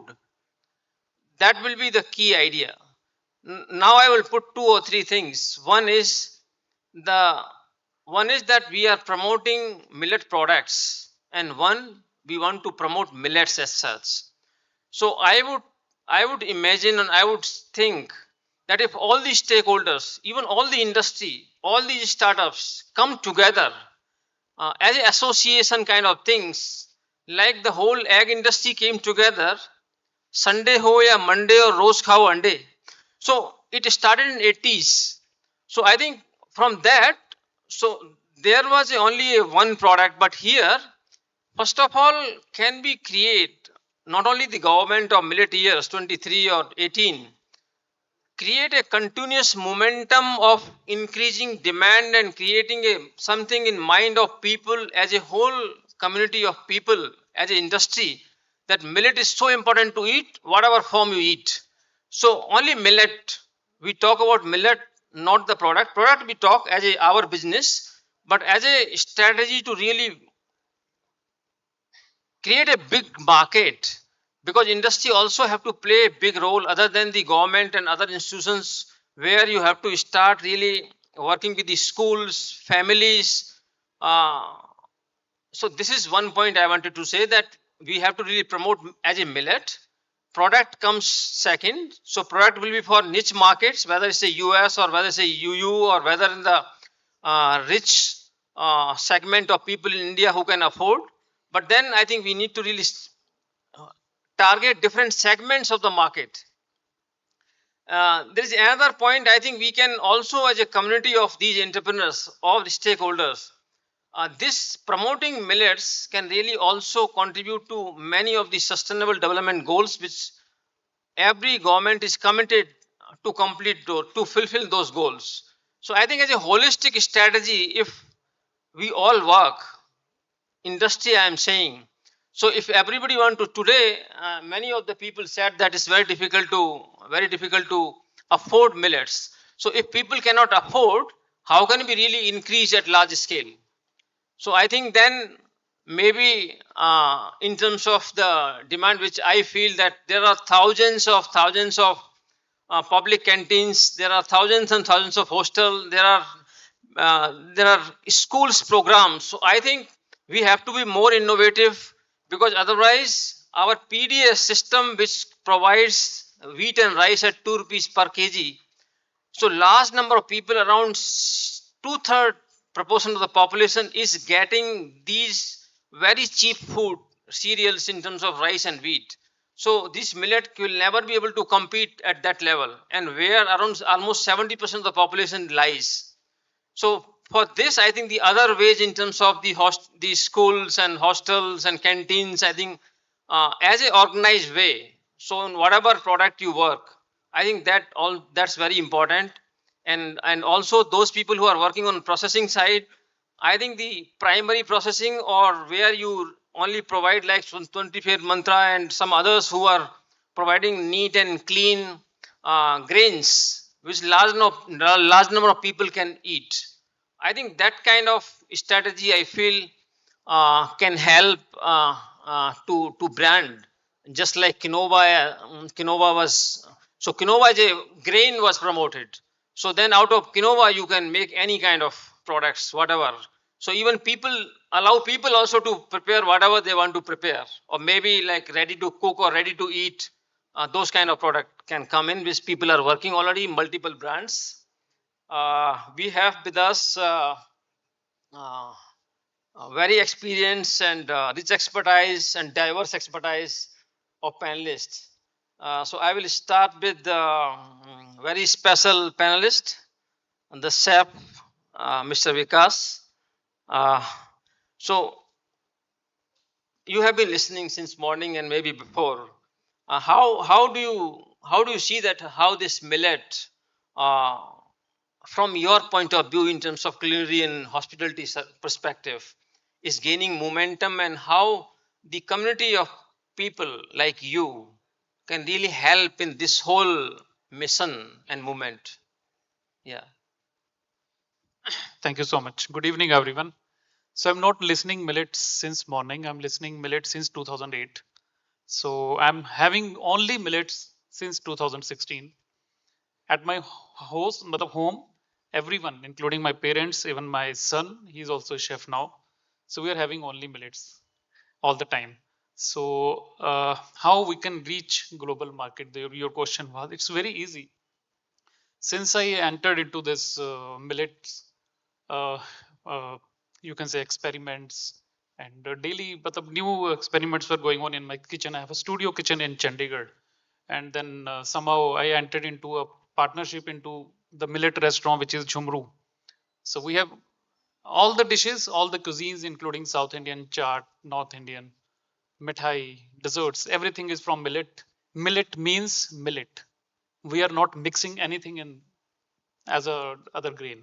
If it is paratha, it's 100% gluten free. If it is open dosa, it's only ragi. There is no other mixing. And if it is chaat, our papdi is only ragi. So we have already achieved all the taste textures even better than the regular which is selling in the market. If you compare any chart with this chart, this will be far better. I'm not saying only because of millet, but it is millet. So there is a plus point that is gluten free.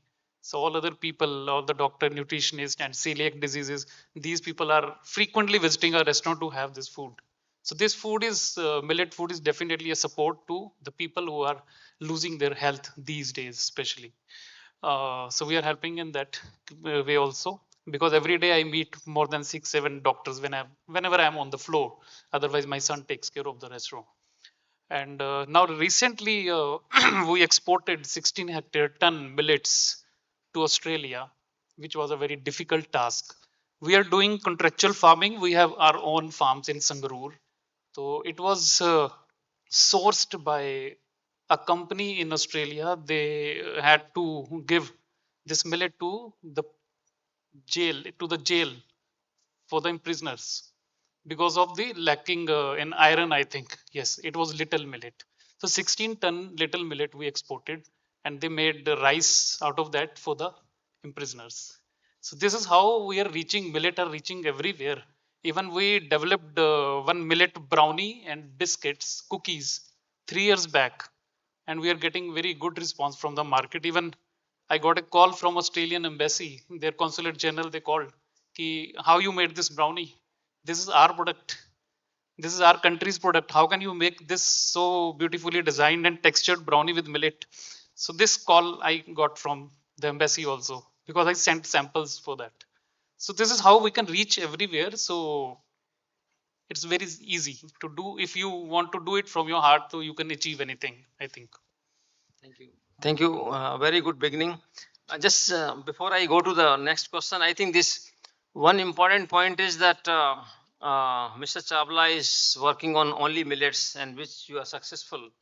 But I think at the same time, it is also very important that everybody, consumers may not be immediately really attracted to only millets. So I think we should not be obsessed with millet. This is my understanding. We should not be obsessed with millet, but we should be obsessed with the nutrition.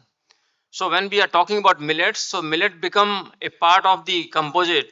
In some places only millets, but in some places maybe legumes are there, maybe dry fruits are there, maybe fruits are there. Or so I think the best combination of protein and minerals, and so I think the different kind of strategies might work differently. One more point I want to make here, like plant-based nutrient or nutrition or plant-based protein. But I think scientists also have a big role. There are many cultivars or germplasm where the protein content in the millets is up to 17 and 18%. So can we identify those and work with the particular startups, that those startups only work on those protein based product and harnessing those kind of cultivars where the protein content is very high? So whether it's a land races or cultivars, I think that's another area. I will go to next, Mr. Manjeet Singh Gill. I do not know the full form of IFCA. IFCA full form is? It's Indian Federation of Culinary Association. Okay, so he's a president of IFCA. So you have been championing this traditional food for the long time. So how can we really leverage this kind of valuable food with the in the international market, and what can be done? How can we aspire people, and how can we create big market through this?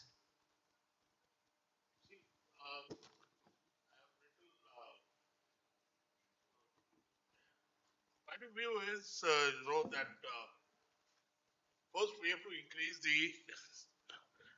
to increase the consumption of millet. You know, even like you said just now that the major market is India, but there is a hardly consumption of millet. That's why we are sitting here. Why we are sitting here otherwise? There is hardly any consumption. We are just at the starting point, and global market to create is far away. And there are many reasons for it. In India, we don't know how to promote or market our food, particularly our traditional food. We have no idea how to do it. And most important thing, that because there are few policymakers also here in the morning, also they were there, you will be surprised that in India, food is not recognized as a culture till today. It's not part of the culture.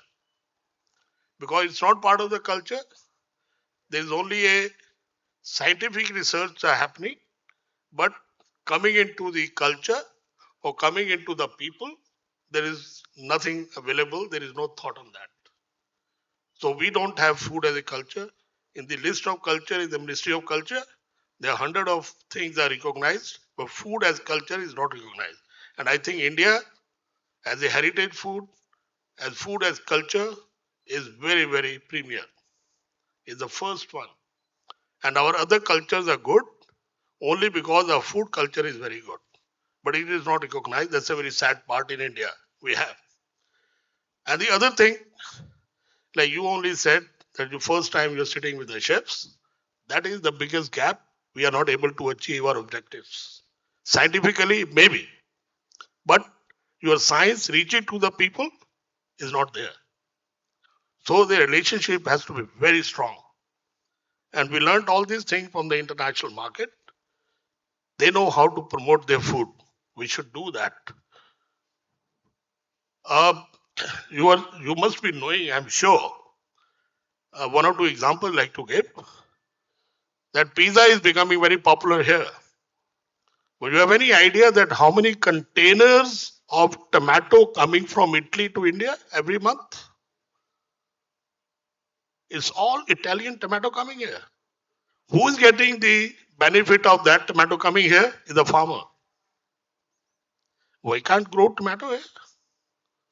Our tomato is not good for that. If it is not good, why can't our scientists can grow it? So that's the gap between the chefs and the food scientists in India. And it is not coming closer. It's coming little bit, just starting. Like I'm working with Dr. Diagar Rao for a long time now, and got interested. So that is the thing. You must be knowing there is a very big pulses and legume board in America. You have any idea that how much investment they are doing in India to sell American pulses and legumes? How much money they are spending here? Their scientists are coming here.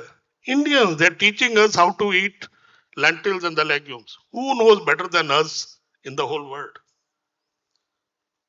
But we are not teaching the world. They are teaching us how to eat pulses and the legumes. And how much export they like to do to India for the pulses and the legumes. So this is how the food is promoted. I am in Delhi. Every month I have a invitation from Australian embassy, American, Canadian, Mexico, Brazil, uh, Thailand. These embassies, they call the chefs to promote their food. What our external affairs ministry or the food diplomacy is happening? Zero.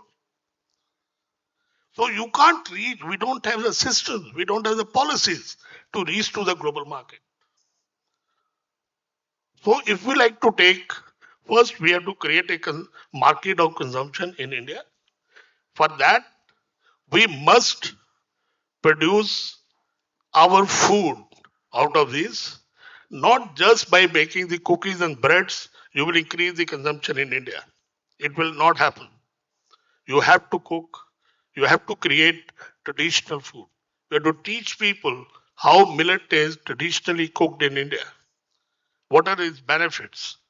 What are the way traditionally we should consume this? How much we should consume this? How the way we should do it? Like getting into 100%, I've seen in the hotels and restaurants a few from the drink to the sweet or in between khichdi and the bread, everything is millet. Is it good? Like you said, it's not very good. So we must put our systems right first. We must bridge the gap of education between the consumer and the scientists and the chefs. First, understand and make the things very clear. Then only we can be able to reach to the international market and to integrate the. And millet should not be expensive than wheat and rice. Why it is expensive? Why can't we work to make it this humble grain remain a humble grain? Why we are giving a brand of superfood to this or something else to make it expensive in the market? We have to think many things on this. Thank you. Thank you. Thank you very much. Thank you very much. I think the topic is so large that it needs to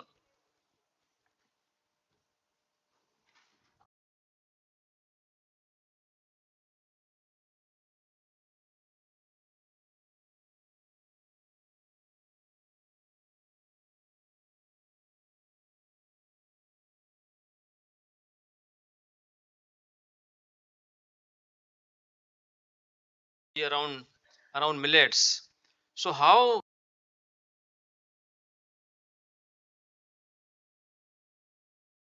the foods like quinoa, which are so famous as a superfood, and how whether the innovations or science so far can help in terms of improving the shelf life or the sensory or the acceptability.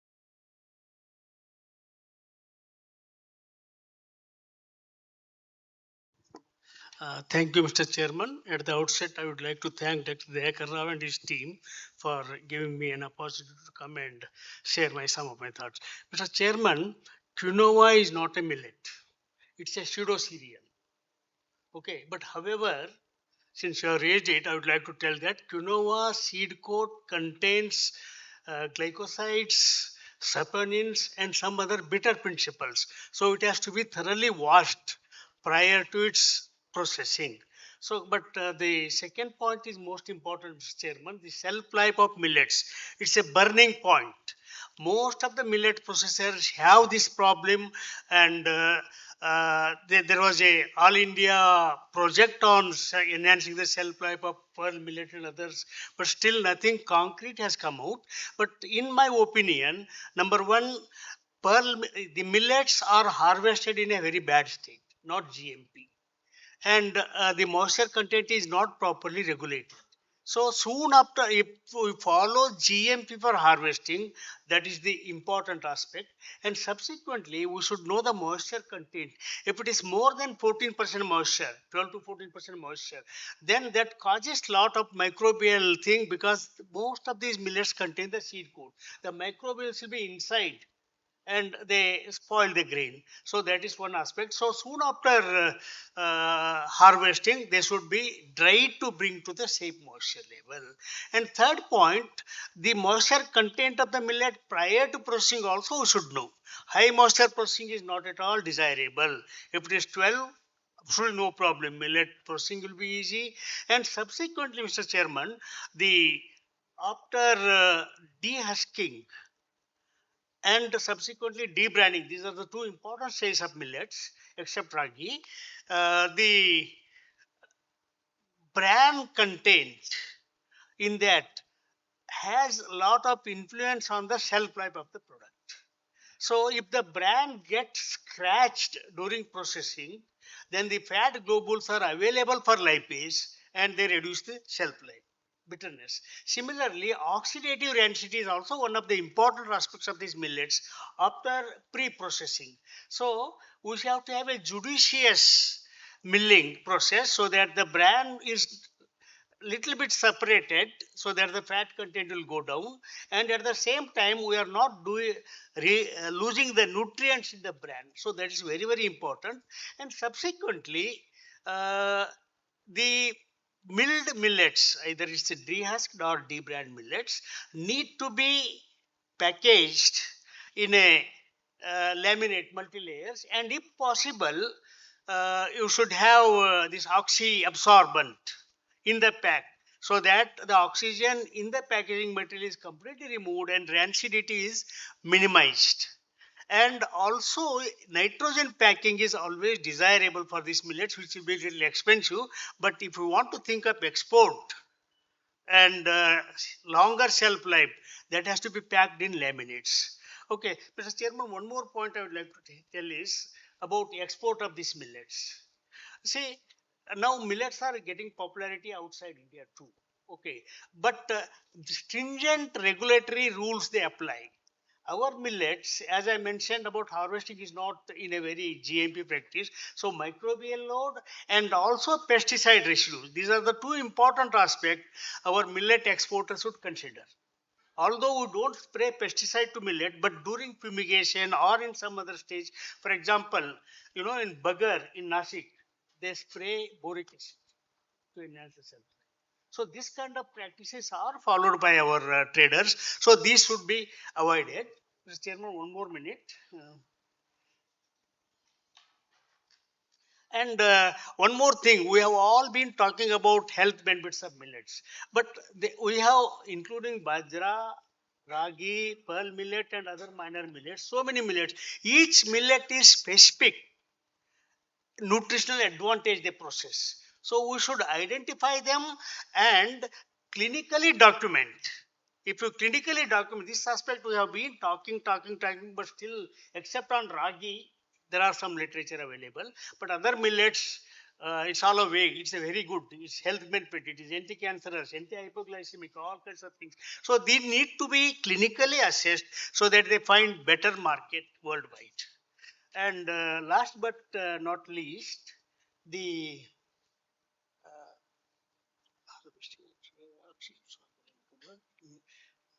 pesticide residue. Then the millets, for example, ragi has anti-ulcerative properties. Okay, some other millet has some other properties. So complex carbohydrates, dietary fiber, their nature as well as content varies from millet to millet. So these aspects need to be investigated thoroughly to popularize the millets and enhance their shelf life. Thanks, Mr. Chairman. Right. Thank you very much. I think time is a constraint, but he has been working for whole life. Now, Dr. Bhaskar Achari, he is one of the original authors of the nutrition tables for India, recently released. So again, Dr. Achari, time is less, but my question is that how can we really establish the millets as a functional food when we are talking about obesity, diabetes? What needs to be done? And also on these clinical claims, health claims, what more needs to be done, or whether we have those evidences? Thank you. Good afternoon. At the outset, my sincere thanks to Dr. Dayakar Rao and Director for inviting me to this panel. And I'm a nutritionist, I just want to clear the air also. Since morning, I'm listening to the millets. When what really irked me of the words superfood. I don't like any food should be called as superfood, because you might have seen even the film actors also, there will be a superstar, mega pawan star, like that. So ultimately, when before Green Revolution, we were eating millets, and suddenly Green Revolution made superfood rice and wheat, then we have forgotten the millets.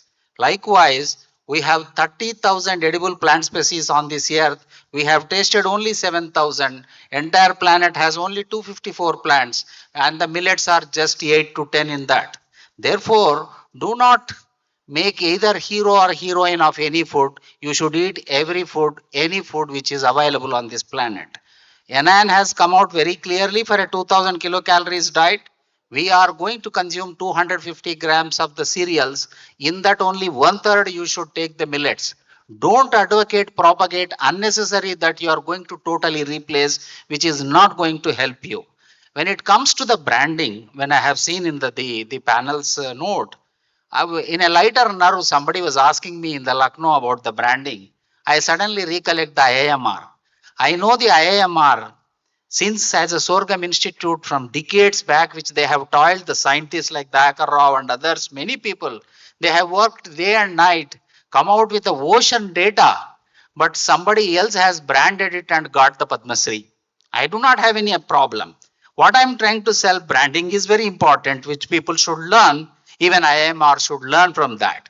The other side of branding is the YouTubers, the food influencers. Most of them are purported nutritionists. They will give the wrong information to the society, which should be taken care. And other issue is regarding in the morning panel, somebody was discussing, Dr. Raj Sheelam, about how food should be. Actually, what I'm trying to tell, don't bug much on the gluten-free. On this planet, just 1 to 2% people are celiac disease. Don't go by that big number. You have big number with non-communicable diseases like diabetes, cancer, cardiovascular disease. Your celiac disease is just 1%. Don't bug on 1% population for the gluten-free. Gluten is not bad. Gluten is bad only for the gluten-sensitive people. Mind you, don't make as a villain the gluten. Gluten is very, very important, vital, important protein in our life. So therefore, don't brand anything as a hero or villain. food is a food. And don't show it as Amrutam also. Like this is Amrutam. No food is complete on this planet. That's why you need a balanced diet. So no food is complete. You have some lacuna in some food. And coming to the non-communicable diseases, and now whole world, particularly India, is facing, even our Honorable Prime Minister has talked about the obesity. It has become globesity now.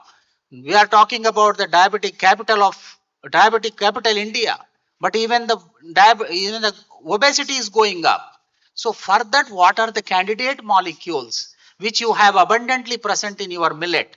And most of the people, we are not good communicators. The problem is, people think it's a millet is a single entity. It is a dozen, which we should advocate this to people. Each one has different attributes and qualities also to cater.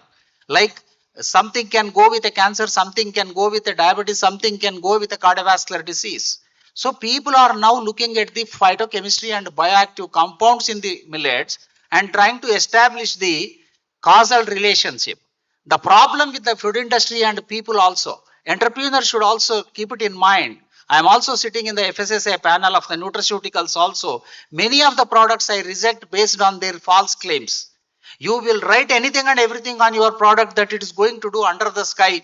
It can cure cancer, it can cure this, it can cure that. It is impossible. Food cannot cure. You take it grant from me. I am a nutritionist. Food can be like an adjuvant. Along with the medicine, food can work.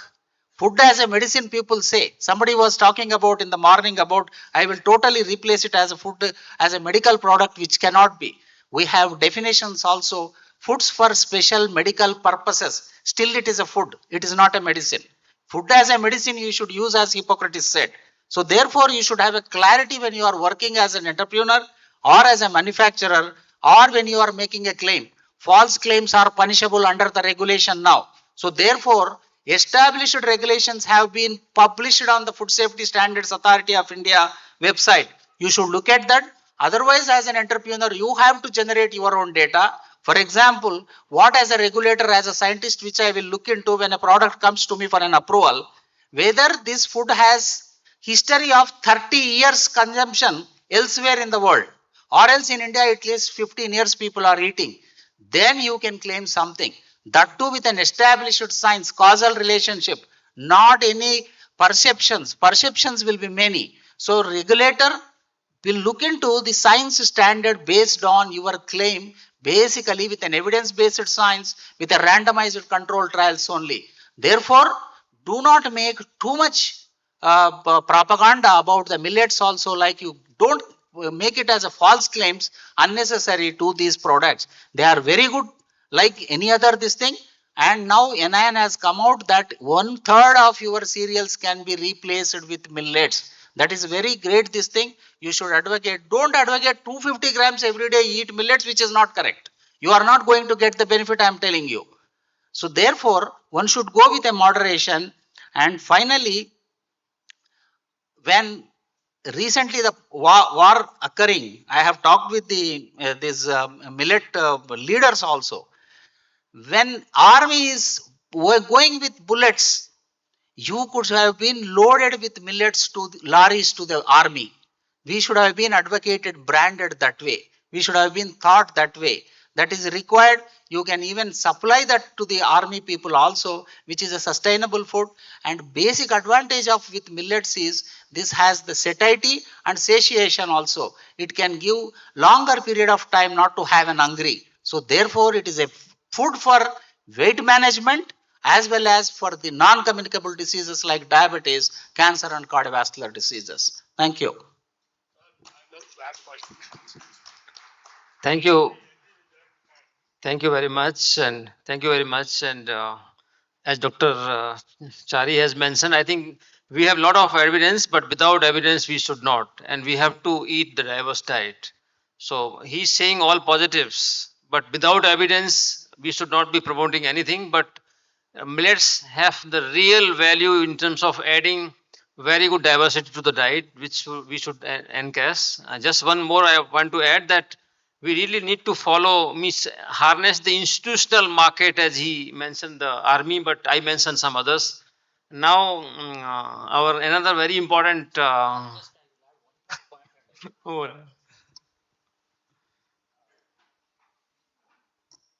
I just want just a minute. Because somebody, morning, because entrepreneurs are sitting here, advocates are sitting here of the millet advocates. Don't think in a similar way like gluten or something else, it is good for diabetes. Think out of box. Example, morning when I am sitting discussing in the panel that Dr. Rajilam was discussing, somebody came with a ragi. I have recently presented evidence data that if you focus your millets to the pregnant mother, the flavor and the taste which mother takes will go to the fetus. Fetus has more number of taste receptors, more than 10,000 than the adult. Whatever who are sitting here has only 3 to 5,000 receptors. We have less taste buds than the fetus. Therefore, if your mother is exposed to your millet, the fetus will come out as an infant, will have the taste of the millets, because that's why in Indian traditional system we have the baby shower or semantam we call, we will get the mother will be get exposed to the various foods. That's why try to target the different groups like pregnant mother, you can sell your commodity effectively. thank you very much. So many things to tell. So now we have uh,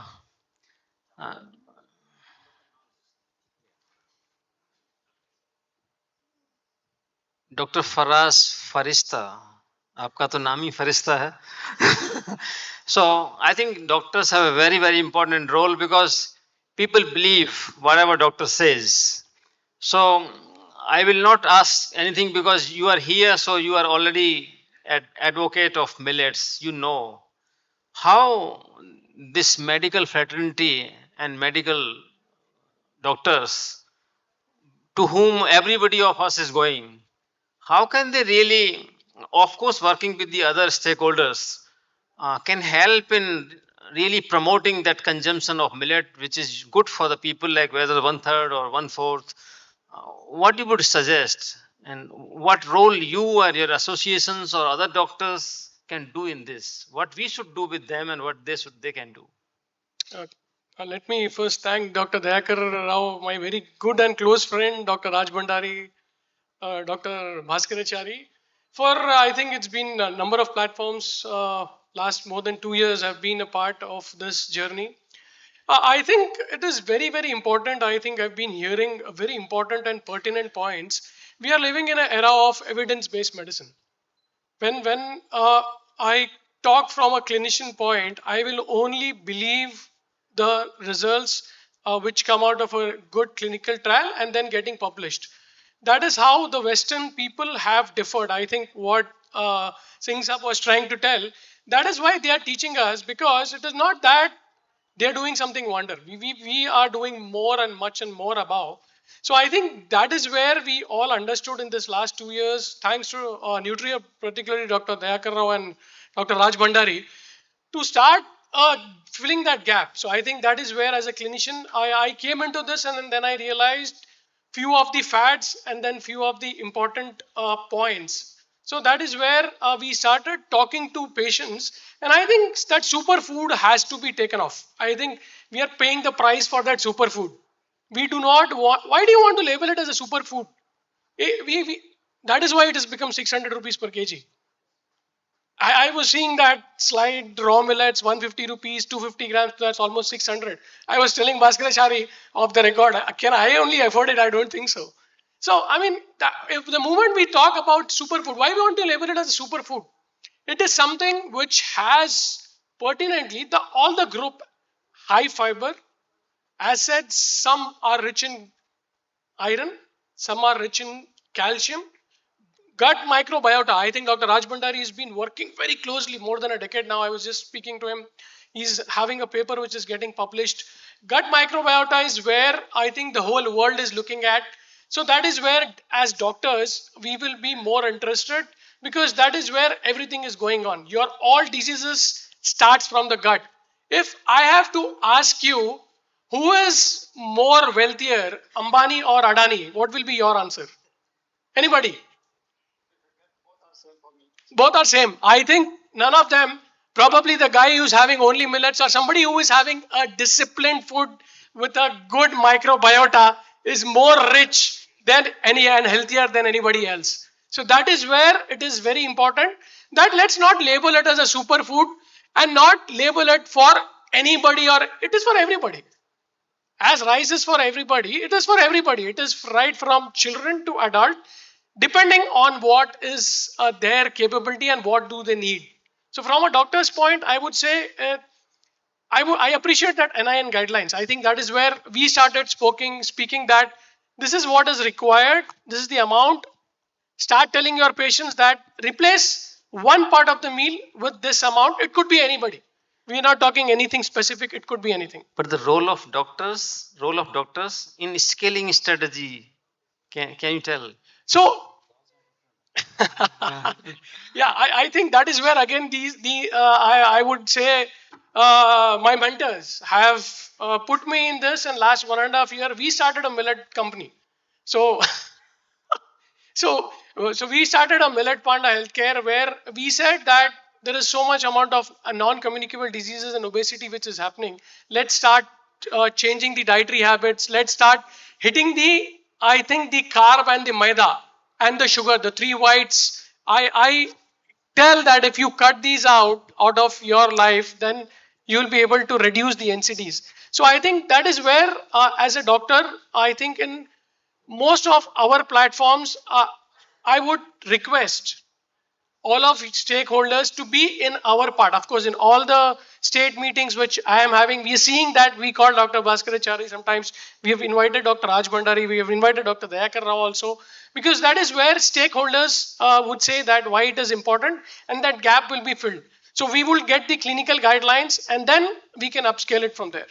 Thank you very much. And thank 30 seconds, I'll take. I will not take more. Just to make few things clear. You know, the superfood, which I don't, sorry, absolutely don't believe anything to be called superfood. Now, what is the difference between quinoa and amaranth?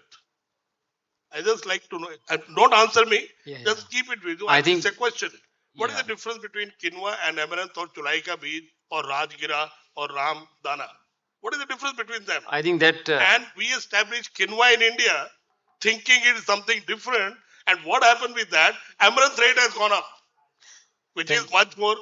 So that is what our understanding of food is. Thank you very much for that insight. I think people. Yeah.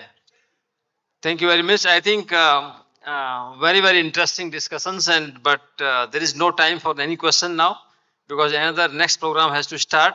Very sorry, and the organizers are not allowing me to ask any question. I will just add one. Can I add just 2 minutes? One point regarding. I thought I'm going to get another 2 minutes. So this is very important since the gap. So we are doing a clinical trial for the first time. We are doing a real based clinical trial along with IMR. It's last 1.5 years we've been working on it. We have done the phase A, phase B.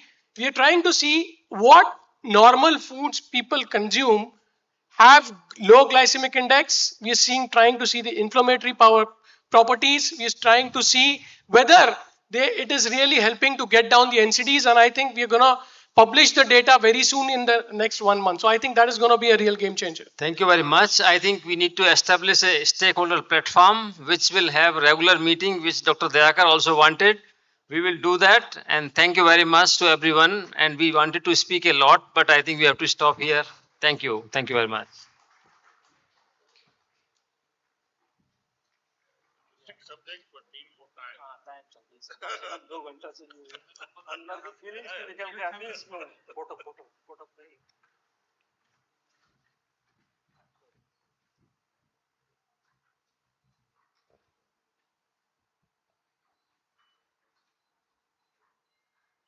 So that was an interesting panel discussion, and as already told, branding millets as global superfood requires right multidimensional strategy and roadmap. Before the panelists get down, we would like to felicitate each of the panelists. I would like to request Dr. Stanley to come onto the stage and Dr. Dayakar Rao sir also to join on stage to felicitate our panel members.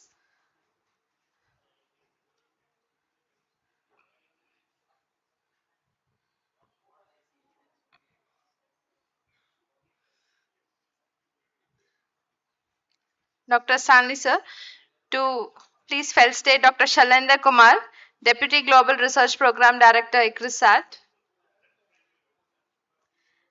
We request Shalendra Kumar sir to accept the token of appreciation.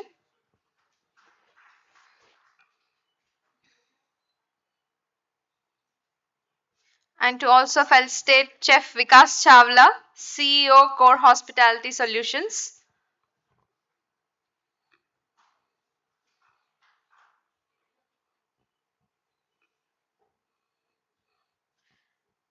Request Dayakar Rao sir to kindly present the token of appreciation to Chef Manjeet Singh Gill.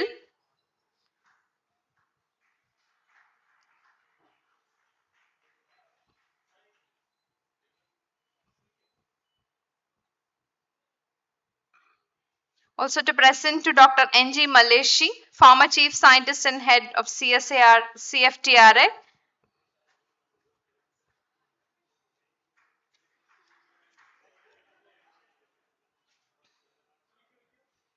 And to Dr. Bhaskarachari, former Deputy Director and Scientist, Head of Dietetics Division, ICMR, National Institute of Nutrition.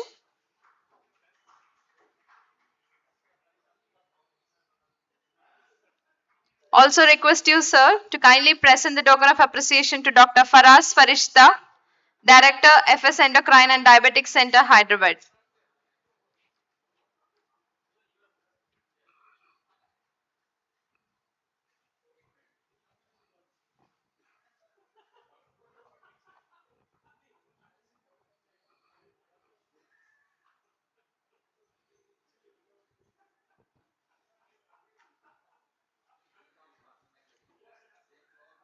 Kindly request Dayakar Rao sir to present the token of appreciation to Dr. Faraz Farishta, Director, FS Endocrine and Diabetic Center, Hyderabad.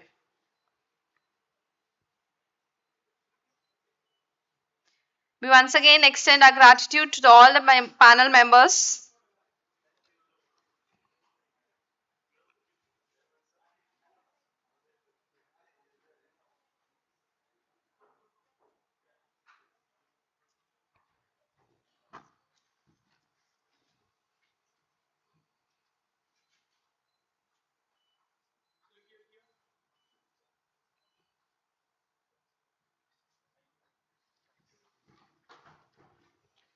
Thank you all. So after that interesting panel discussion, we are about to begin the next interesting fireside chat. So the fireside chat will be between Ms. Vishala Reddy, founder Millet Bank, and Dr. B. Dayakar Rao sir, CEO Director Nutri Hub of ICRIMR.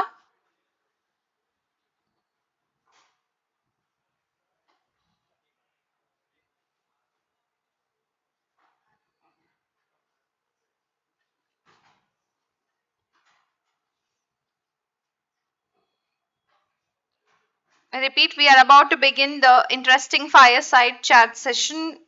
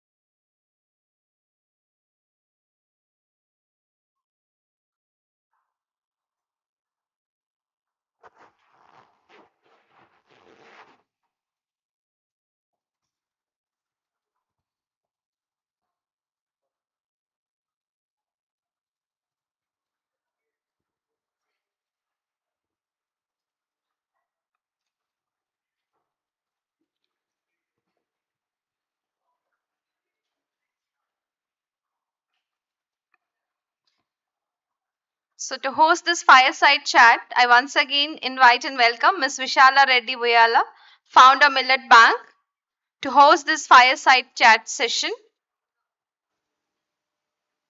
And I kindly request Dr. Stanley sir to please come onto the stage to formally welcome Ms. Vishala Reddy.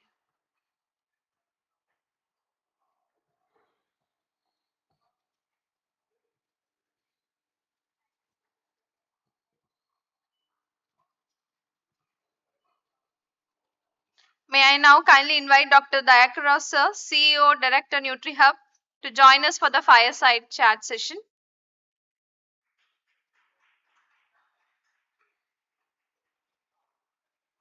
I request Vishala Reddy ma'am to please formally welcome Dayakar sir with a bouquet.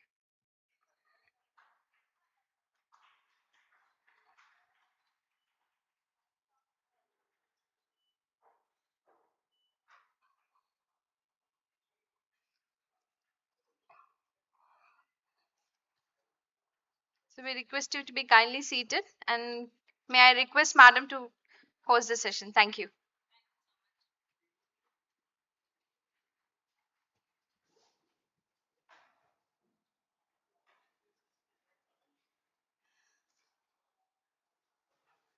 Thank you so much, NutriHub and IIMR, for giving me this opportunity. I was actually initially, when I was asked to do the fireside chat, I was a little worried because generally, your family, I consider Millet community as my family.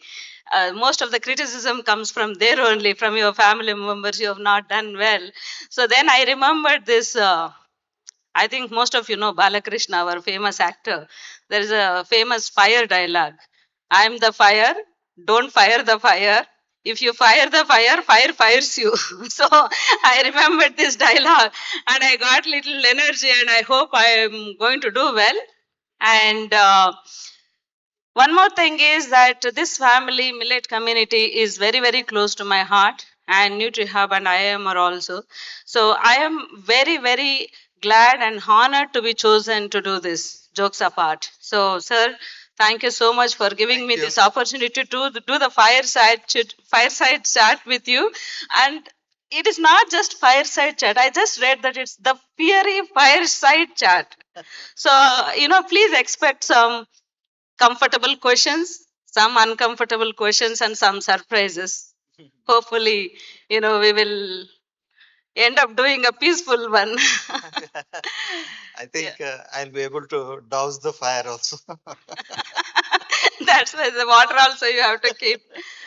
Um, so actually, before coming to millets, and I worked in the business event industry, and always like I dealt with most of the biggest scientific institutions, and always the scientific knowledge. There's a huge research is happening, R&D, lot of findings, but there is still gap. Everybody agree from the academic and R&D institutions to the business.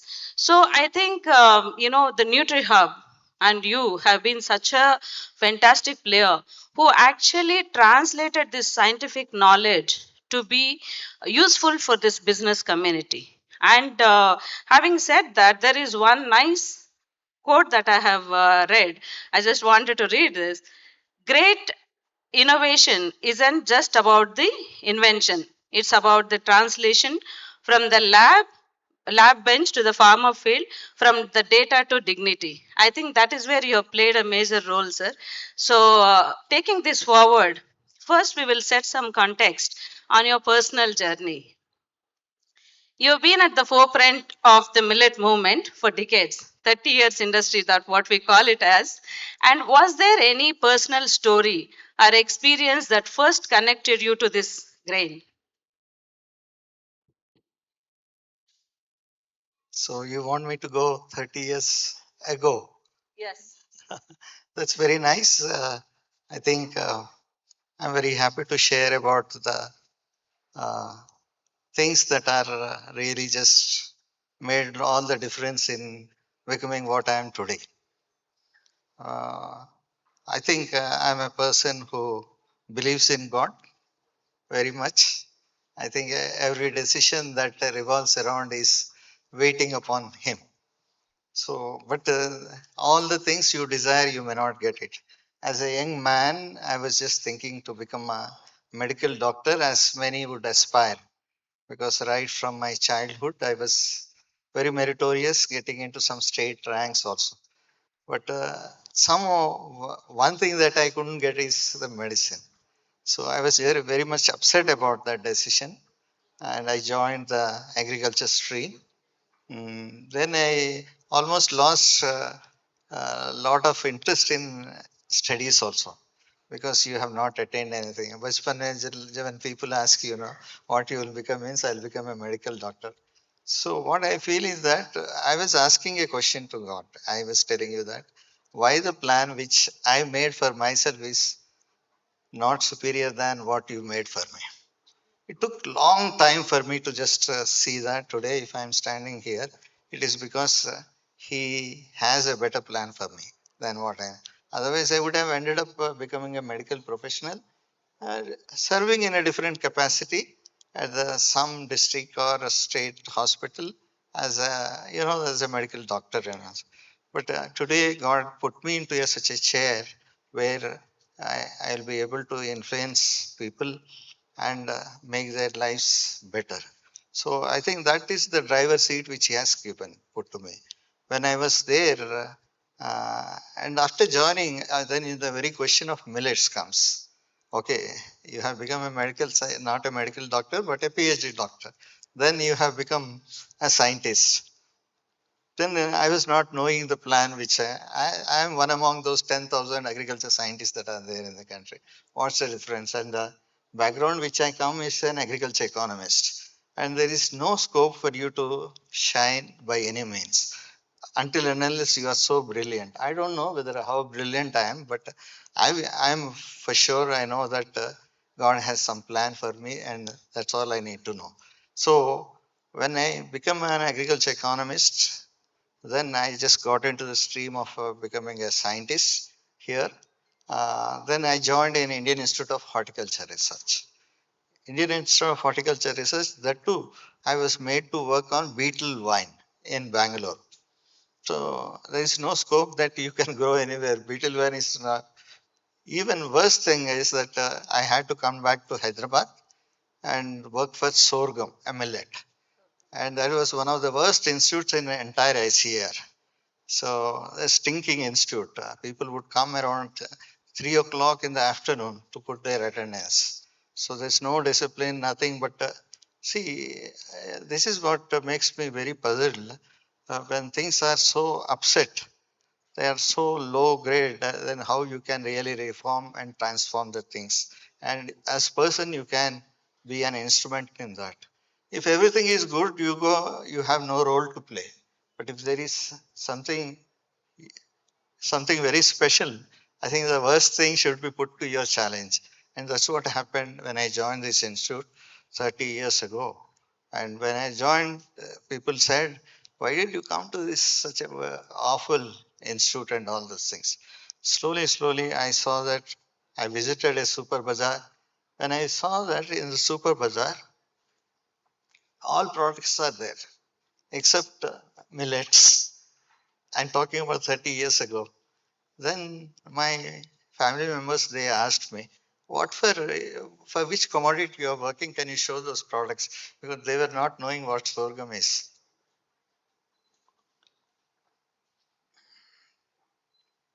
So that was a very painful question. So I think many people in this room might not know this story. Sir wanted to become a doctor and then ended up being a scientist. And one more thing is IIMR also was earlier called as Sorghum Institute. And people also, even like before International Year of Millets, it's not many people know there are so many millets. They were all saying either jowar or ragi, these two bajra, these three millets that they remember. And thank you for sharing that story with us, sir. And that reminds me that what you said, you started when there was no road at all. There is one, somewhere I read that I don't want men who come when there is a good road. I want men who comes when there is no road at all. I think that the second path you have chosen, and you created path for many of us. Thank you so much. So that takes from no road to today that everybody knows millet. And thanks to this landmark initiative by Government of India, International Year of Millets, and before that, National Year of Millets. So we all have seen such a fantastic work at a top level, and including our Prime Minister, he himself being the ambassador, and almost every platform that he has spoken about millets. And IIMR and NUTRI has played such a big role. Now everybody are aware of millets. But what next? Is it a momentary, or how do you see this like in the coming years? So I have a mixed reaction, but like you, any other person after International Year of Millets would think that this momentum would not last for a long time. It's not going to be sustainable because you know that 70 years you neglected it, and after 70 years suddenly a national year comes, which is not so impactful, but subsequently International Year is declared, and there were several loopholes to promote millets and all those things. So with that thing, I think Indian government has made really just heaven and earth move in such a way. 23 departments of government, all of them were unified under the leadership of the Honorable Prime Minister, and the promotional aspects that has gone into the every department, every school, college, hospitals, defense, everywhere. 1 year, too much of banging. And millets were, it began, year began with a problem of a demand, but later it ended up a problem of supply. That was the thing, the potential was shown. But I thought after that things will be just getting out to be, things may not be very favorable. I was just wondering and trying to understand from the startups that, but to my surprise, there was a sustainable demand that was there. Of course, from the hype to normalcy, they were grounded, and I'm very glad that the type of the ecosystem that was built, especially through the startups, through Nutri Hubs, because most of them are very passionate, and they survived before that with the COVID. That was the biggest test, and subsequently, international year hype also made them to sustain, and they remained in that sector. And I should congratulate, I think all of you join your hands and congratulate these startups who have been a rallying point of this millet ecosystem. Shall we clap them? I know it's a fire chat, it's not so conventional, but I just hats off to all those people, and it's sustained. I'm sure that this would continue because they have endured two important milestones, COVID as well as the very big hype, and then they have not fallen, they were just moving forward. I think I'm telling with very great understanding of informed and discussed with a lot of startup, and I'm making this statement. Great, sir. I think many of us in this room also saw this international, sorry, not International Year of Millets, both International Year of Millets. And COVID actually has driven a lot of people to come out with the healthy food startups. I think that's where we also started our journey as a millet bank. And taking to the next question, I just wanted to share a small experience before asking, because to set the context.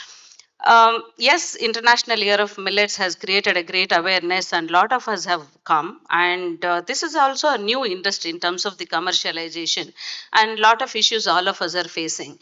And one of the, on a lighter note, I am sharing, though this issue was over, we had a neighbor who doesn't like millets at all. My partner also is there in this room. And then he went and complained to somebody that because of millets, we are getting snakes. And my distribution head is a little funny guy, and he said, you see, millets are not at all moving. He used this to his advantage. Even the snakes are not liking millets, they are going to the neighborhood to eat rice. So from there, the consumer awareness is still one of the biggest issue on a personal level, because I keep interacting with a lot of corporate people. When I ask like 50 people in a room, how many of you ate millets, two hands will go up. So still there is some kind of lack of awareness. But otherwise, what other barriers that you see to take the millet momentum?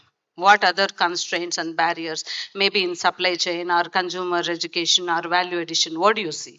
So I say that mainly the supply demand dynamics are very important and supply chain management. So when it is getting often disrupted, especially as it happened during the time of thing and 24 mantra, he was sharing about how even health sutra these people were talking about.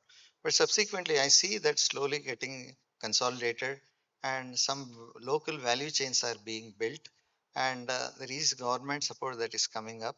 So supply chain has to still go a long way with regard to that, because it involves a consistent quality, and then grading and other issues, and also some of the polishing issues that are there in millets, because these are some of the things with regard to the farmers. Once these FPOs are coming in more organized way, I think more of capacity building happening, and more knowledge pouring through the academic institutions and research institutions backing them, like NutriHub and many IMR and other institutes. So I think there is a very more reliability, because even if you talk about rice, when it was introduced in this country, there were several problems. When sugarcane was introduced, it is not just overnight it is accepted. So I'm sure that it's quite natural for any commodity to mainstream and to come to that level in a overnight. Now it's only just 3 years old, a real momentum and the awareness that is created. But meanwhile, many actors are acting now. Institutions, some funding is coming through the CSIR. They have instituted about 20 crore rupees for their own machine, millet machine that they have instituted. Like that, several other initiatives that are coming up, trying to work on the science part of it and try to bring in the machinery in place and the shelf life enhancement. And then these are all very vital for the startup markets and all those things. For them to take to the next level, we are talking about the export markets that are there, and some of the new products that are coming, their acceptability. But by and large, simultaneously, the journey has been very successful in the sense, now today you have more than 200 products that are there instituted, and a very great innovation is happening in the millet sector also, including foraying into the plant-based proteins. That is very important. Again, these which do not have a market right now, but people are just trying to target the export markets. So millets entrepreneurship is an opportunity as on today, but every rose has its thorns. So people are able to bear the thorns and then move forward. And I'm sure that as the days pass by, this value chain will be more smoothened and matured, so that people will be able to handle them very consciously. Sir, yeah, as you rightly said that yes, there are opportunities in the entrepreneurship and government of India that we have seen in the international year of millets driving this at a top level. But I also see that states also play a bigger role, and the states like Karnataka and Odisha, you've been involved, like they have come up with their own millet missions. So how do you see that millet missions working effectively on the ground? Have you seen any change in the states that they have given the millet missions versus states that who have not launched these millet missions? I think what today you can call it a sustainable momentum. If you recollect, in 2012, Government of India has come with the first millet promotion through called INSIMP by the Department of Agriculture, and this thing 300 crores were given. Lot of processing units are supplied in 15 states. I was also part of that institution and all those things. That time states have not owned this, so you find a lot of learning that's happened during that time, and there are some success stories that have emerged out, but more learnings have come up. Now I am very elated to know that the way the states are adopting it. Now, for example, Karnataka is one of the pioneer states where they have taken up millet promotion in a big way. But again, a political atmosphere, sometime one government favors, it may not be sustained. And then again, the same government comes, again it comes, picks up, and all those things. All those things are happening. But if you take Odisha, where huge investment is being made for the long-term planning for the 5, 6 years.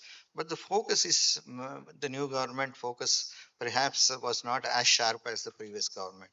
But by and large, this has percolated down to the most of these programs are rural based, and trying to build markets and try to increase the production and all those things. I'm just wondering, like, until and unless you build the markets, these may die down because once the government support is removed. So one good thing I learned from International Year of Millets government policy was not to give too many that MSPs, though they declare and all those things. More important thing is they're trying to build the markets. So once this funding is, removed, withdrawn, then I am sure that that is the test for the sustainability, so that they may continue to that. So models in across the states are different. Odisha model is mostly rural based model, while Karnataka model is an urban based model. There are something like Telangana type of models where are hybrid models. Then some of the other models where the captive markets are being like WCD markets and all are exploited. And this way, I think each one has something very good lesson. So I hope that the state governments owning the millet promotion, it can be a sustainable proposition that millets are going to continue. Thank you, sir, for giving the insight about the state missions. And now let's give some spotlight for your own institute, NutriHub. You've spoken about the Surgam Institute to IIMR. And how did NutriHub has come into the place? What motivated, what inspired, what driven NutriHub formation? So this was an organic, see, it's like organic way way we have grown. So 2007, we found that there are several gaps that are existing in the value chain. And luckily, World Bank project has come. And we have built some machinery processing and all those things we were trying to do. Some disruptions we had to make and try to the gluten-free products processable and build the machineries around them and increase the shelf life. Then slowly we thought that the research should not be restricted to the four walls of it. So the technologies which we have built, first we piloted with a brand called Eat Right, the first brand ever brand in millets. And this was all learning actually. As you are I basically come from an agriculture economics background. So when you talk about the technologies, you should see the light at the end of the tunnel, that these technologies must be viable and taken to the commercial markets and all that. Now, these crops were grown by the farmers and it's a domestic crop. Now you will have to convert into a commercial crop. Several challenges are there in the value chain, working across backward integration, forward integration. Learning together with the partners was a very enterprising experience that which we had, and then we have piloted that model successfully, and that brand was also successful. But we cannot really just promote a brand and try to make a business. We thought that the most important thing is build the brands so that promote the startups through our technologies licensing, and they may reach out to, and that may create a last mile connectivity with the farmers, with the consumers, and that will in turn bring the demand, create a demand for the farmers. So both way it is win-win situation.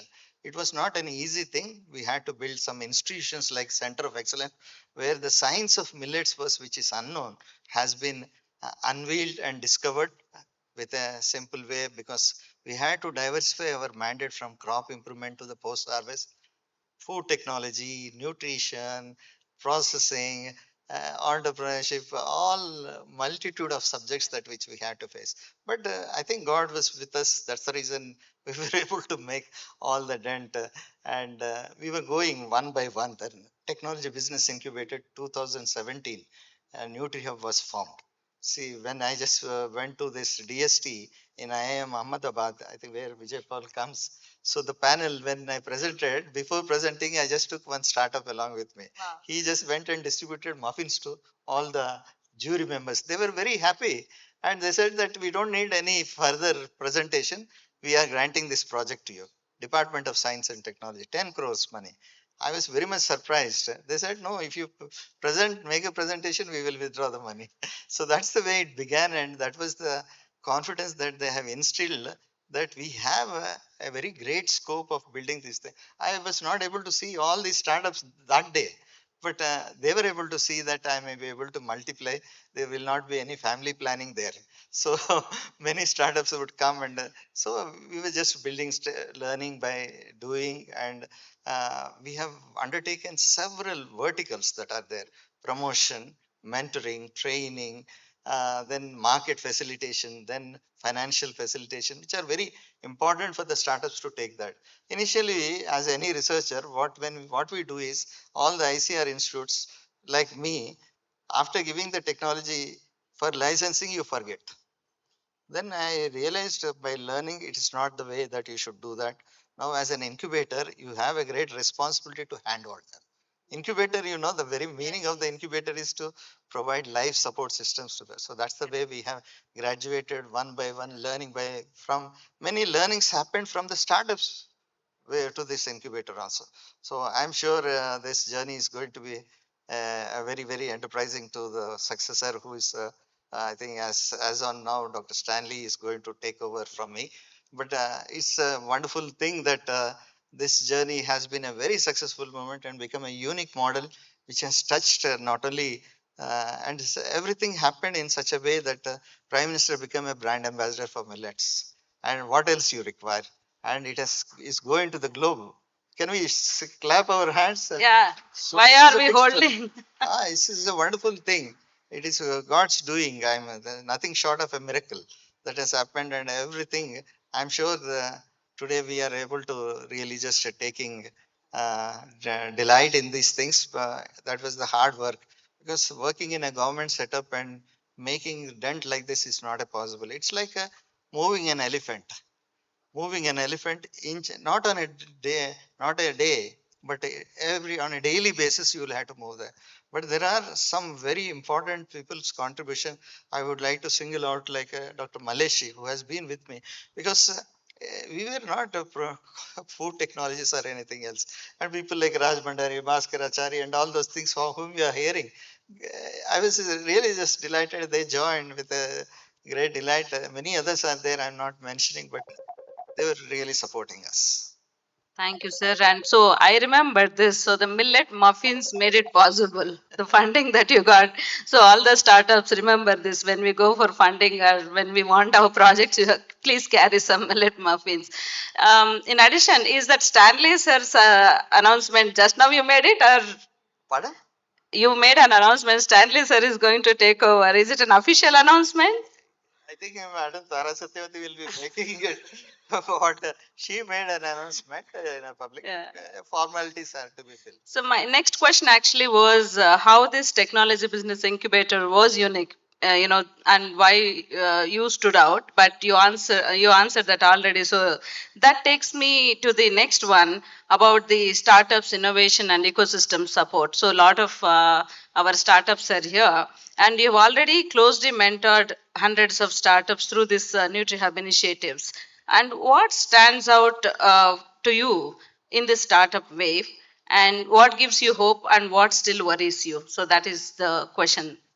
See, the scale worries me, where the startups and others. But I think my worry is also because some of the startups are also being acquired by the big industry.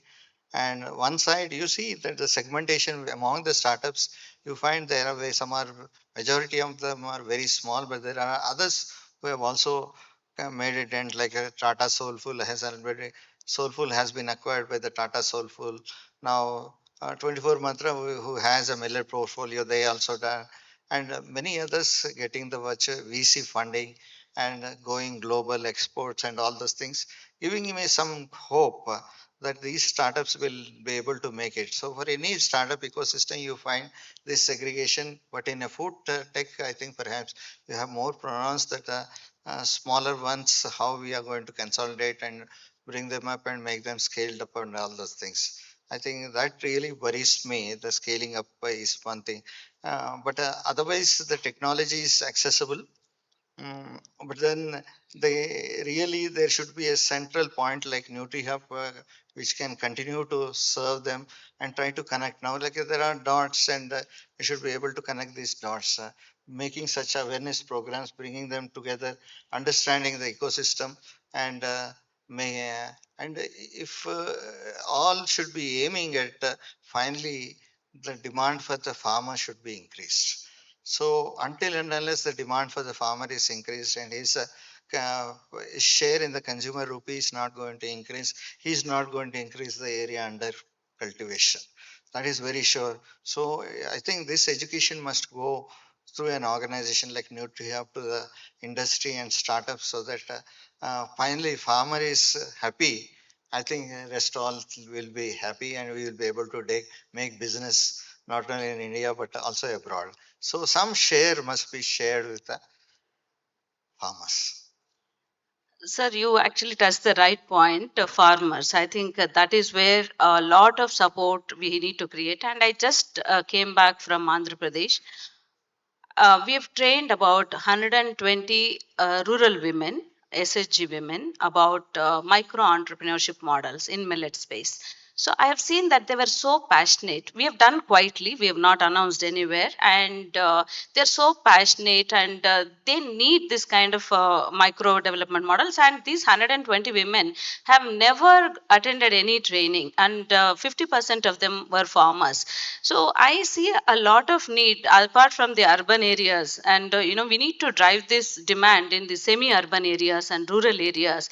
So how do you see that the institutes like NutriHub and IIM are also helping this micro entrepreneurs in the rural level, converting the farmers to the food entrepreneurs at the local level and capacity building? So what should be the role, and what are your views on If this? you try to segregate between the rural and the urban sector, I think number wise, maybe we can just call estimate about 600 startups are there in the urban sector.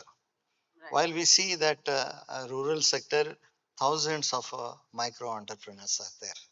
So the number that you cannot match with them, but the total economy with which you can really just make an estimate and say that they are holding a what they're holding is a very small part of the entire sector that where the economy is being built, especially their GDP and all this. Now, it's a different ball game if you want to really promote that. See, rural consumption is coming down drastically while urban consumption is making some strides and increasing that. So there is an theory called economic theory. What it says, it drives says that rich tend to, poor tend to imitate the rich. So that's a very important thing. So that principle should be able to be operated while people they have not branded millets in the rural sector adequately and they do not know the value of it. Now the SSG groups they know only the traditional thing and the modern branding, nor packaging, nor anything. Even the science of it also they don't know. What they know is nanny stories. Somebody told something that it is good for health. That's all. So with that, you modern marketing cannot be promoted. So how we make them an entrepreneur in a true sense, right from handling the raw material to taking to the that branding, consumer branding, and not just selling in the local markets, but to take it to the semi-urban and urban markets. I think that is the transformation that we must look forward. So that they must be able to really just they can be in any sector, maybe they can be an aggregator and then see the quality produce can be passed on to the urban startups. So the linkages between the urban entrepreneurs and the rural entrepreneurs is very vital. Second thing is the science of it is also must be known. What I see is that you promote millets as the nutri cereal, the branding that you give. I visited one north coastal Andhra Pradesh, one village where the Naxal affected area, where uh, they were with so much of love, they were serving the biscuits, cookies made out of millets. I just took it and I was within just half a second, I think I could not really just eat it because it is full of ghee, vanaspati, vegetable ghee, and all those things. So they know that these are nutritious, but they are also spoiling it, but not making it nutritious. So we should not. I think what is needed is basically capacity building programs for them to say that how we need to really make a product and try to brand them accordingly so that they may be able to. So, this sort of a connection with an institute like NutriHub, creating some atmosphere. So, that's the reason various state governments we are signing an agreement so that this at rural aggregate and SERP programs and other things, SRLM programs, NSRLM programs, we are trying to work and try to build these entrepreneurs, micro entrepreneurs. I think maybe time may be ripe when people will be able to appreciate these things once we are connected with the rest of the science world also, and also the commerce world that is surrounding them. So I think building those ecosystems are also equally important for an institution like Indian Institute of Millet Research, whose primary stakeholders are rural driven with an urban market. Yes, I think the rural ecosystem is important. In fact, what I noticed is among these 120 women who have attended this training program, 70% of them were only in the food processing. Like they were making some products like cookies or laddus, mostly laddus and muruku and all that. And I told them, see, this is not the ecosystem. The ecosystem is there should be a seed bank, there should be a farmpreneur who's doing the primary processing, there should be product makers, there should be marketers, there should be live food counters, and there should be educators also, the consumer education even in the rural level. So that is the ecosystem. Only having the food processing units at the rural will not make it sustainable. So that is where we have advised that the micro entrepreneurship opportunities should be activated at the block level, but not just in one segment, across the value chain. So I think that is where we will now, since we have seen the urban demand, I think we are hoping that we see the rural demand also. So now that makes me to take to the next session, like the partnerships, talking about partnerships. Anything that has to happen, all kinds of partnership has to happen. It has to be public to public, or public to private to private, people to private, or people to public.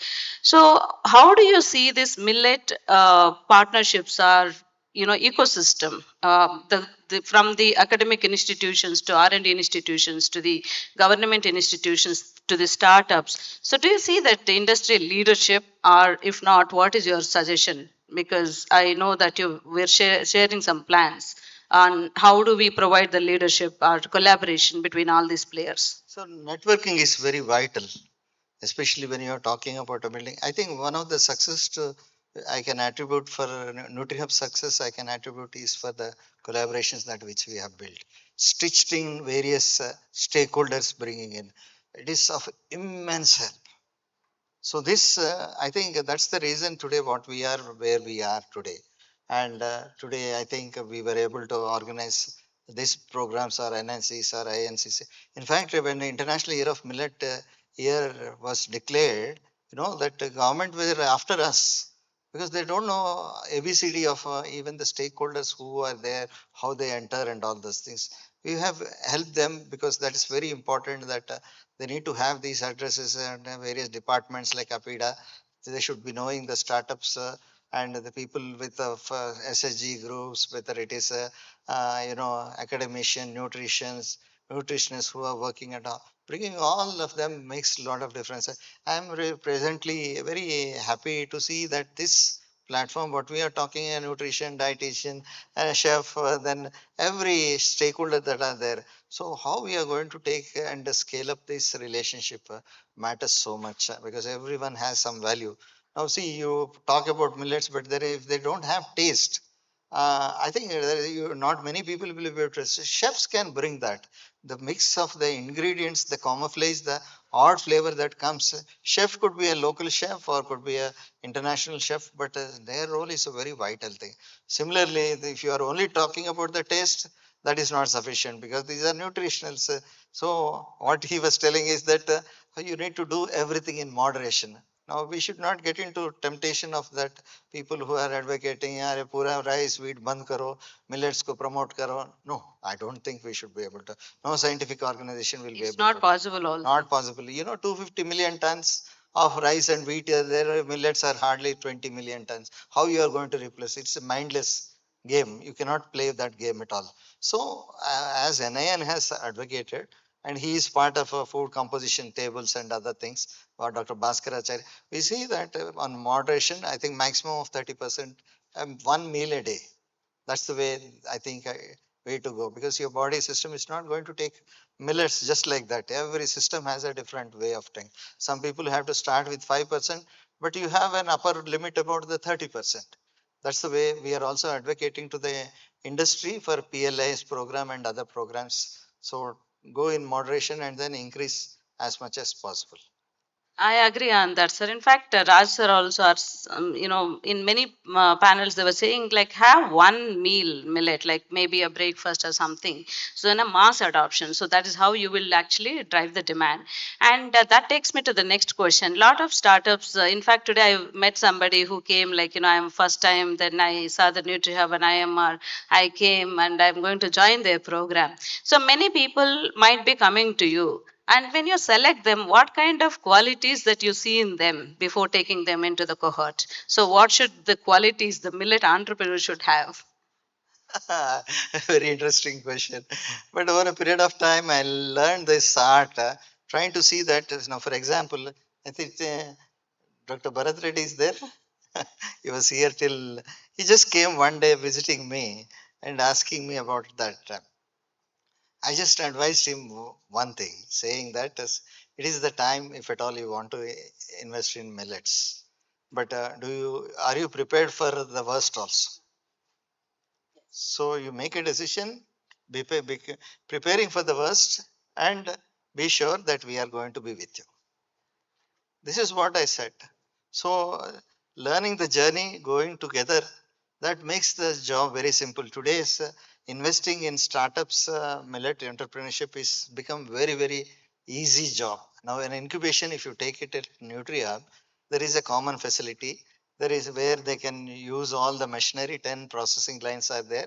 So then for 1 year, they can use that facility. After 1 year, we will send them off graduates so that they can go on, be on their end and do that. There are other models where you have the business, the support is there, mentoring, all everything, technology is available, a new product innovation is also available. What else you require? So somebody who is there to back you up. I think a 1 year period will be an important, interesting period. Many of the startups they tried this way. Some people are very intelligent, they do that by themselves, and I see, I really have a great appreciation, I have learning from them. So there is nothing a competition ultimately. If they promote millets, so what we did is that when you make technologies for millets, we have taken a very conscious decision not to go and patent the technologies. So we have chosen alternate IP protection by giving them technology licensing. Because otherwise you go for chasing these patents and all those things, it's a long drawn process. I got one patent after 7 years. I don't want that. I want that people should eat millets and as much as possible, as early as possible. Why? What will I do with these patents and all those things? This is a typical mindset of any research institute from which I have emerged out.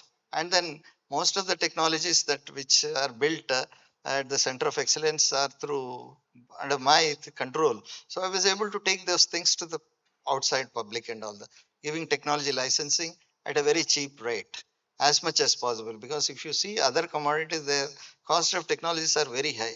So we have taken a conscious decision.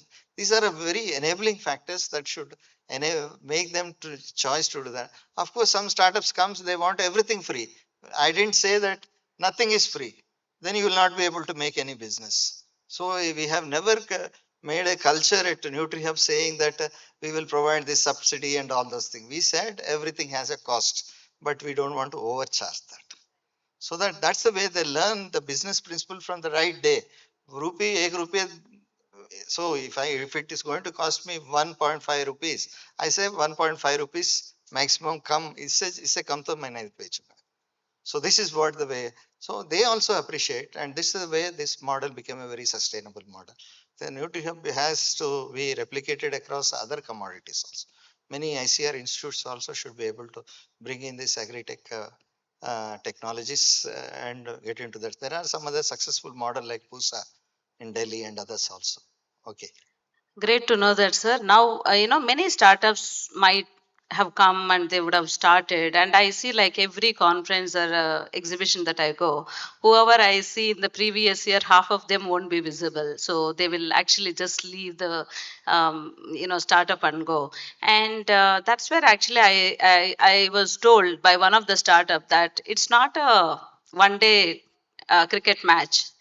I don't know what you call it as. It's a test cricket, which is actually a long haul journey. So for these kind of people who just come out of excitement and then just leave because it's not working, what is your message? I think there will be a lot of turncoats which we saw at the International Year of Millets. So many people, I don't see them again. So these, I think any sector you have these threats. So it's only a matter of time that it settles after International Year of Millet. They have vanished by themselves. The real people remain.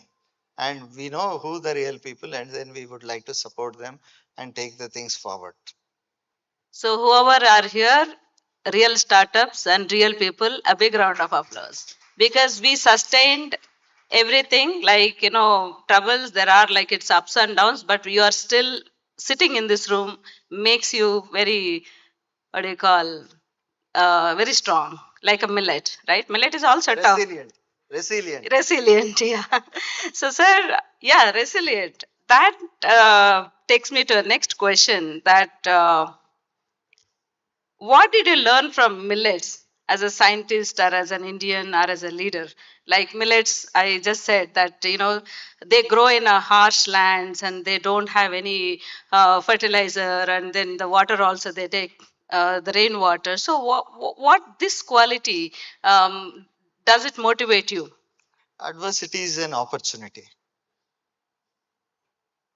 Adversity is an opportunity. God made them, millets. Uh, uh, One time I said, this is all branding, reverse branding also you can make it. But they are good for now today's context. I say once upon a time they are poor man's crop. Uh, they are not liked by people. Somebody, one big officer from ICR, they made a comment saying, "ये तो जानवरों का खाना है." Some time ago, I had to take all those things while promoting and all those things. Now today context now, they say, wow, millets. This new generation Z says that wow, millets. I think I'm sure that I'm hearing many such things. There is also a brand, Dr. Wow Tara must be Millet. hearing more about that, being sitting in that chair. But very important thing is that how we brand them, and we have really, I think Prime Minister has thought it thoroughly. While we were promoting this millets, the biggest challenge was that iska Hindi mein naam hai kadan.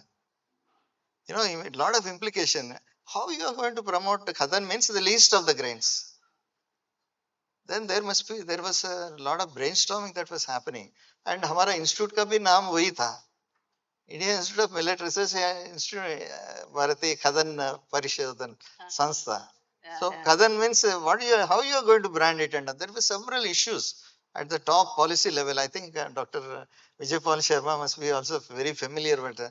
So he just took a very conscious decision to, of course, we have gazetted them as a nutri cereals, but Prime Minister has given a name as a Sri Anna. So because you want to take Indian millets to the globe, and you are telling the least of the grains should go to them, why they will take. So how the perception has changed.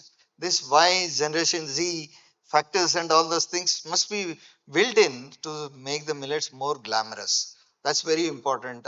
But at the same time, of course, we have to be very careful in not overselling it while doing so. So it should have, millet should have a legitimate role in the food basket. That's what I feel. So I think NIN has come up a very balanced suggestion saying 30%. Now, one of the proponents says 5 millets. So, but I say that 30%. 30% is a very, very ideal thing for us to, so don't overdo the things, go in moderation. And because kya hota hai, I saw many people, they just immediately replaced rice and wheat and started eating. Then within 1 week, they have stopped eating millets. We don't want that. We want that they should be gradually mainstream themselves, mainstream in their food plate. Mainstream millets in the food plate, like a Maharashtrian meal, you see that where bakri is there, rice is there, wheat ka wo hai, sab kuch hai, then greens, everything like that. I think that is what diversity in the nutrition that should be brought onto the plate. So what sir is telling, one of the leadership quality also from millets is just balance. Don't overdo. I think that is what I remember when I see you also, sir, is always like that balanced. Okay, chill will happen. So sir, that takes me to the next round of questions. This is a rapid round for you. So you have to answer short answers, no long answers. What's your all-time favorite millet? Hmm? Your favorite millet? My favorite millet is little millet. And why? Little millet, so little things make a lot of difference in your life.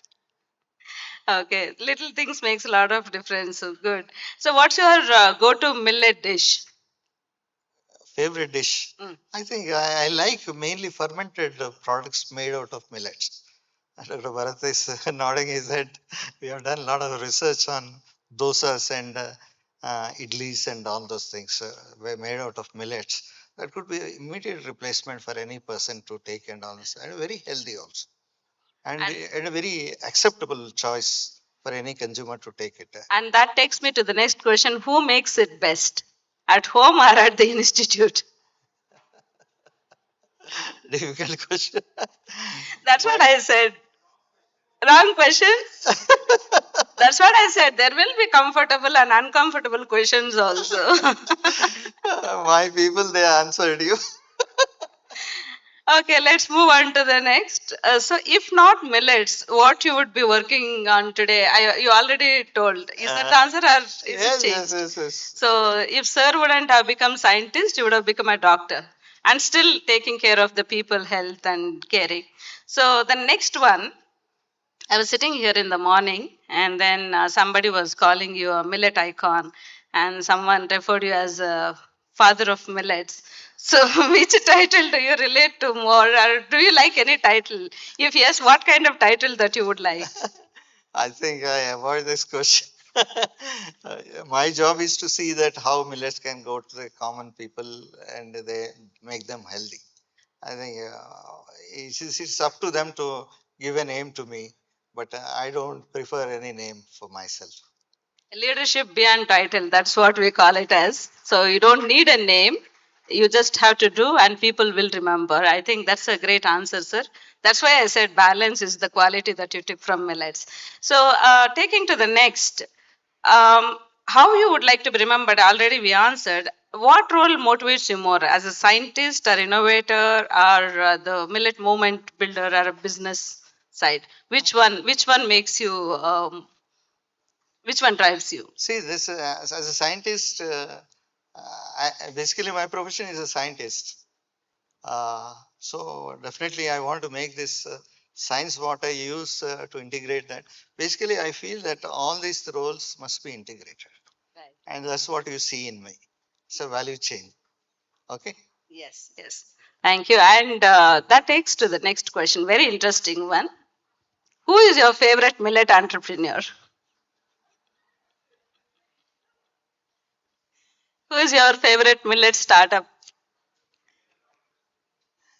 You want We have to put sir in the spot, no? That's why I'm fearing the fireside chat. I have to do justice for this also. I saw all of them as one body. That is again a balance. So now next, sir, be honest. Who annoys you to the most? Who irritates you in the millet industry? Irritates. I think that's a part of game. So when you are trying to deal with such a big sector, building the people around that. See, in a family itself, sometimes it is you irritate others more than what others irritate you. Perhaps it might be the case with them also. My dealings might have irritated, but there could be some personalities. It is all you cannot expect a uniform thing. But I think when you taken the role of an incubator, these you should underplay. So irritation should not really, you should not be impulsive to really react to those things. The same person will come up with a different opinion about you. Today he may scold you, to may irritate you on a social media, he may derange you, and sometimes all these things happen. So I just never taken back and try to point at them. I took based on my own religion, the best way to deal with enemy is to love them. Sir, honestly, I didn't expect a straightforward answer. I know that this is tricky questions, but I asked you just to get your, make it little lighter. But enjoyed all the way because everybody is good. It is not really just enjoyable. So you need to have some challenges from some quarters. That makes you more stronger. Yes. Sir, in the 30 years industry, you know, because this 40 years industry, 30 years industry become famous after our favorite CM, our CM Chandrababu Naidu garu made 40 years industry. So in this 30 years of experience, what is the best compliment that you have received for your work?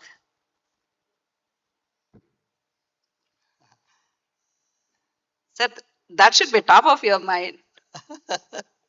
I think you're asking me, embarrassing me.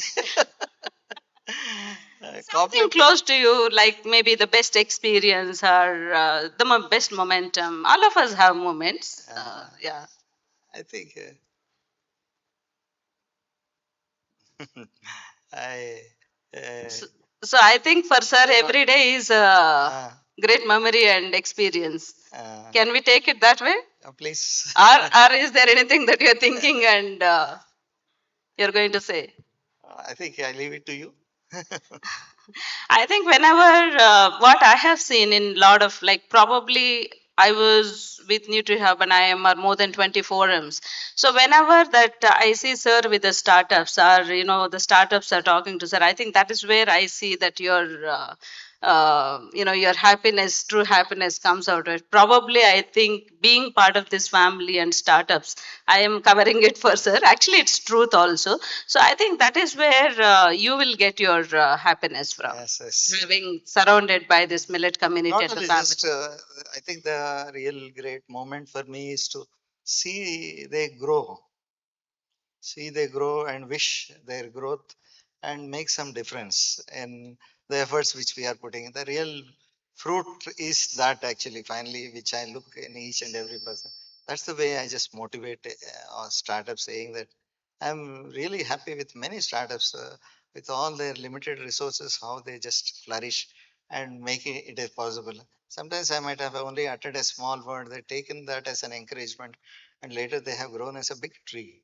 So these are very, very enjoyable moments for me because a small little thing God has blessed it and they're blessing their lives also. So sir is a God-feared person, and then sir, such a nice time that you know we you know it's great listening from you and the views on that. And Viresh, do we have some time for the questions? One, two questions? Yeah, please. Now it is your time for the fiery fireside chat. Please pass on the mic. Anybody wants to ask any question to sir? Yes, Kurnath sir. Mike is coming to you, sir.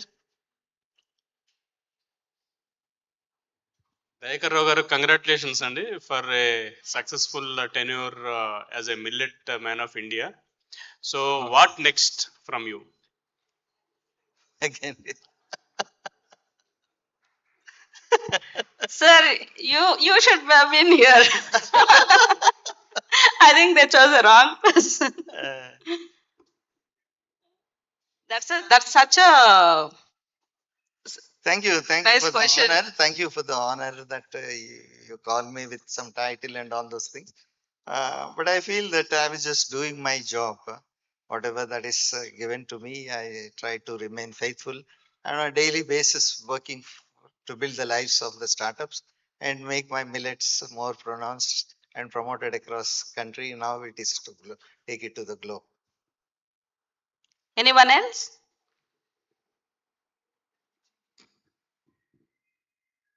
I thought at least some 100 questions might come.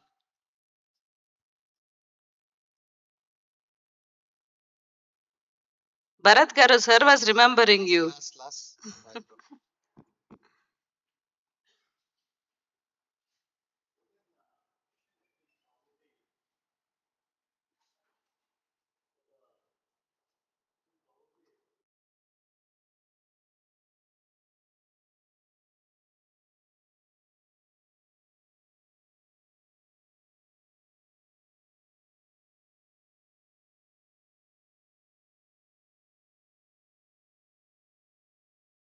Different background who wanted to start this millet momentum. I think you should title him as a millet icon. He's a millet icon for the country. And without him, probably 70% of the people in the room today wouldn't have been present. And I don't think so we would have seen millet at this great distance. This is the only thing I could actually tell from my side. There are no questions to him. We've been learning from him and we'll continue to learn from him. Thank you. Thank you, Bharat Garu. Any more questions? Yes, please go ahead.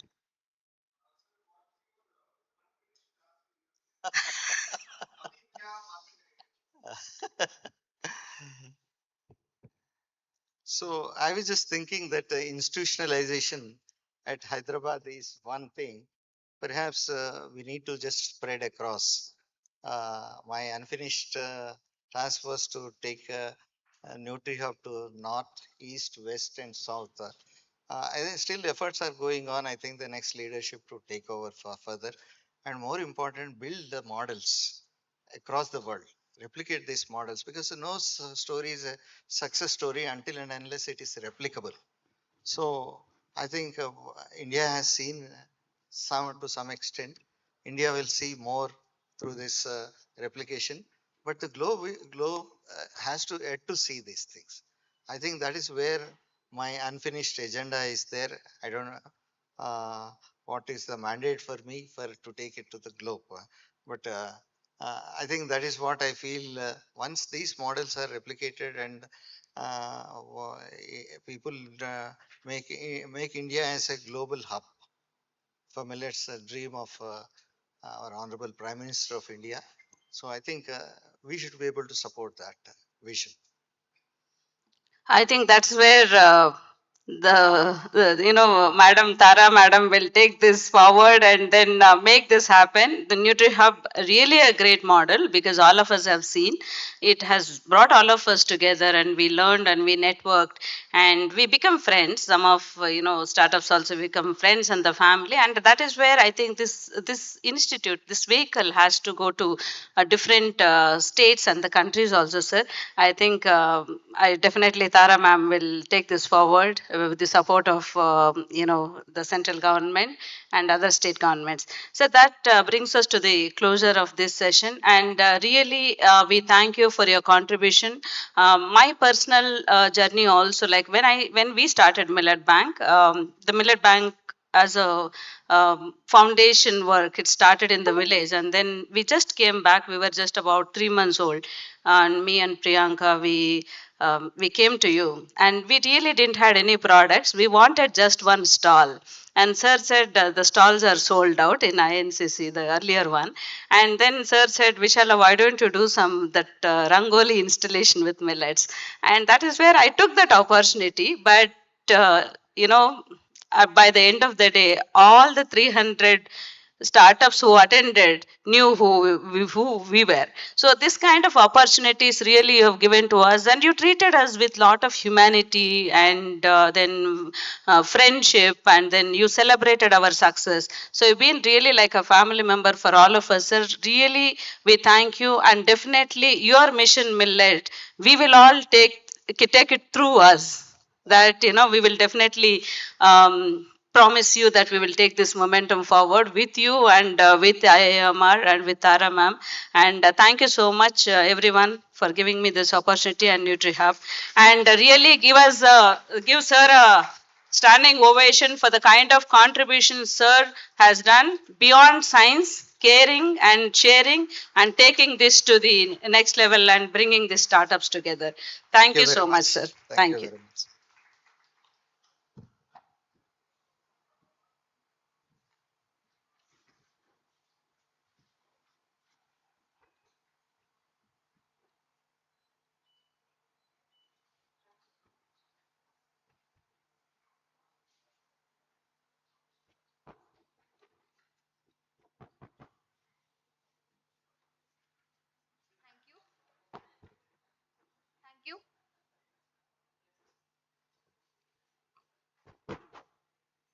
So, as we wrap up this engaging and interesting conversation, apart from the questions asked and apart from the questions asked, ultimately, Dr. Dayakarau's deeper expertise and commitment And not just Millet Bank's grassroots root level experiences, but efforts of several startups of millets highlights a shared commitment and a vision to transform the millet ecosystem and celebrate the millet momentum.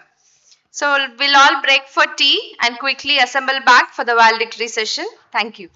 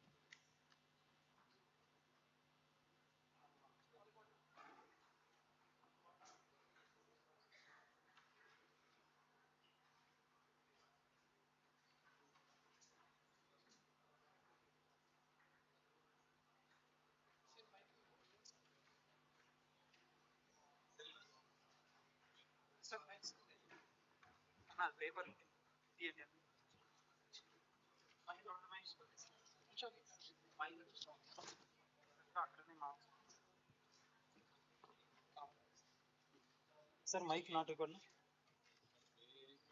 Mic on. No, no, no. So I can use the list. Now it is all clear. Yes. And page also. Oh, that only. List is also ready.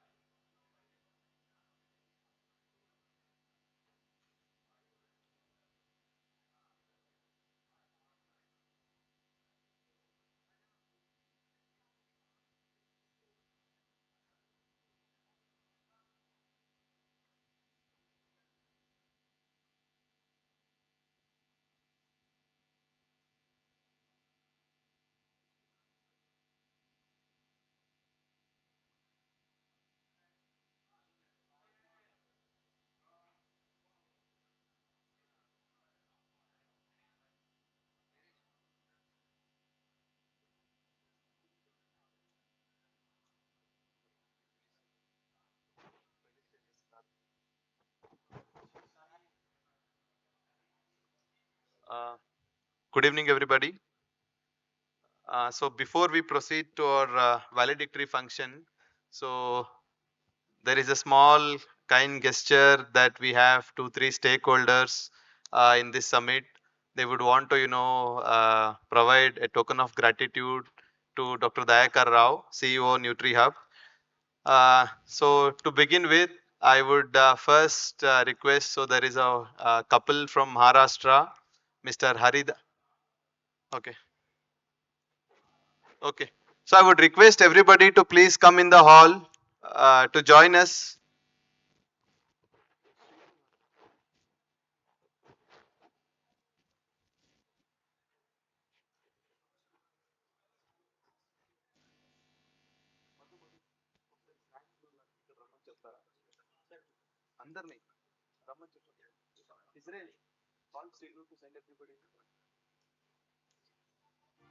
All of you, please take your seats. We will have to begin our valedictory function. So please, and the volunteers outside, please stop the activities near the stall and send all the startups and other delegates inside.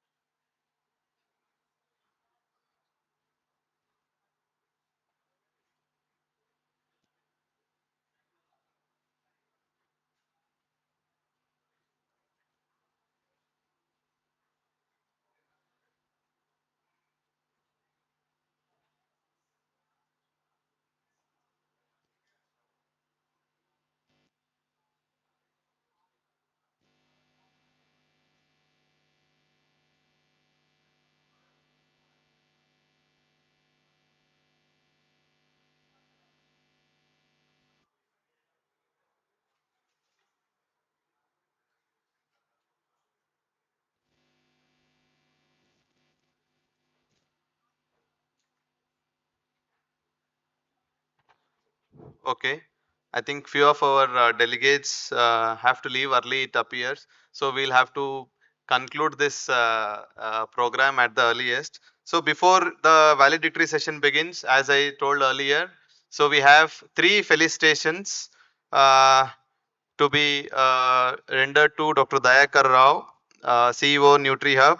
So the first one would begin with uh, representation from Samruddhi Agro Group from Maharashtra. It's a farmer producer group. And we have family Mr. Haridas and Sunita who have come all the way from Maharashtra. So they want to felicitate sir.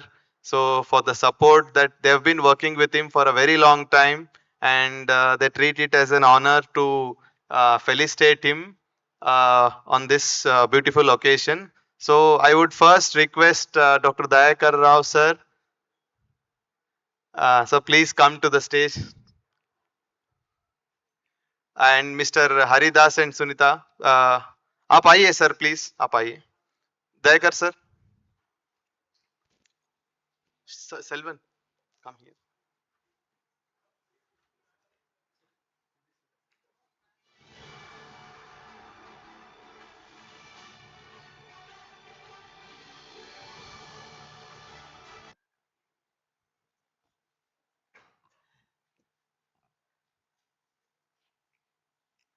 हाँ sir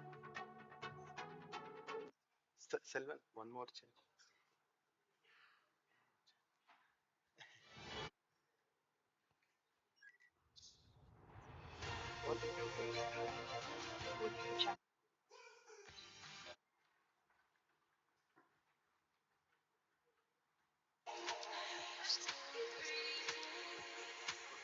I think on this beautiful occasion, I would also be very glad to invite Madam Salome Benhar, so the better half of Dr. Dayakar Rao. Madam, please join us in this beautiful occasion. So you have been a strong support to him. All the credit that goes to him, I think half of it should be given to you as well. I would now request, uh, yes, आप दे सकते हैं sir. So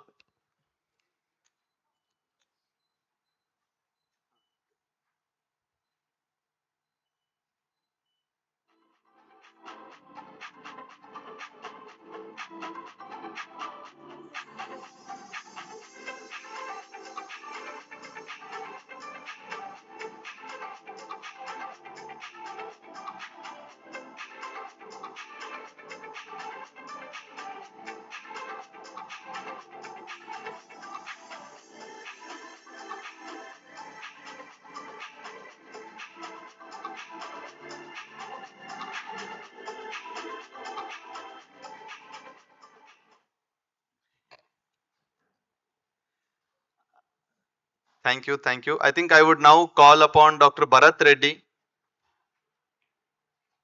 Dr. Bharat Reddy.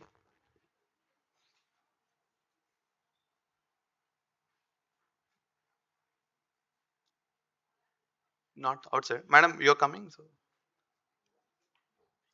one minute. Yes, yes. Dr. Bharat Reddy.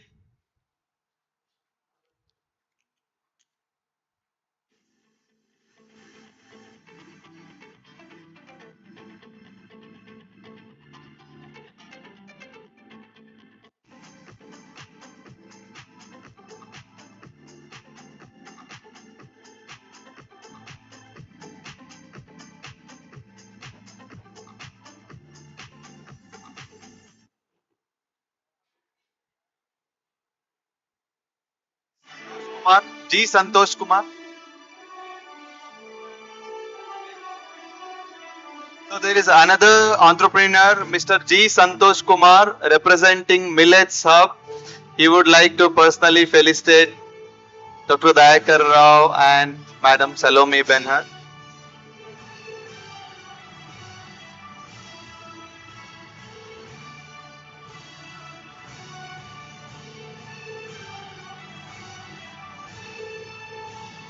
I would now call upon Dr. Bharat Reddy. Sir, please come.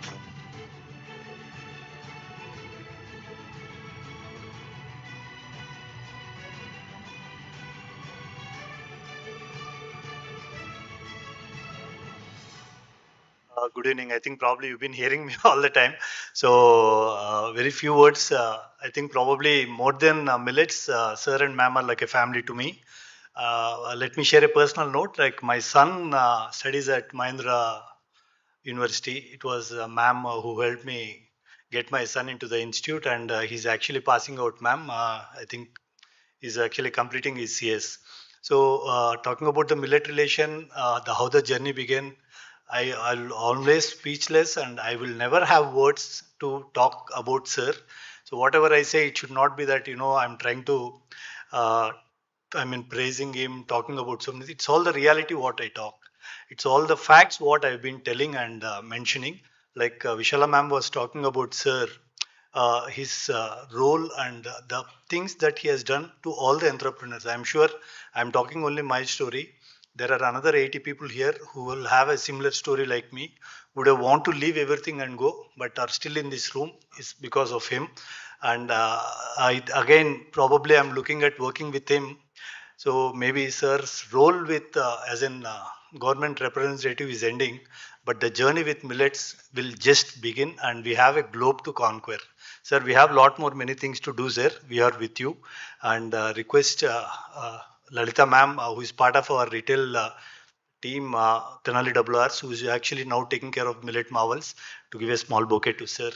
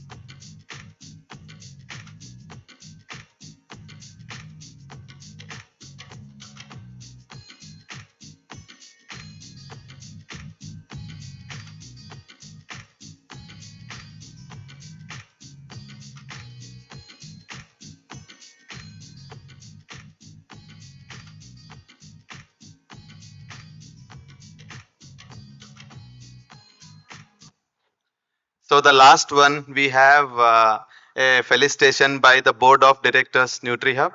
So I would request Dr. Stanley to come over and offer his.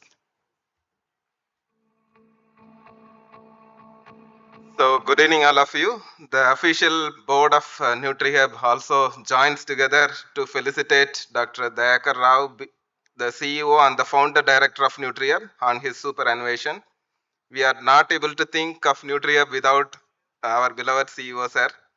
But as he is superannuating from ICAR on 31st 5/25, the official board has come together to felicitate him in this juncture in front of all the stakeholders, especially the startups. I request Dr. Venkatesh Bhatt sir to kindly come forward to the stage and say a few words and felicitate him.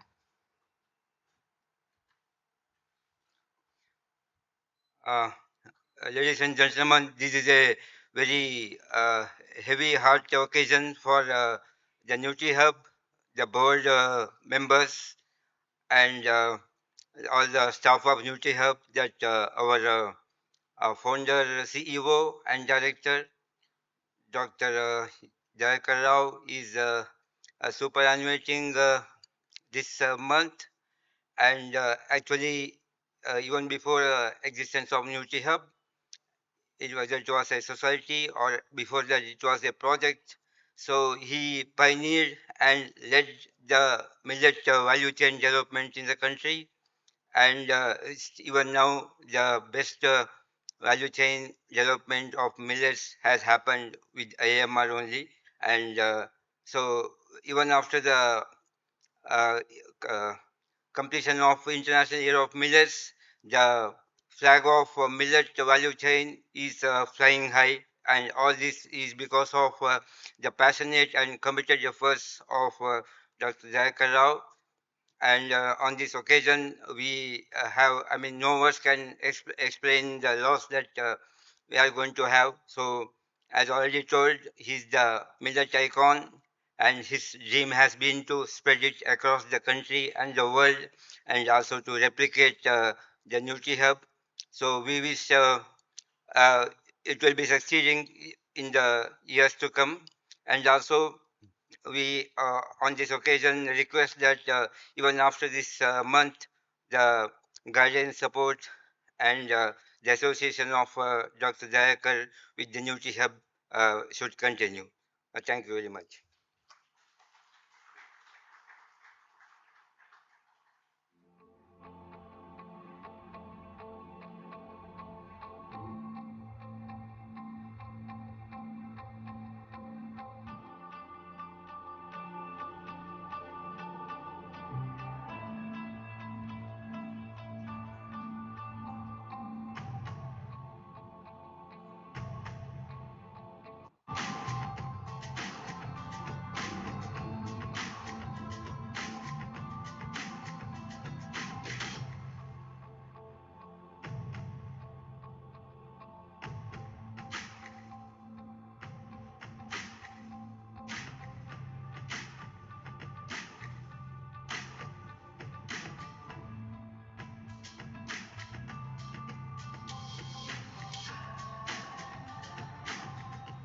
You must be thinking, what is there in this?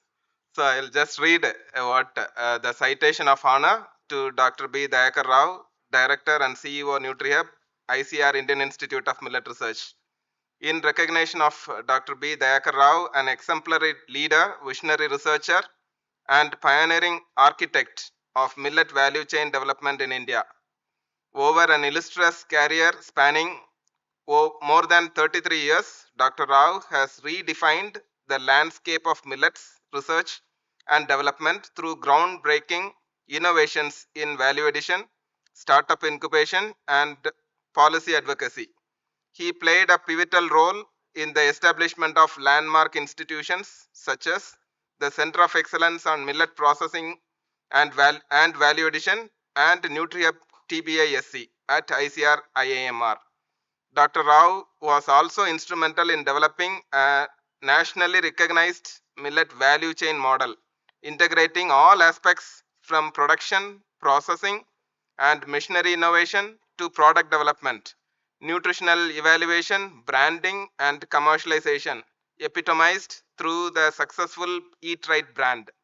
His tireless efforts in collaboration with peers and stakeholders led to the recognition of ICR-IAMR as a global center of excellence for millets by the Honorable Prime Minister Shri Narendra Modi during the International Year of Millets 2023. Dr. Rao served as chairman and member of several high-level task forces constituted by Government of India. He has contributed significantly to the national policy formulation as a member of core committee chaired by cabinet secretary and authored key strategy documents including the white paper and position paper. He has mentored over 500 millet based startups and catalyzed the development of more than 1000 millet based products, nurturing a vibrant agri entrepreneurial ecosystem. Under his leadership, over 85 value-added millet technologies have been successfully commercialized across 200 plus startups and companies. Dr. Rao has also forged strategic collaborations with leading national and international organizations, fostering innovation, knowledge exchange, and global promotion of millet technologies. As a scientist, policy advocate, author, and institutional builder, his contributions have not only elevated consumer awareness of millets but also transformed the startup and innovation landscape in this critical sector. In recognition of his distinguished and impactful career, Dr. B.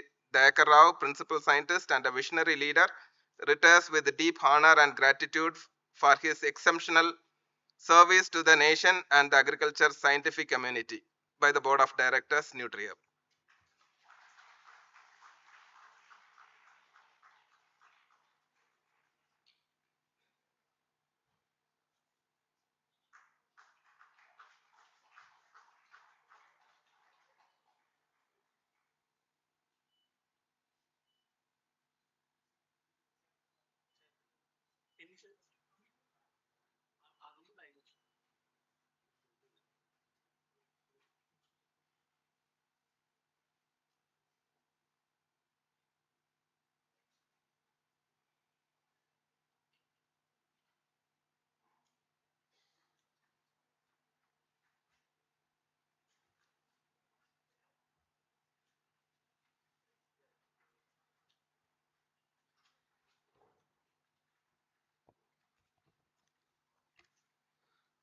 There is a small video film that's made in Sir's honor. So I think I would like the AV team to quickly play that, and then we'll begin our valedictory session.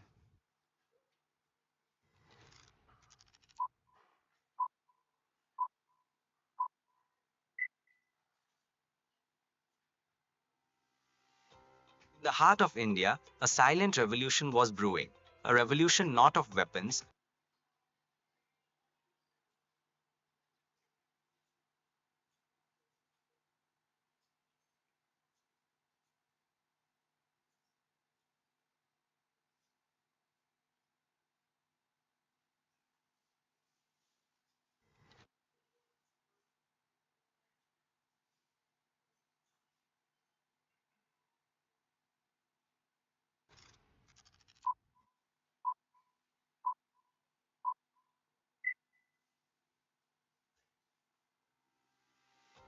In the heart of India, a silent revolution was brewing.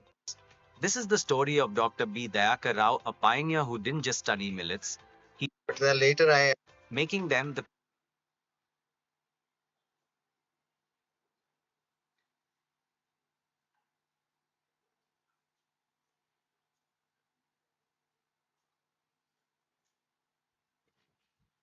It appears there is some technical glitch, so we'll go ahead with the proceedings for that valedictory session. So I would request Dr. Srividya to please come and take over.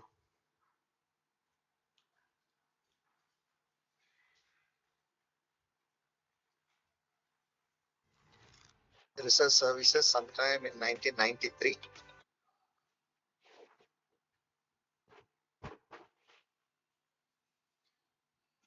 As we now proceed to the valedictory session of this Millet Stakeholder Summit 2025, I would like to request our dignitaries to join us on the stage. Firstly, may I kindly request our chief guest, Professor Vijay Paul Sharma, Chairman, Commission for Agriculture Costs and Prices, Ministry of Agriculture and Farmers Welfare, Government of India, to please come onto the dais.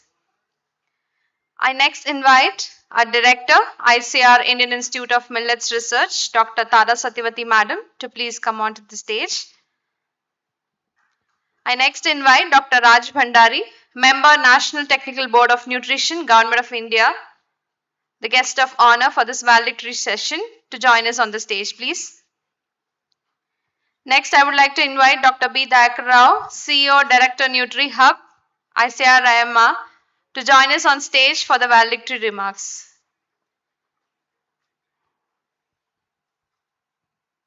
I kindly request Dr. Venkatesh Bhatt, Director, Nutri Hub, and Principal Scientist, IIMR, to join us on stage for the valedictory session. I also request Dr. J. Stanley, Director, Nutri Hub, and Principal Scientist, ICIMR, to join us on stage for the valedictory session.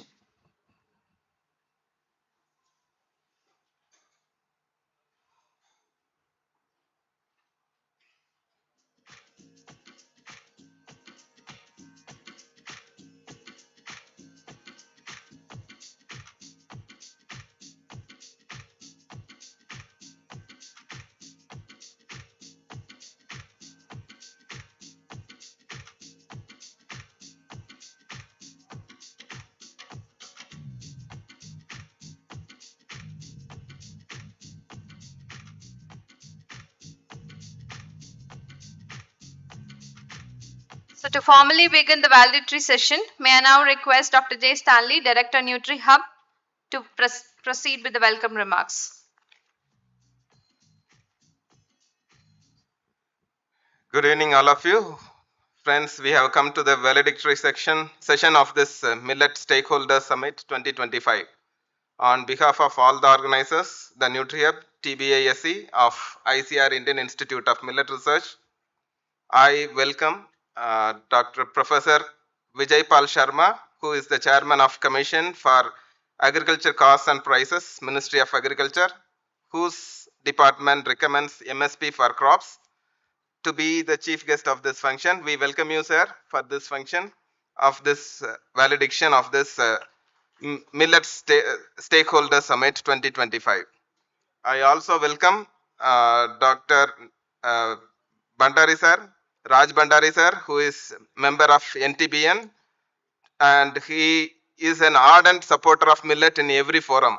I welcome you, sir, for this valedictory function. And I welcome Dr. C. Tara Satyavati, Director, ICR Indian Institute of Millet Research, and now dedicated as Global Center of Excellence on Millets. I welcome you, madam, for this valedictory function of this Millet Summit. I also welcome our beloved CEO, NutriHub, Dr. B. Dayakar Rao, sir, for this valedictory function. Welcome you, sir, for the stage. And I welcome Dr. Venkatesh Bhatt, sir, the director of NutriHub, to be in the stage, and we welcome you, sir, for this valedictory function. And I welcome all those people who are given their inputs in various sections as different speakers, panelists, and chairman, and also many of the startups and the company representatives and many entrepreneurs and who are influenced by the Ekar Rao sir here in this forum. I welcome all of you for this valedictory function of the Millet Stakeholder Summit 2025. Welcome you all.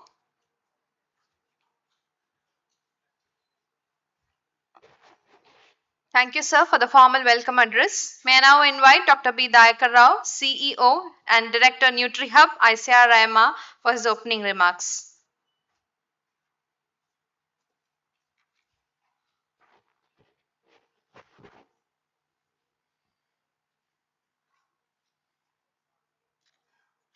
Respected dignitaries on the dais, my fellow stakeholders, especially majority is represented by the startup. I call you children. It's been an honor for me today again to have another occasion where we come together and take a pledge saying that we continue our journey with regard to millets, whatsoever the hurdles that come. And I'm very, again, happy to. So, this is an occasion we have built a platform so that we all come together. It's very important for us to get connected and to remain there, abide in that commitment. But it's so important again for us to see some recognitions are being identified to encourage you. This is very important thing. So I think each one of you are doing excellently in your own endeavor, and it is not that if you don't get an award you are not worthy of it. So what we do is that we have annual flagship events that is International Nutri Cereal Convention. The next version is going to be 7.0, and we are going to have it in future. So we have segregated some people because this is a special edition. So what we thought is that whoever is nominated for this particular Poshak Anaj Award or other felicitation. So it's not that that they at this particular juncture we realized their numbers, merit, and then categories which we have identified. So finally we have arrived at certain decision. So some people came to me and they were asking about that. There is a bigger occasion that is going to come for you to be recognized. So there is a fair process that which we adopt and try to recognize people. This is very important in a human psychology also. We know that what we do, we all feel that we should be recognized. And for the hard work that you are really just tendering day in and out, putting stakes. I know some people are very, very arduous in their efforts in taking these millets, sometimes sacrificing their time with their families. Sometimes, you know, that the hardship they go, especially bleeding through various situations and all those things. And they come out with the flying colors. And they go to the journey in an unknown country also. many things they don't know, but they just get into that and explore. The collaborations they try to work out, sometimes it may not work out. A lot of pain, suffering, all these things go, but ultimately you just come out with those things with flying colors. So I'm sure that during my journey with you, I have been understanding this. So I wish that the next leadership also will continue this Poshak Anaj Awards to encourage the startups, because they are the facade of our NutriHub, Indian Institute of Millet Research. Even Prime Minister of India, when he wants to promote millets in International Year of Millets 2023, all of them are nurtured by those who are promoted and put as a facade of promotion across the globe were nurtured by the NutriHub. So we take so much pride in that particular thing, and because you were able to reach out to the globe, the vision that which we envisaged, and I take this opportunity to once again welcome you, all those things coming from various parts of the country, and uh, I do congratulate all of them individually for the great moments that you are going to enjoy. I'm sure that this will help you to branded that you are being awarded by an incubator called NutriHub. I'm sure that I was really just elated when some time ago a big multinational company we have felicitated, and when I went to their office, I saw that very prominently the Poshak Anaj award was kept with the forefront among the various awards that they have received. So it is valued very much. So this branding is needed for you. So we will continue our journey to support you in many ways. And one way is to really today to felicitate you with this Poshak Anaj Awards. So my congratulations to all of you, and uh, with this note, I will conclude my opening remarks. Thank you. Thank you, sir. May I now kindly invite our Director ICR IMR, Dr. C. Tara Satyavati Madam, to present her opening remarks.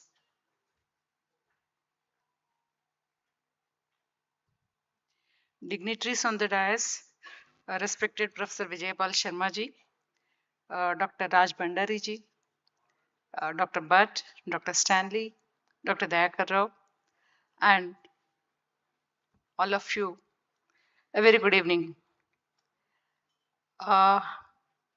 This is just a valedictory program for Millet Stakeholder Summit. And we are not going to give farewell to Dr. Dayakar Rao on this stage because we have a separate program at our institute. So I am not going to bid farewell to Dr. Dayakar.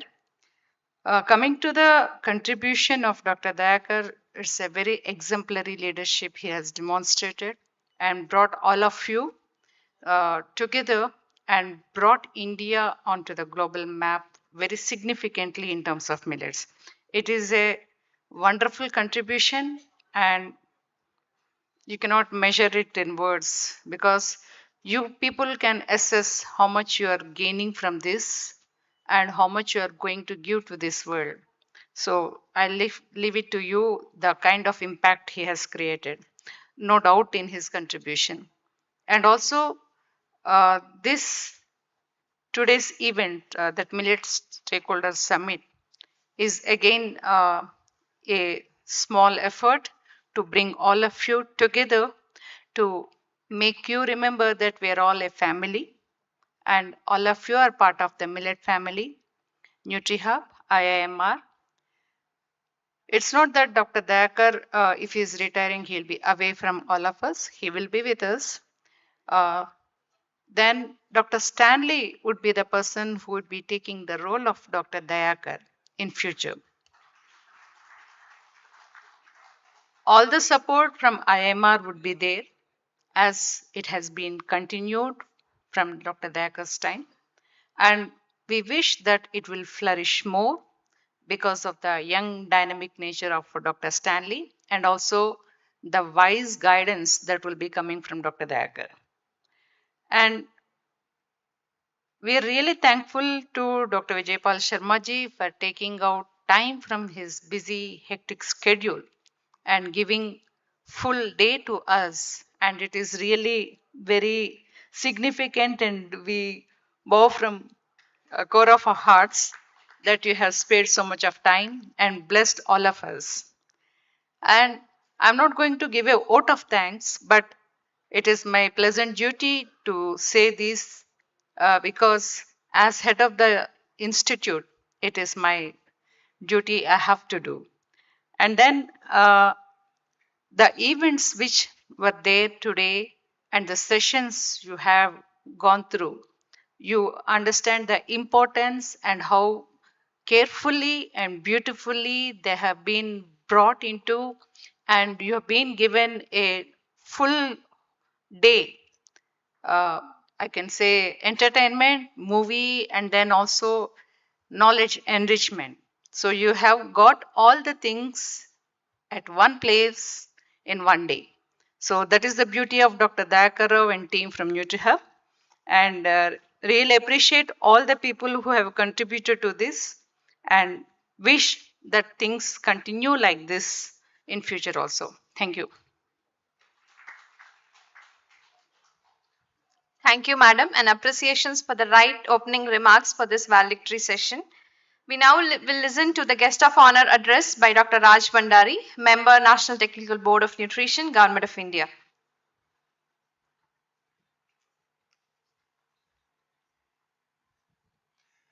A very good evening to all of you and esteemed members on the dais and off the dais. Let me tell you, it's a very sentimental moment for me personally to see, this event where we are also, in a way, celebrating the work that Dr. Dayakar has done over the past so many years. It is like raising this baby to this big stature. So, but always, like they say, no, somebody's loss is somebody's gain, and vice versa. So, what IIMR stands to lose, it will certainly give a gain to the club to which I belong, the superannuated. And the second career, let me tell you, Dr. Dayakar, it could be more glorious and really fruitful uh, as you grow with your experience. You know, my identity, millets has become a part of my identity, and many secretaries to the government and Niti Aayog and all, whenever we happen to interact, they say we've started consuming millets. But then I pose a question, Manaka, there is no production so that everybody can, may, get a bite of millets. But the fact is that people have really transformed and they have integrated millets into their diet. Now, normally I speak, wherever I go, I have to speak about millets. But here I have to speak about the man behind this big movement who's basically created it as a cult. That is how it has grown. And while what we all know that he's been the edifice of NutriHub, but many of you would not know the trials and tribulations, both on his personal front and otherwise, that he's gone through, which has made him very strong.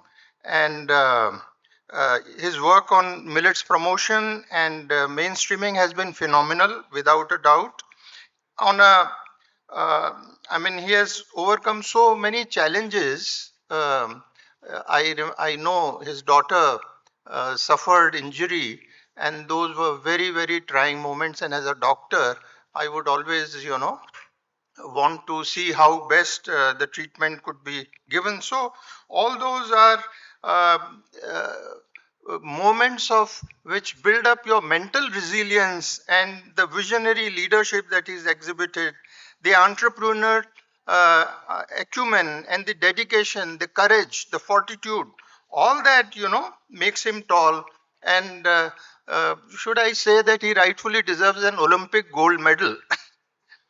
But his legacy at NutriHub, my association has been from when Vilas Tonapi was there as director.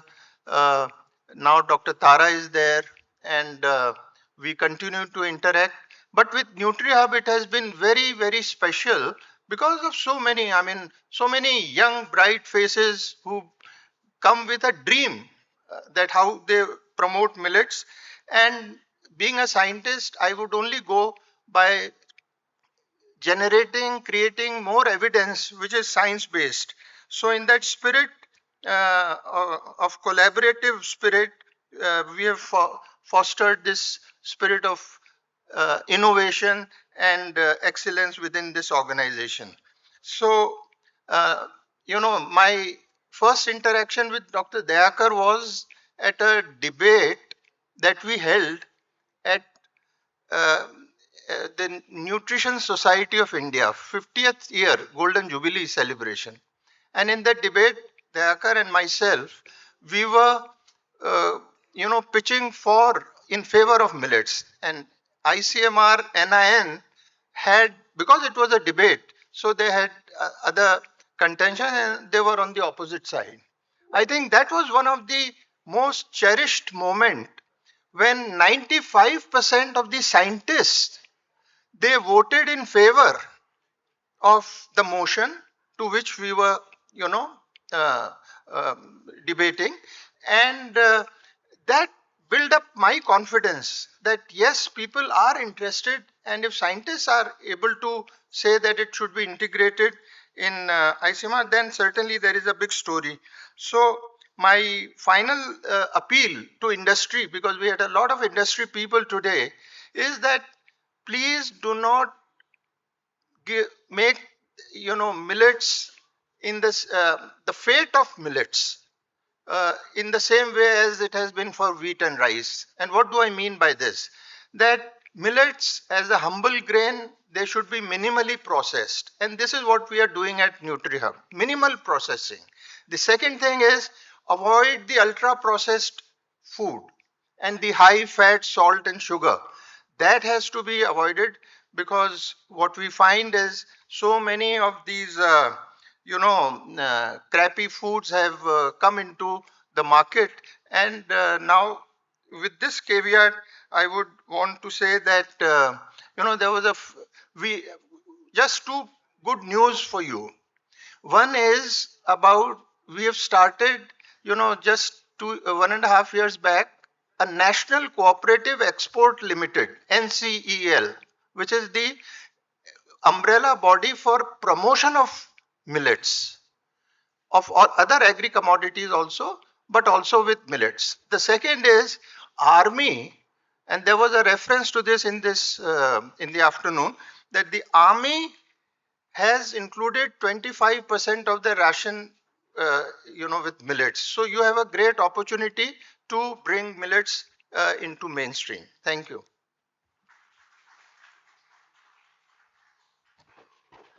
Thank you, sir, for the thoughtful address. Before we hear from our chief guest, it's time to felicitate our industry partners, startups, and core collaborators. So, I would firstly request all our dignitaries to please step forward for the felicitation. All the dignitaries on the dais to kindly step forward for felicitation. The first felicitation will be to the industry partners. We request Mr. Suresh Ramamurthy from Southern Health Foods Private Limited, Mana Foods, to come onto the stage.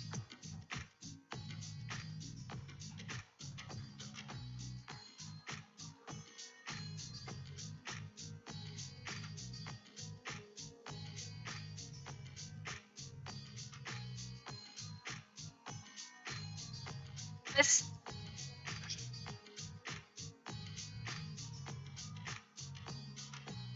Mr. Suresh Ramamurthy from Southern Health Foods Private Limited, Mana Foods, Tamil Nadu.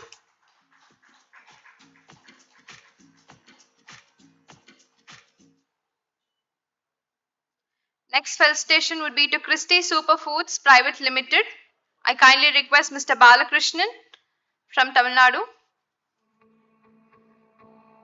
Kindly come onto the stage, please. Christie Superfoods Private Limited, Tamil Nadu.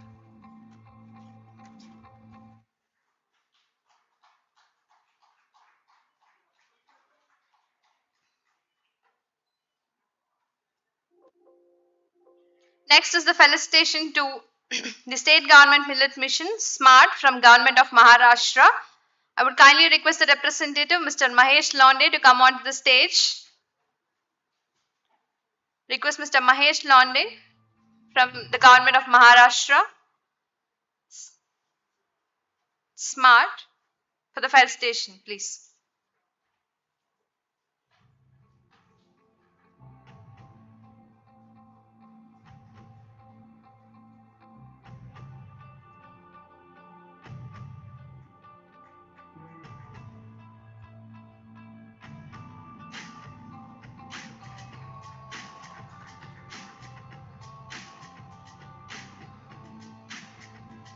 Thank the dignitaries.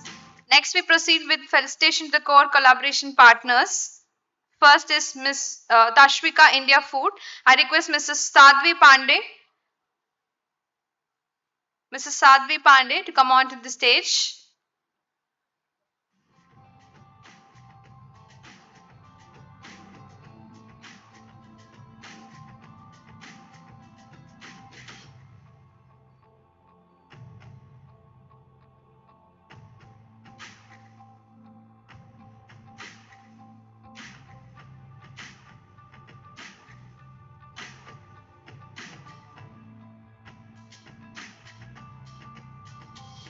We have on stage Mrs. Sadhvi Pandey from Tashvika India Food Private Limited, who is a core collaboration partner.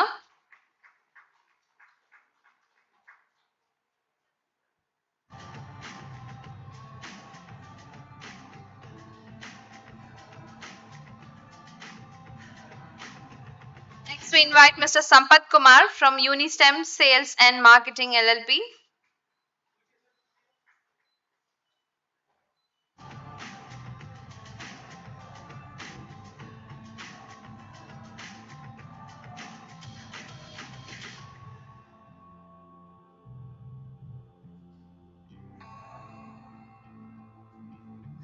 Thank you.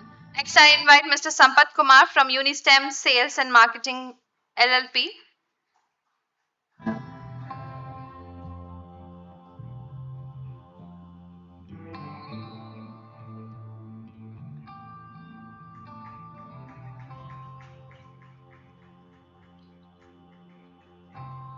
Mr. Shravan from Horticulture Natural Products LLP.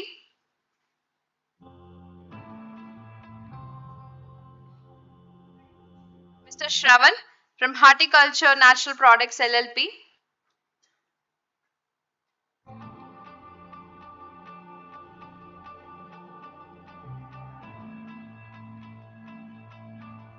Next is Mr. Kumar from Millgrain Machinery Industries.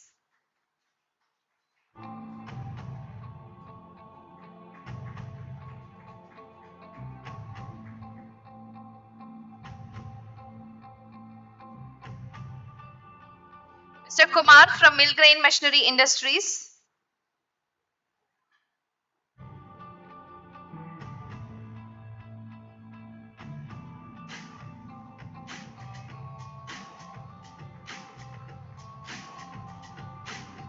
Next, we request our core collaboration partner, Mr. Samson from Providence Health and Lifestyle Private Limited. Mr. Samson from Providence Health and Lifestyle Private Limited. Mr. Samson and Mr. Robinson from Providence Health and Lifestyle Private Limited to join us on stage.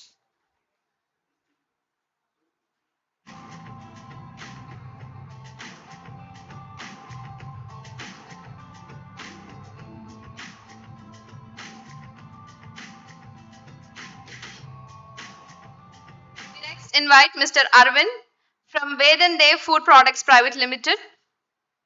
Mr. Arvind from Vedan Dev Food Products Private Limited.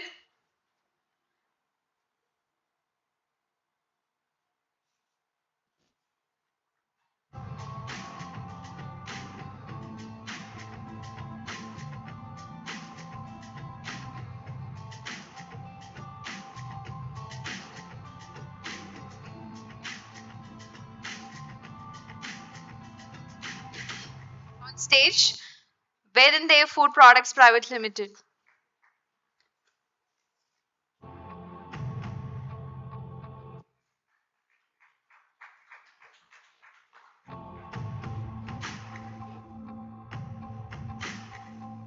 Thank you. We would now proceed on to the presentation of awards to startups under various categories. We would request all the startups to quickly come as we announce. We present the best startup millet processing facility emerging to Avni Organics. We kindly request the representatives to come onto the stage. Mr. Ashok Kumar, founder and director of Avani Organics, under the category of best startup millet processing facility. Emerging millet processing facility.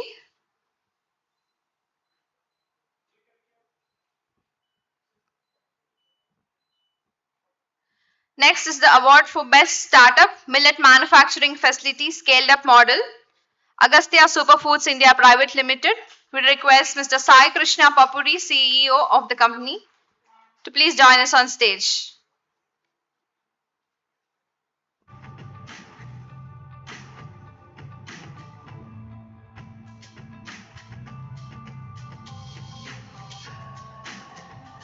Next is the best startup innovative campaign to Minkan Agro Industries Private Limited, Decode Millets. We request Ms. Vishala Reddy to come onto the stage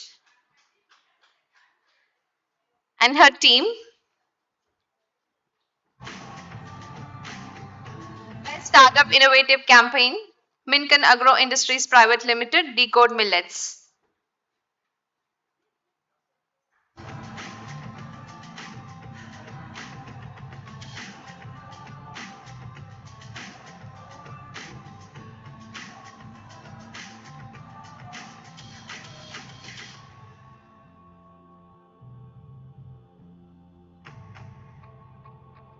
Next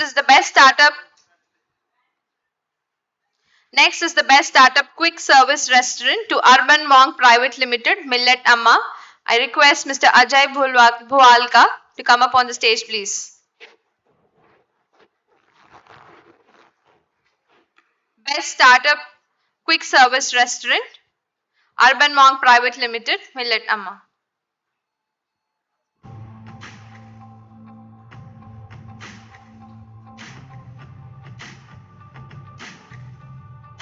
The next award is presented to Best Startup Strategic Collaborations to Millet Marvels. I kindly request Mr. Bharat Reddy to come onto the stage and his team to come onto the stage, please.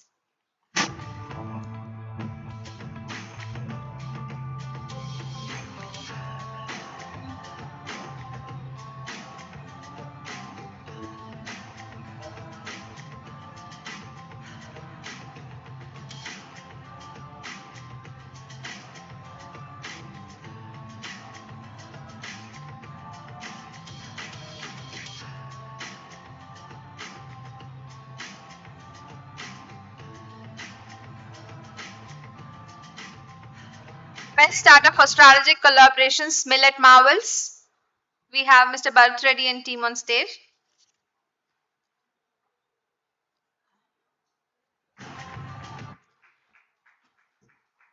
We expect a huge round of applause for all the awardees from the audience here.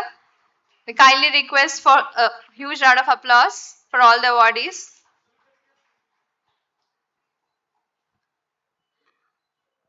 Thank you. The next award is presented to the Best Startup Millet Experience Center to Sakala Nutrition Private Limited, Millets for Health. Request the representatives Ms. Pallavi and Mr. Rajiv Pandey to come on stage, please.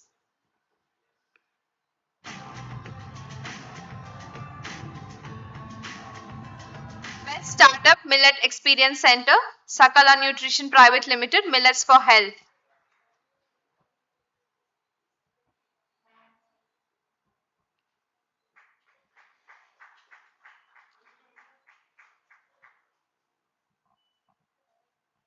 Thank you. The next is presented to Best Startup Cafe Model, the Millet Cafe. We request Mr. Biju Thomas or Prateek to please come onto the stage for receiving the award.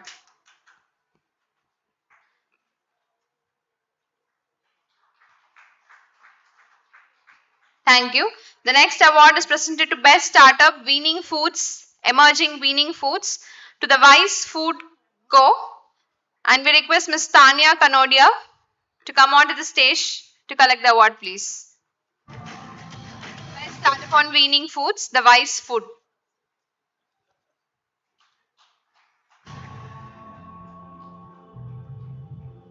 Thank you.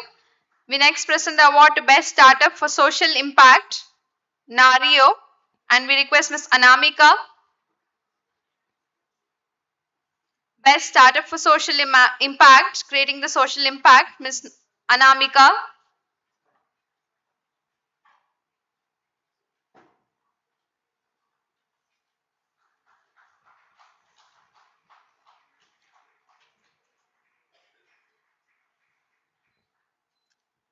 Thank you. The next award is presented to Best Startup on Vegan Products, G Life International Private Limited, and we request Mrs. Sujata and Mr. Chandrasekhar to kindly come up on stage to receive the awards, please. Best Startup on Vegan Awards, G Life International Private Limited.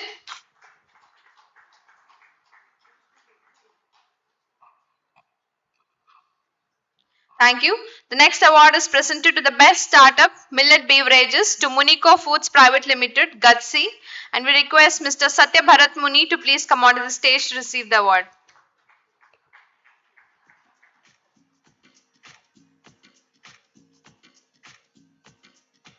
Thank you. The next award is presented to the Best Startup Overseas Expansion for Emerging Category to Sri Velavan Agro, Bliss Tree, and we request Mr. Shivaramakrishnan to please come on the stage to receive the award, please. Mr. Shivaramakrishnan from Sri Velavan Agro, Bliss Tree.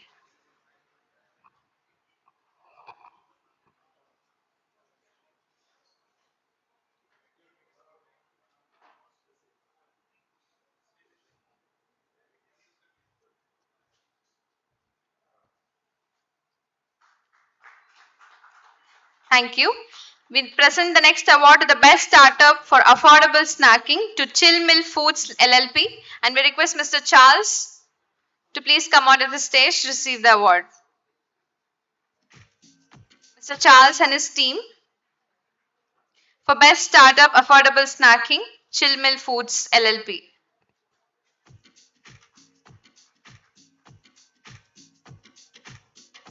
The next award is presented to Best Startup Innovative Product Range to FEBC Private Limited, Milos, and we request Mr. Manu to please come onto the stage to receive the award.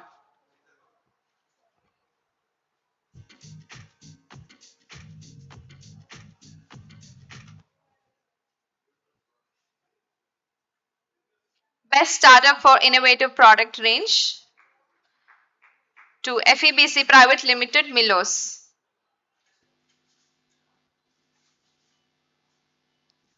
The next award is to Best Startup on Traditional Foods, AKN Foods Private Limited, Haiku, and we request Mr. Nazar or Rajkumar to come onto the stage to please receive the award.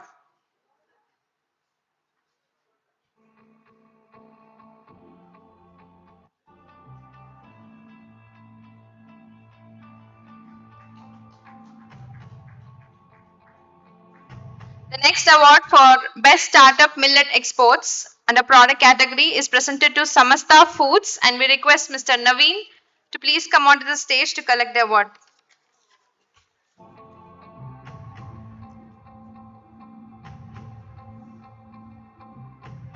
Best Startup for Millet Experts, Samasta Foods.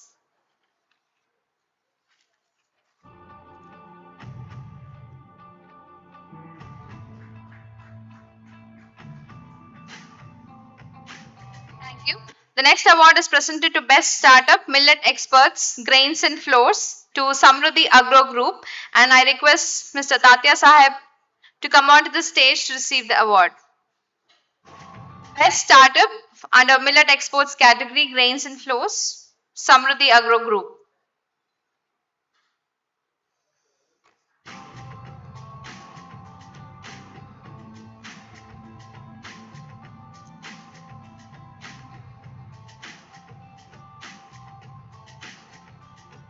Thank you. The next award is presented to the Best Startup for Millet Cafe Jhumru Restaurant, and we kindly request Dr. Chef Vikas Chawla to come onto the stage to receive the award, please. The best startup of Millet Cafe, Jhumru Restaurant. Chef Vikas Chawla on stage to receive the award, please.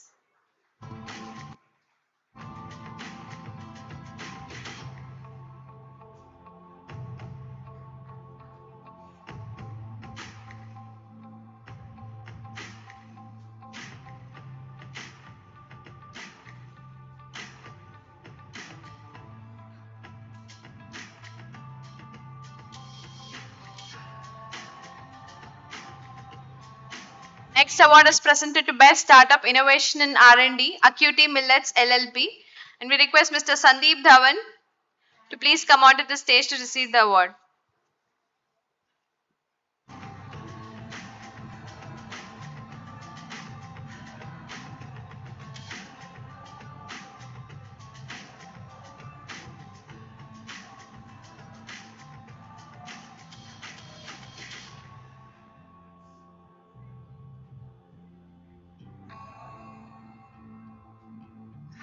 So the Best Startup for Innovation in R&D, Acuity Millets.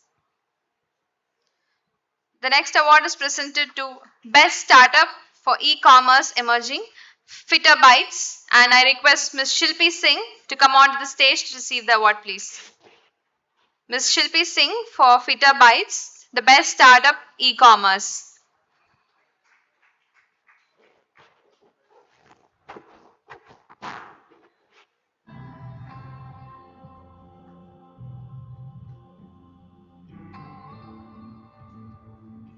Thank you. We present the next award to Best Startup Millet Manufacturing Facility to Food Nest, and we request Ms. Preeti Amitesh Deshmukh to come onto the stage to receive the award.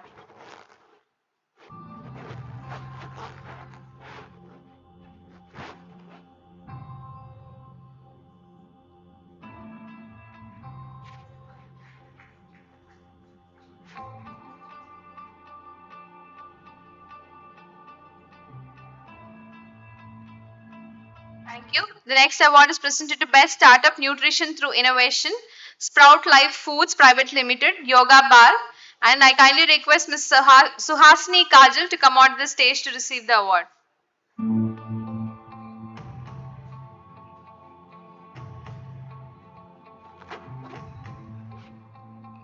Thank you. Present the next award to Best Startup Innovative Branding and Packaging to Sunheer Foods Private Limited, Prolets. And I kindly request Mr. Mihir Mukund Desai to come onto the stage to receive the award. Mr. Mihir Mukund Desai for Sahni Foods Private Limited under Best Startup for Innovative Branding and Packaging.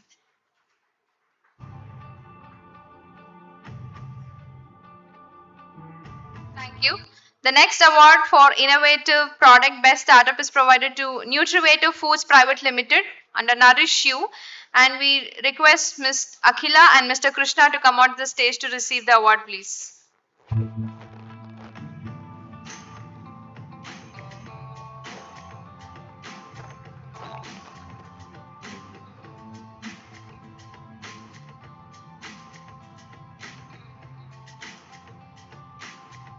Thank you. The next Best Startup Award for Millet Franchisee is presented to Millet Factory, and we request Mr. Manideep Kawali to come onto the stage to receive the award. Best Startup Millet Franchisee is presented to Millet Factory, and we request Mr. Mandeep Kawali and his team to receive the award.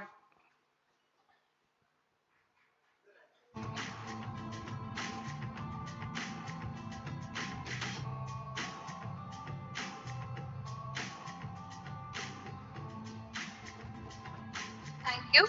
We next present the award to Best Startup for Retail Presence. Thank you. We next present the award to Best Startup Retail Presence to Skandanshi Agro Foods Private Limited, to Desi Nutri. And I request K. Suresh Kumar and Mr. Mohan K. to come onto the stage to receive the award, please. Best startup for retail presence.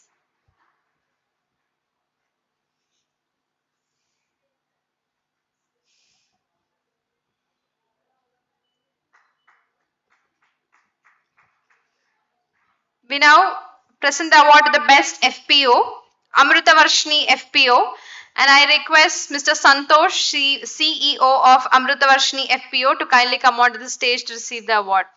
Mr. Santosh.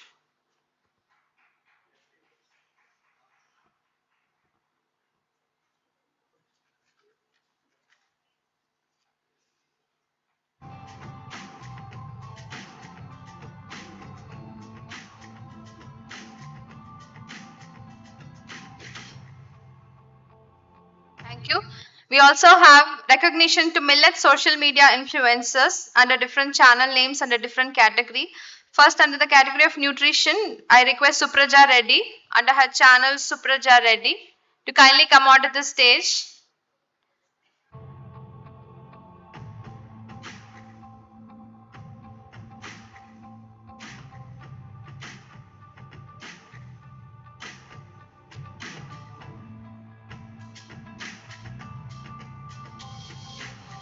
Under the category of food and lifestyle, I request Kirak Foodies channel and the representative Mr. Abhishek to come onto the stage to receive the recognition. Mr. Abhishek under the channel name Kirak Foodies.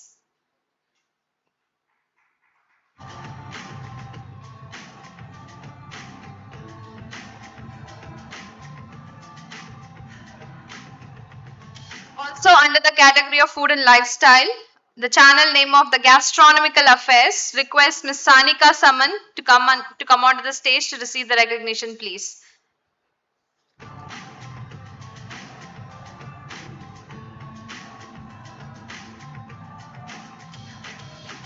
Sanika Saman from the Gastronomical Affairs.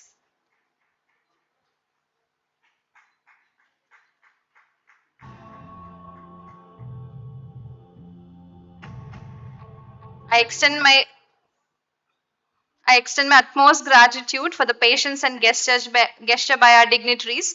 We would like you to take your seats.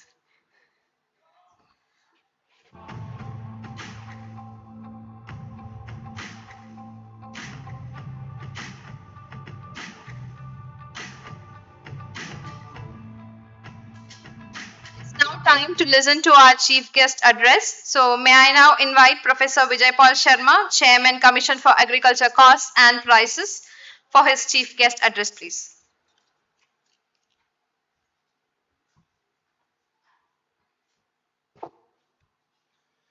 Very good evening, ladies and gentlemen.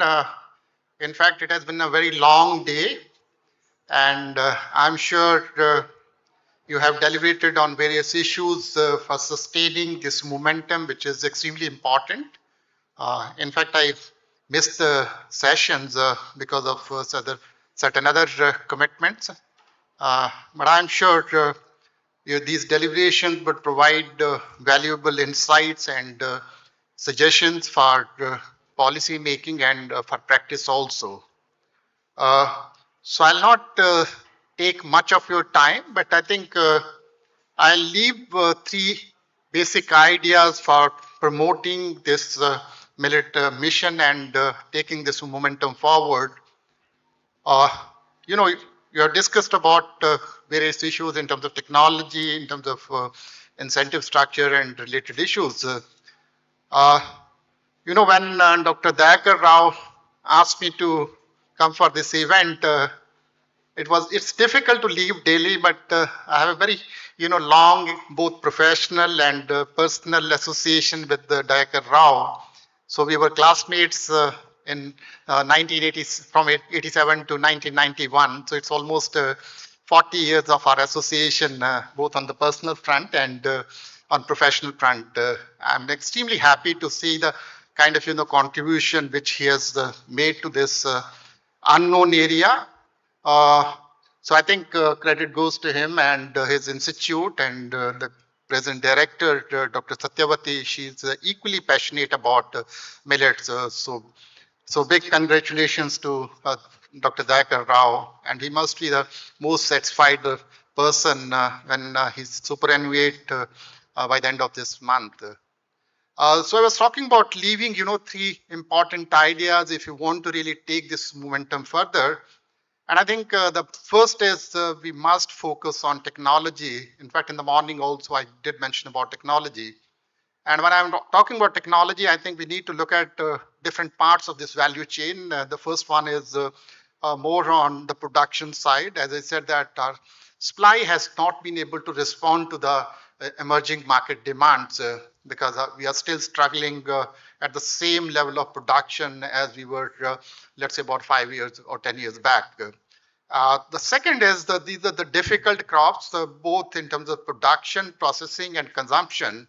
So similarly, we need very strong research in terms of, the central part of our value chain, which is more like, the processing of these, whether it's a primary processing or secondary processing of millets, because these are little difficult crops. And third is, I think, some technological interventions on the consumption side. As I said, that these are not, easy to cook. These crops are not easy to, understand in terms of its nutrition and other values.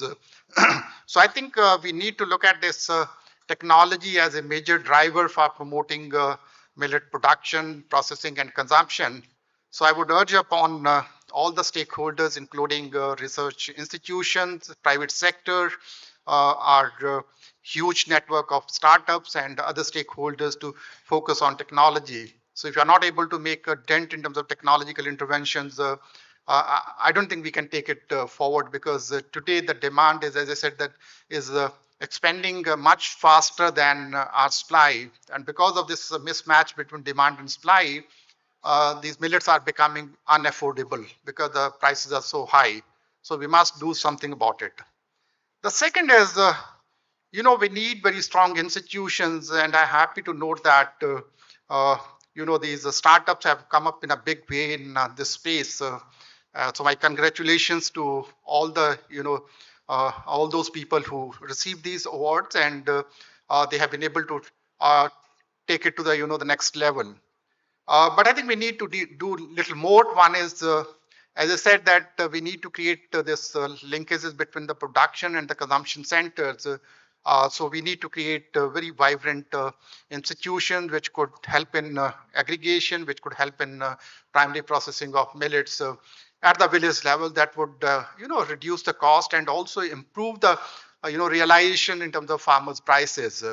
So we need to strengthen that. This startup ecosystem is good in terms of numbers. So as the director was mentioning about around 600 startups in this space. But I think we also need to look at, the scalability of these startups. So we have 600, but I think we need to really see that how do we upscale their operations. And one of the major constraints which most of these startups, not only in millet space, but in other spaces also, one is their access to, the institutional finance is a major stumbling block. So if they want to expand it, I think it becomes difficult. And, there are economies of scale and economies of scope when you get into the value addition. So we need to take advantage of economies of scale. So in order to take advantage of economies of scale, we need to upscale our operations in terms of volume and related parameters.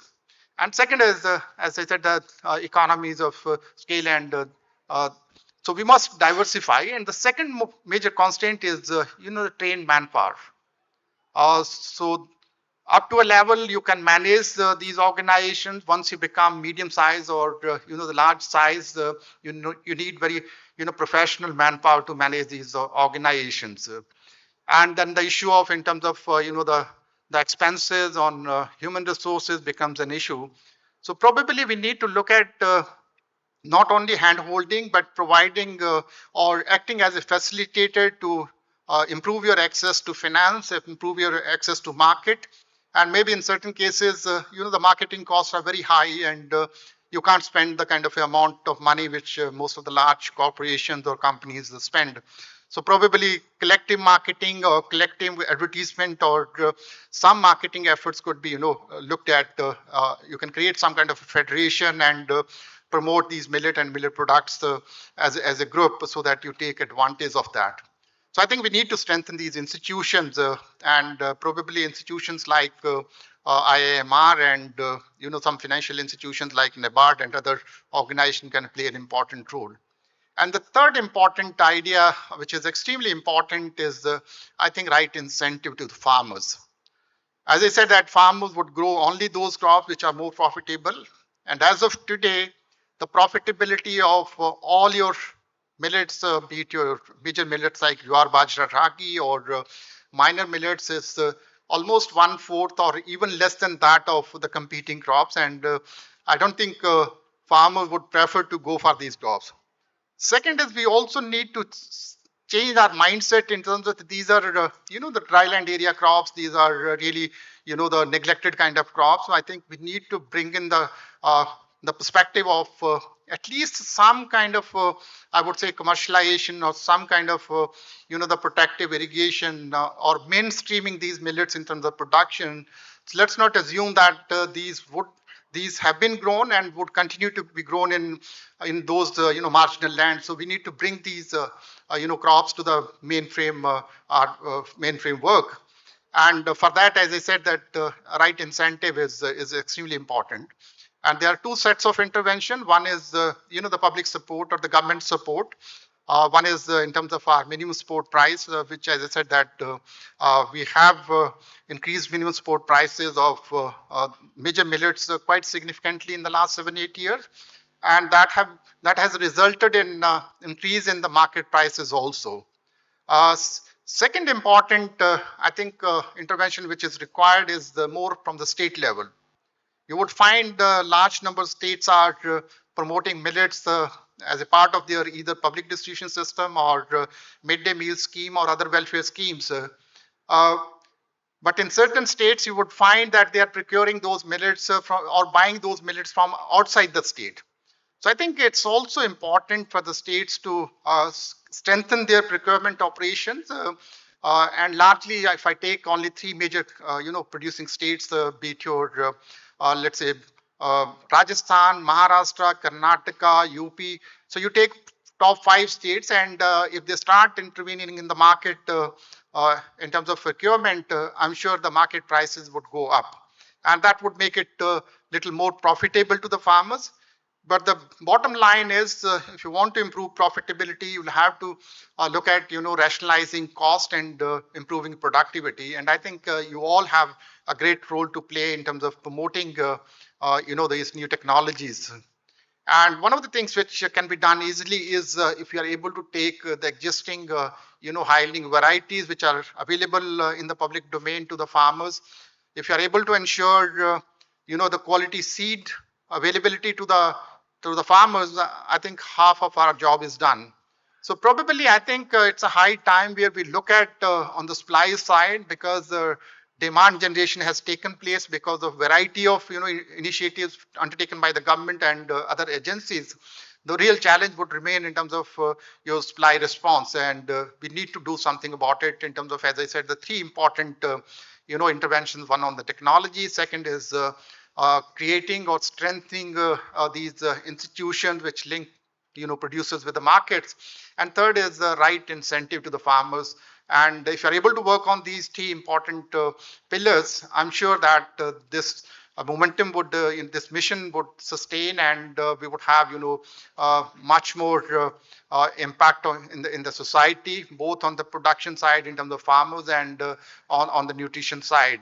So I'm sure that we would be able to work on a common platform, and this NutriHub under IMR provides you, whole lot of opportunities. So I wish you all the best, and from government side, we would be more than happy to handhold, to facilitate, transition from this small scale to the medium and large scale. So I wish you all the best. Thank you so much. Thank you.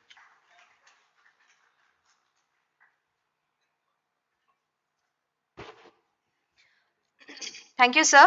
We present a heartfelt thanks to you, sir, to this millet Stakeholder Summit. We have been listening to you today from morning, and your address on various issues adds immense value to today's mission to take collective action in sustaining the millet mission and millet momentum now and beyond. And before we proceed to the formal word of thanks, we would just say that let's this be call to take action for all stakeholders to join hands in scaling up these efforts, creating inclusive millet ecosystem and making millets as stable to every plate. I now kindly request Dr. B. Dayakar Rao, CEO NutriHub and Principal Scientist IIMR to present the vote of thanks.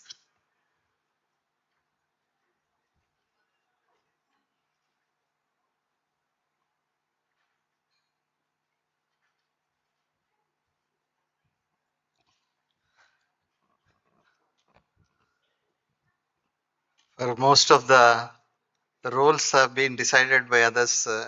This one position, vote of thanks for this concluding session, I have grabbed from others, perhaps from Venkatesh Bhatt. So kindly pardon me because it is a matter of heart. I think I'm deeply grateful to you all for at this very critical juncture, especially country is going through turbulence and very uncertain is surrounding, but travel becomes much more critical a component. And in these circumstances, you have taken a decision, including the chief guest, uh, who has been, in fact, when I just called him and asked him, immediately he agreed that Dagar, I will definitely come. And in between, there were a lot of ups and downs, a lot of decisions are to be made by the government of India, some circulars coming in that all the protocols made, travel advisories made that no movement should happen, especially unofficial, all those officials who are in Delhi also. And he is a very important dignitary, VIP. So he didn't posted message to me saying that these are the situation.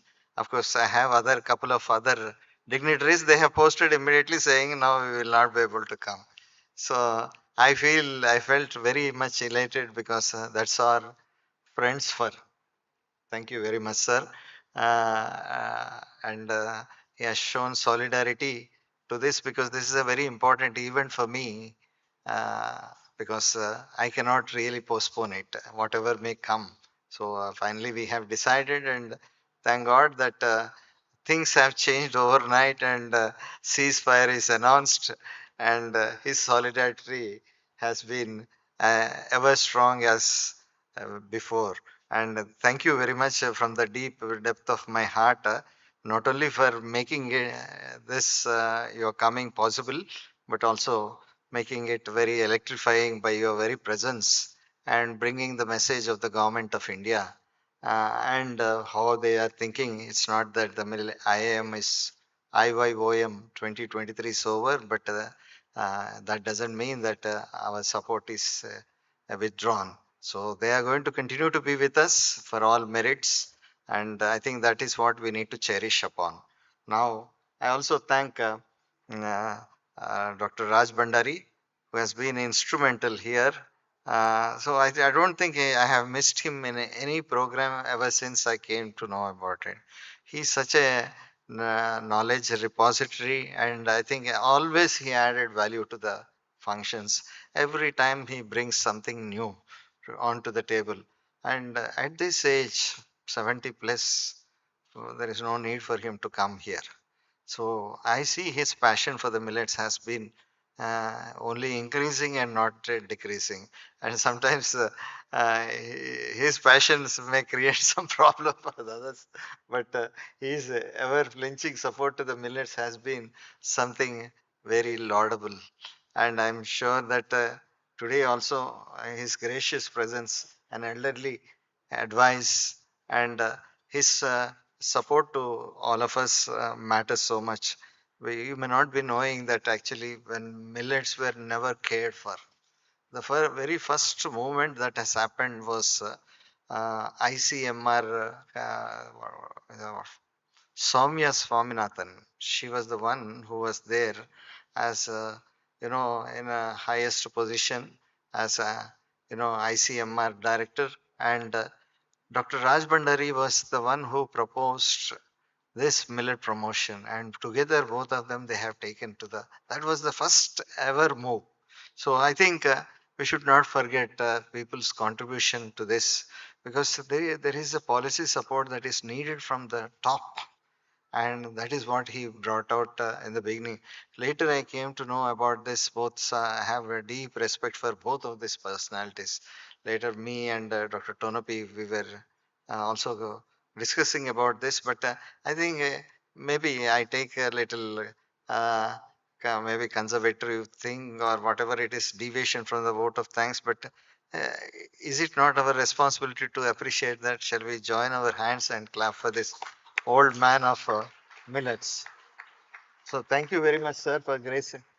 Sir, uh, thank you very much for making it. I know it's so difficult for you to travel this far, and thank you very much, sir. And then we have other dignitaries, especially uh, Director IMR. So the moment I shared that today 15th is going to be the Millet Summit, she has cancelled all her programs on that day, and she has postponed the things, and she has shown her interest not only coming in the morning, but again she has returned back to show her solidarity with all the startups. I think that is, message is very clear.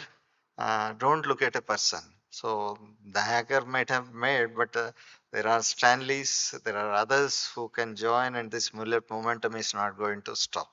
And by the way, I think you should also know that it is not just NutriHub. IMR definitely will make a dent on the institutional support on technologies and other things. But don't you think that the millets momentum has gone beyond the walls of IMR? We started definitely.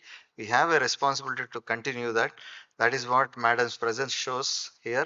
And but I think we are going to have a very solid support to you, and I'm sure that the few of you are not left as orphans, because this NutriHub, which for which it is being instituted, will continue its mandate. So this is what I can see through such Stanley. We were having several sessions, and so you may not have heard much about Dr. Venkatesh, but who is a director and a silent killer. And all the time, you never know that his support has been very immense to the system, especially bringing these things. Sometimes those who are in the background, we will not know that the way it is being structured. And we have one more director, Yogeshwara, who is in abroad from HCU. So he also conveyed his wishes to all of you for taking this journey forward. So I would like to put on the record that each one of you have been made this program. Not without you all who are sitting there, it would not have been so colorful. It's a beautiful location. I think great ambience, but I think you're all so well dressed, and so refreshing to see you all, that maybe for a day off the business, but then here. And I congratulate all those who have taken, who received their recognitions. Uh, Double congratulations to you, and to rest of the people also, that I think let us not just leave this momentum like this, but we have a great responsibility, whether we are part of an institution or not. But millets, let us not it slip off, and we cannot go back, because it is only march forward, and that's what we should take these things. I take a lot of courage many a time by looking at Bharat Reddy. I have seen several difficulties. He might be embodying, and but I've seen, and he used to come and share. A man who is a actor and a cardiologist and all those things, what is the necessity that he should get into millets and getting into these troubles?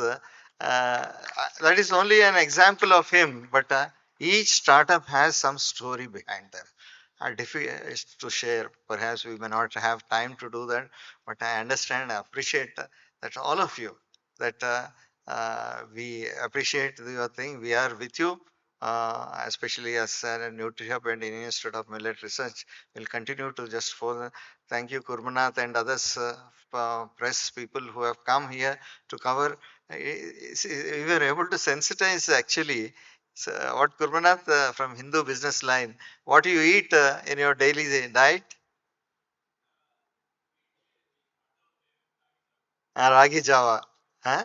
So that was the conversion over years. I think it's not just one stakeholder, two stakeholders, the many stakeholders. First, they converted themselves to the millets and then they were able to bring in awareness to others. Several articles that have come in Hindu business line, you just go through that, very scholarly articles that are there. Now I should call him Dr. Kurmanath. He's also done his PhD. So, but I see once again, my respect to all of you who have come from various places, contributed this success to this program. I'm sure this event today is going to be a memorable event for us for the long future that is be bestowed upon us. I'm sure that you all have cherished this, and with this, I also thank put on the note the entire NutriHub team who has been really just working day in and night. What they said, you don't need to just bother for this. We will see that it will be a successful event.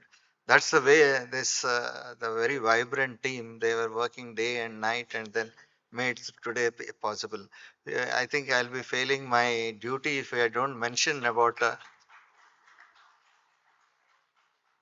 if I don't mention about the Tea Hub authorities who have given this beautiful place to host this millet. I think it has really just what you call has attained that. I am sure that many more events, Dr. Satyavati will be able to take lead into these many events in the same place space, and which is very affordable, and we'll be able to organize such things. But I think with these things, I would also put on the note the moderator Vidya and many all of our IMR scientists and the staff who have been here. So to take these things once again, I thank one and all, especially some of my close gang. Many of you know what are the close gang is, that who are in front. Normally they sit Bhaskarachari, Meenakshi Singh, and uh, many others, Dr. Maleshi, and many others who are supporting. You do never know that because I am not a food technologist, I am not a nutritionist, I am not a very core pediatrician. But with their help, they made me so comfortable to attend these things. Many times, knowledge we built on the website and content for IYOM. And so it's not that me alone, it's a team that not only within the NutriHub, but outside the NutriHub also. We were able to do that. So my I deeply grateful to them and all those mentors who are there with me. So life is a journey. I'm sure that we learn more. But with these few words, I would like to sign off saying that eat millets and stay healthy. Thank you very much.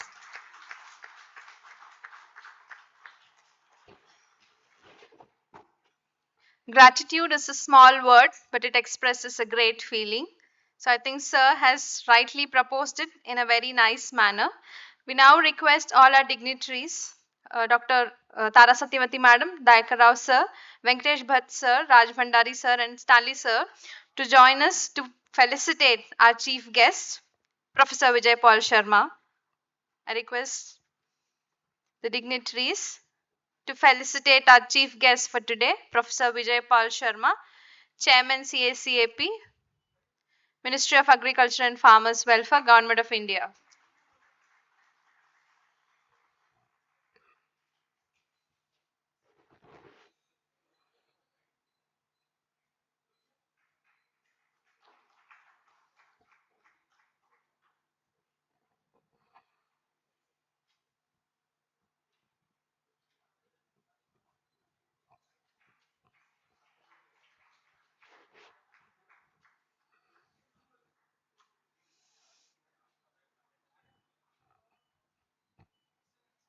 We also request our dignitaries to felicitate our guest of honor, Dr. Raj Bhandari, Member, National Technical Board of Nutrition, Government of India.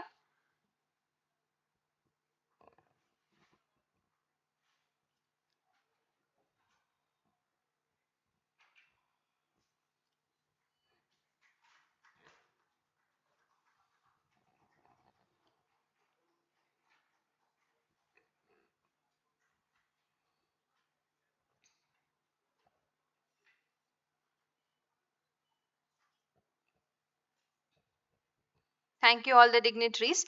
As we have come to the end of this valedictory session and today's Millet Stakeholder Summit 2025, we request all of you to stand up for the national anthem. जनगण मन अधिनायक जय हे भारत भाग्य विधाता पंजाब सिंध गुजरात मराठा द्राविड उत्कल बंगा विंध्य हिमाचल यमुना गंगा उच्चल जलधि तरंगा तव शुभ नामे जागे तव शुभ आशीष मांगे गाहे तव जय गाथा जन गण मंगलदायक जय हे भारत भाग्य विधाता जय हे जय हे जय हे जय जय जय जय हे Thank you, one and all.